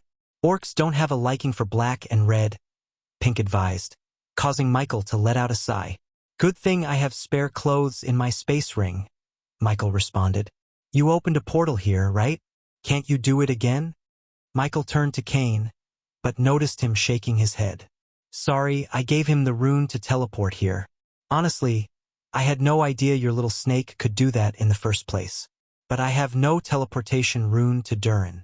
Even if I did, I doubt external teleportation would work within Durin, Pink explained. Speaking of which, where did you leave Carmela and her two cousins? Michael inquired, looking at Vidora. At the outskirts of the misty swamps. I think we should go there and finish the job. The villagers are never safe from Griffey. Sarba expressed his concern for the people in the village. Don't worry about that. Now that the Pantheon executioner has set foot in the swamps, his angels will soon follow. They'll interrogate every villager, stay with them, and put them under surveillance. It works in your favor, as these angels typically function as unpaid guards. Pink reassured them. Novi LB, in a silver lining, Michael sighed. Shall we begin? All these preparations will lead to our ultimate goal, killing Raynar. Once we do that, we'll be on the Pantheon's top list. Are you ready for this, Pink? Michael asked. Come on, Ghost. I was born ready, and I've been waiting for this moment. We're really back, aren't we? Ghost and Pink, back in the assassination business. Pink couldn't contain her excitement and began to laugh. Assassinating gods. It does have a nice ring to it. Michael also smiled devilishly. With their plans set and their motivations reignited, Michael exchanged a few more words with Pink before preparing to leave the underground safe house. Take care of yourself, Pink. We'll meet again soon, Michael said. You too, Ghost. Don't get yourself killed before we can wreak some havoc together, Pink replied with a grin. After their brief farewell, Michael made his way towards the exit. He followed Pink's directions and soon found a sturdy ladder leading upwards. Climbing up, he emerged from the underground hideout and into a dried woods. Brown leaves covered the forest floor, creating a soft, earthy carpet under his feet. The forest was eerily quiet, and a sense of anticipation hung in the air. Michael knew he had to stay alert, even in these seemingly peaceful surroundings. He followed Pink's instructions, making his way through the woods until he reached a muddy path that led towards Naribo's temple. I don't have to tell you, but you can wait until nightfall and make your move on the orcs under the cover of darkness. You can change your clothes afterward. Pink's voice came through the earpiece, guiding Michael on his path. Michael continued walking as he listened to her advice. Any idea how strong these orcs are? He inquired. Elemental attunement realm or celestial resonance realm. You can't take them down without using your godly powers or alerting them.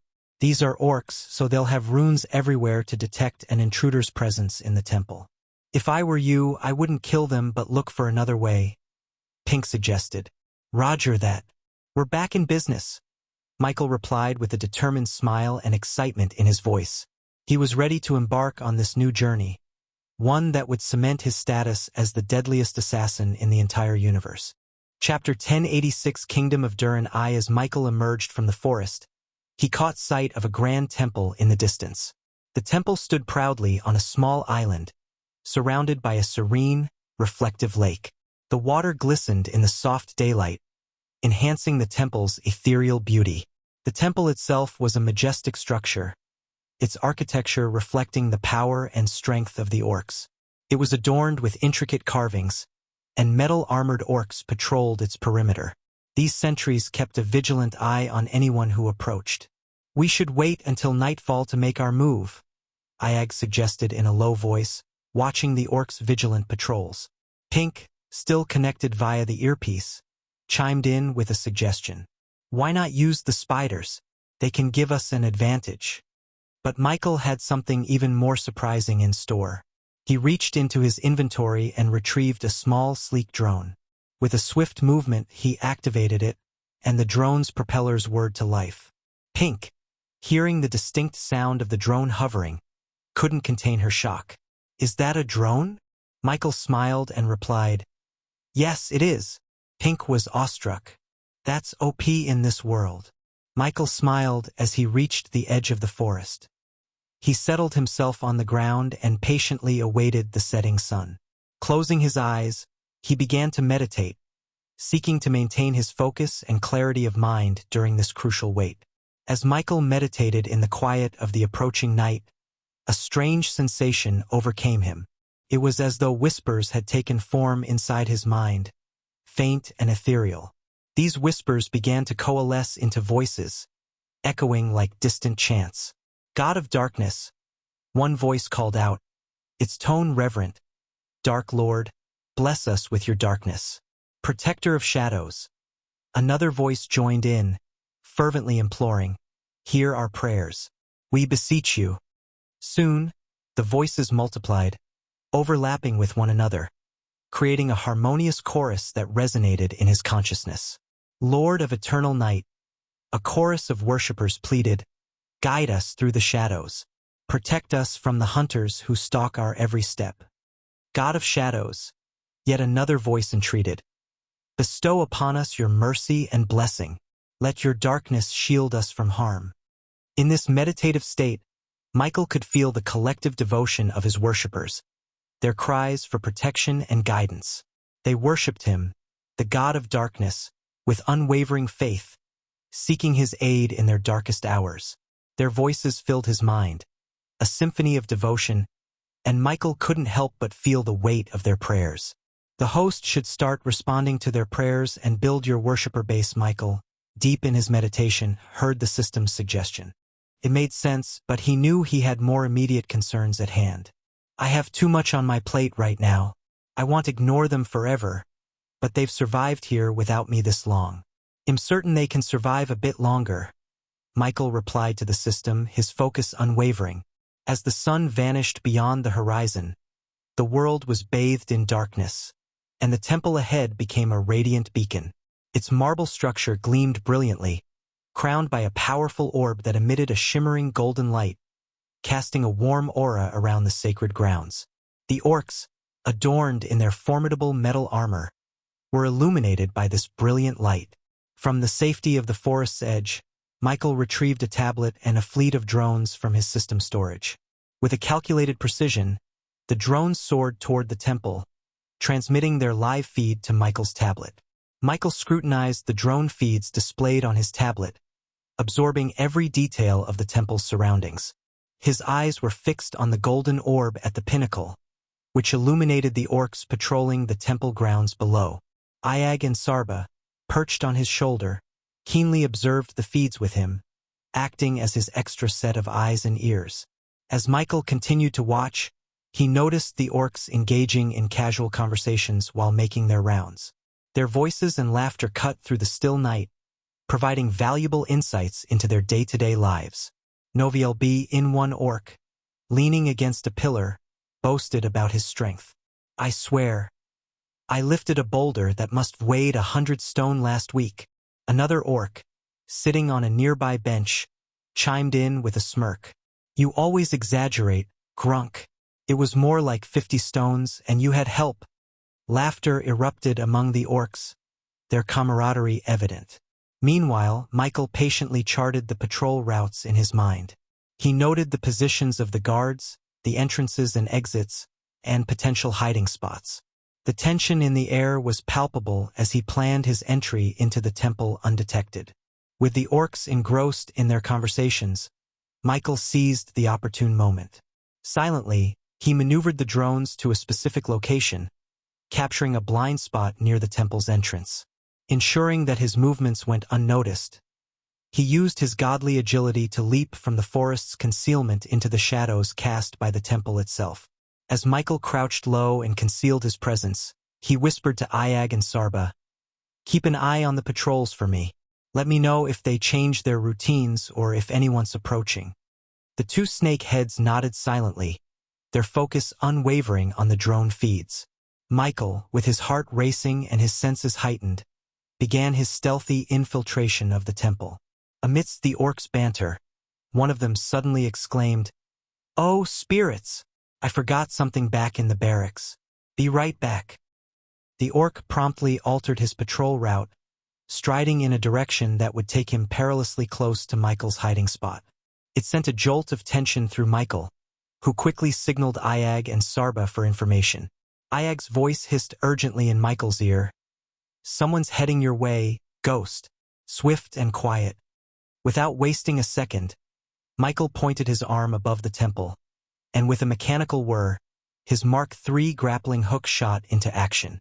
It launched him into the air, and he ascended swiftly, aided by his godly strength and agility. He soared above the temple, feeling the cool night air rush past him as he hung hidden in the shadows, his presence masked by the inky darkness. As Michael dangled above the temple grounds, he watched the approaching orc with bated breath, praying that his concealed position would go unnoticed. While Michael clung to the shadowed eaves of the temple, he heard Pink's voice whispering in his head, "Ghost, how's everything going?" With extreme caution, Michael replied in his mind, "Going good." Pink continued her telepathic guidance. "Once you're inside the temple, make your way to the west side. You'll find the portal there.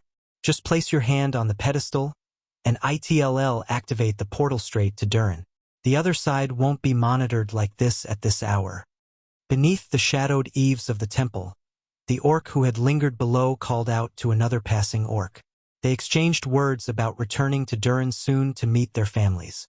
The orc under Michael remarked, "I can't wait to return to Durin. It's been too long." The other orc nodded in agreement. "Just wait until the harvest festival. We'll get to go to our homes with a nice bonus. It'll be worth the wait." As they chatted, Michael stayed hidden, taking mental notes of their conversation and biding his time for the perfect opportunity to continue his infiltration. Iag whispered, "These orcs don't seem like they're going to move anytime soon, and if we linger here for too long, we'll be spotted." Michael nodded, his eyes still on the two orcs beneath him. He mentally commanded one of the drones to hover away silently. Then, using another drone, he toppled down a stack of books from a nearby bench, creating a sudden, loud distraction. The two orcs, startled by the abrupt noise, exchanged surprised glances. One of them said, "What was that? Did you hear something?" The other orc replied, "Yeah, it came from over there. Let's go check it out." With cautious steps, the orcs moved away from their previous spot, heading towards the source of the disturbance, leaving Michael free to continue his mission inside the temple. Michael landed silently on the ground and continued to sneak his way into the temple. The interior was vast and empty, dominated by a massive statue of a burly orc in the center. Michael couldn't help but ask Pink, "Is that statue the god Naribo?" Pink's voice echoed in his head, confirming, "Yes, that's Naribo. Now you need to head toward the portal." With a quick nod, Michael proceeded to the western side of the temple. There he found a shadowed room, slightly shielded from the main area. He reached for the doorknob, but it refused to turn. Frustrated, he reported to Pink, "It's locked." Pink's reply came with surprise, "It's not supposed to be locked." Simultaneously, Michael heard approaching footsteps. Iag urged him, "Do something before they catch us."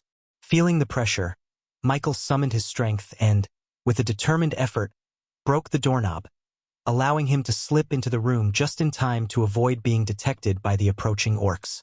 As Michael hurriedly entered the room, he could hear the muffled conversation of approaching orcs. One orc grumbled, "We need to check the portal room." Another replied, "Yeah, I heard some strange noises from that direction."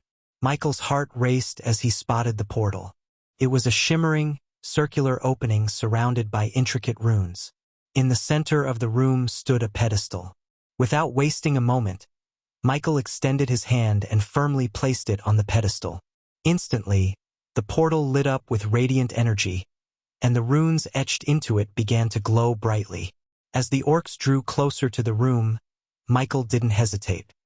He grabbed Vidora and, with one final glance at the temple behind him, leaped into the portal, disappearing just in the nick of time before the orcs reached his location.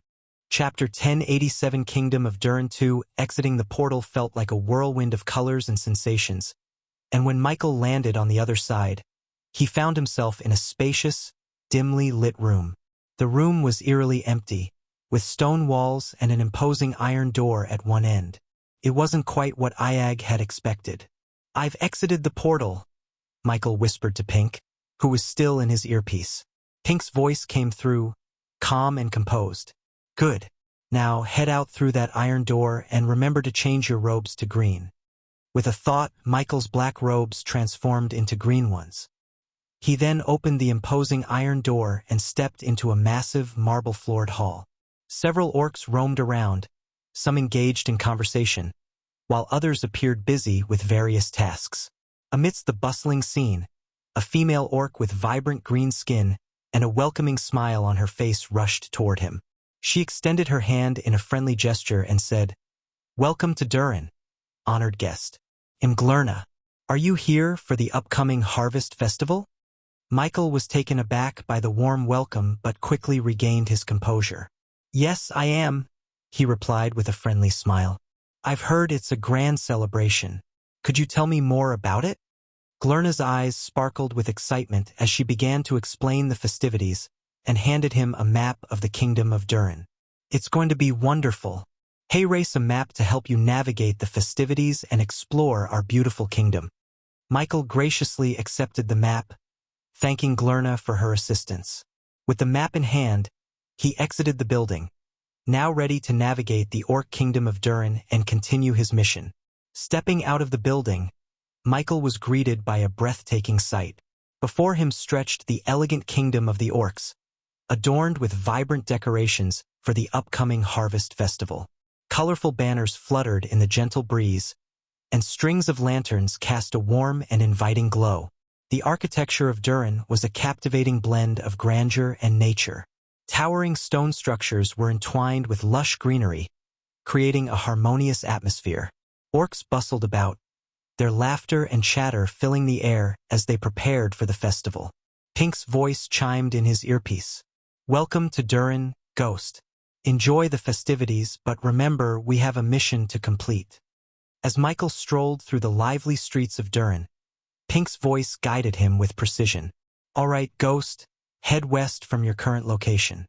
You should see a large oak tree.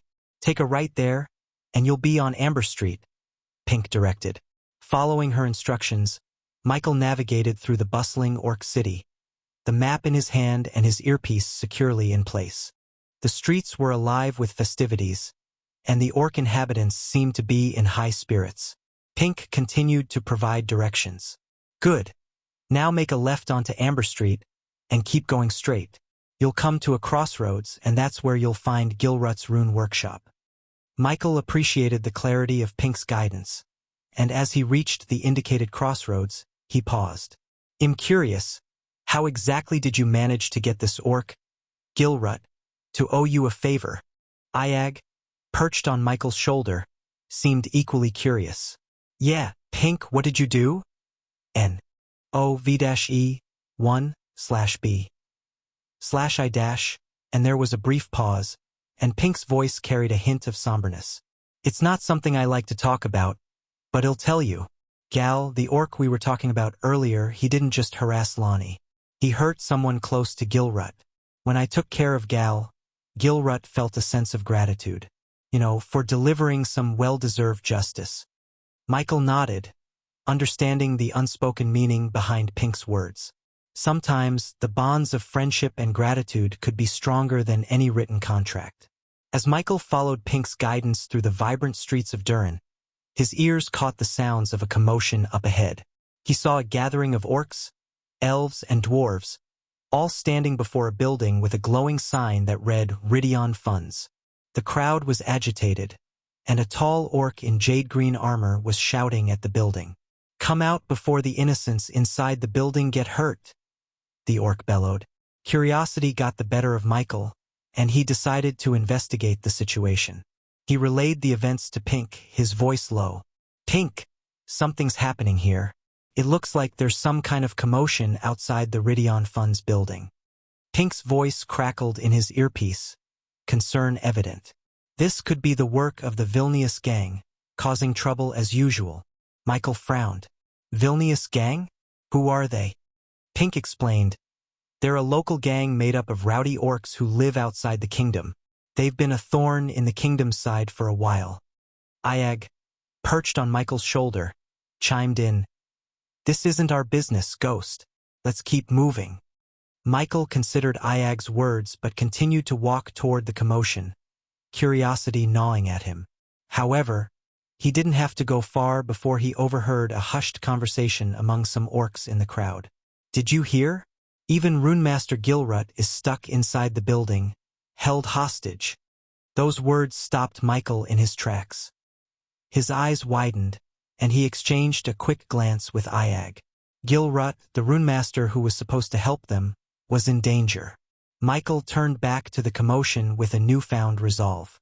Pink, it seems like Runemaster Gilrut is in trouble inside that building. I can't just walk away from this. Pink's voice crackled with frustration and concern in Michael's earpiece as she urgently whispered, Ghost, you don't understand. The Vilnius gang is ruthless. They don't care about killing innocents. Michael could feel the weight of the situation intensifying. Pink continued, the orcs here, they follow rules and procedures. They'll take their time to strategize. If they lead this rescue mission, it might end in disaster. You have to do something to get Gilrut out. Michael understood the gravity of the situation. He had to act fast and decisively. Pink's voice grew even more urgent as she advised. You'll have to improvise, Ghost. Find a way to rescue the hostages and Gilrut. But be cautious, and don't underestimate the Vilnius gang. As Michael merged into the growing crowd, the tension in the air was palpable. Shouts emanated from inside the building, capturing everyone's attention. A gang member within, his voice seething with menace, addressed an orc outside, referring to him as Officer Barug. The gang member's threats sliced through the air like a blade, chilling the crowd to silence. He declared, Officer Barug, you listen up. We've got 25 hostages in here, including your renowned runemaster, and we won't hesitate to slit their throats. Barug, struggling to maintain his composure, inquired with a trembling voice, What are your demands? The gang member's reply was resolute. We need a flying ship, and it better be loaded with enough rune energy to take us straight to the next divine portal outside this kingdom. A collective gasp rippled through the crowd. The gang member's ultimatum hung heavily in the air. He didn't stop there. His threat intensified as he added, If our demands aren't met within the next 3 hours, we will start killing the hostages one by one, starting with your precious Gilrut. Officer Barug, attempting to buy some time, negotiated with the gang member. He explained, Listen, it's the Harvest Festival and most of the flying ships are currently in use. ITLL take time to arrange one for you. The gang member, however, responded with a cynical laugh. Time? Huh? We're not very patient folks, you see? He sneered. With an ominous tone, he issued a chilling threat. To help you pick up the pace, how about I cut off one of these hostages' hands and send it out to you? That should remind you of the ticking clock. Barrick's face paled, and he hastily pleaded, No, don't do anything like that. I promise I'll do my best to get you what you want. The gang member's lips curled into a malicious grin as he gave his final order. All right then, Officer Barug, close off the street, and I don't want to see any of your stupid soldiers anywhere near this building. Officer Barug, trying to ensure the safety of the hostages and buy more time, proposed, According to our laws, we need to send someone inside the building to verify the condition of the hostages. The gang member, clearly uninterested in following any rules, scoffed, I'm not letting any stupid orc soldier inside. Barug, determined to uphold the law, argued, It's the law, and we must abide by it. With a mocking grin, the gang member retorted, Law-abiding citizens? Do we look like we care about laws? Tell you what, I might consider letting a civilian inside too, someone who's not from your military. Barug was taken aback by the suggestion. He knew civilians without military training wouldn't willingly step into such a perilous situation. Anxious, he replied, No civilian without military training would agree to this. The gang member chuckled wickedly, replying, Well, then, Officer Barug, looks like you're out of luck. The situation grew tenser by the moment, and the fate of the hostages hung in the balance. Officer Barug, his fists clenched and frustration evident on his face, muttered curses under his breath as he tried to navigate this precarious situation. Suddenly, a voice broke through the tension. It was Michael who stepped forward and offered a surprising solution. "I can go inside if you don't have anyone else," he calmly stated. Barug, as well as the crowd, was startled by this unexpected offer. He questioned, "Who are you, human?" Michael maintained a reassuring smile as he responded, "Just a concerned citizen who is willing to help. From the looks of it, you desperately need assistance."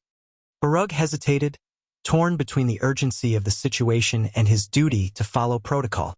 "I can't let a civilian without proper training inside," he argued. Michael, still composed, calmly countered, "The longer we waste time, the more dangerous the situation will become for the hostages. I'm volunteering for this. I'll do my best to talk some sense into the gang members." Barug let out a heavy sigh, realizing the urgency of the situation. He turned to Michael and said, "You'll need to be very careful when you go inside." He retrieved a parchment from his pocket and handed it to Michael, saying, "This is a consent form. It states that you've agreed to volunteer for this mission." Michael chuckled slightly, deciding to use a different name for this particular endeavor. He quickly jotted down John on the parchment and handed it back to Barug. Barug, now holding the parchment with John's agreement, raised his voice and shouted at the building, "I'm sending a civilian inside. Do not harm the hostages." From within the building, the gang member's voice echoed back, "Who is that fool?" Unbeknownst to the gang members, they were about to unwittingly allow a wolf in sheep's clothing into their midst.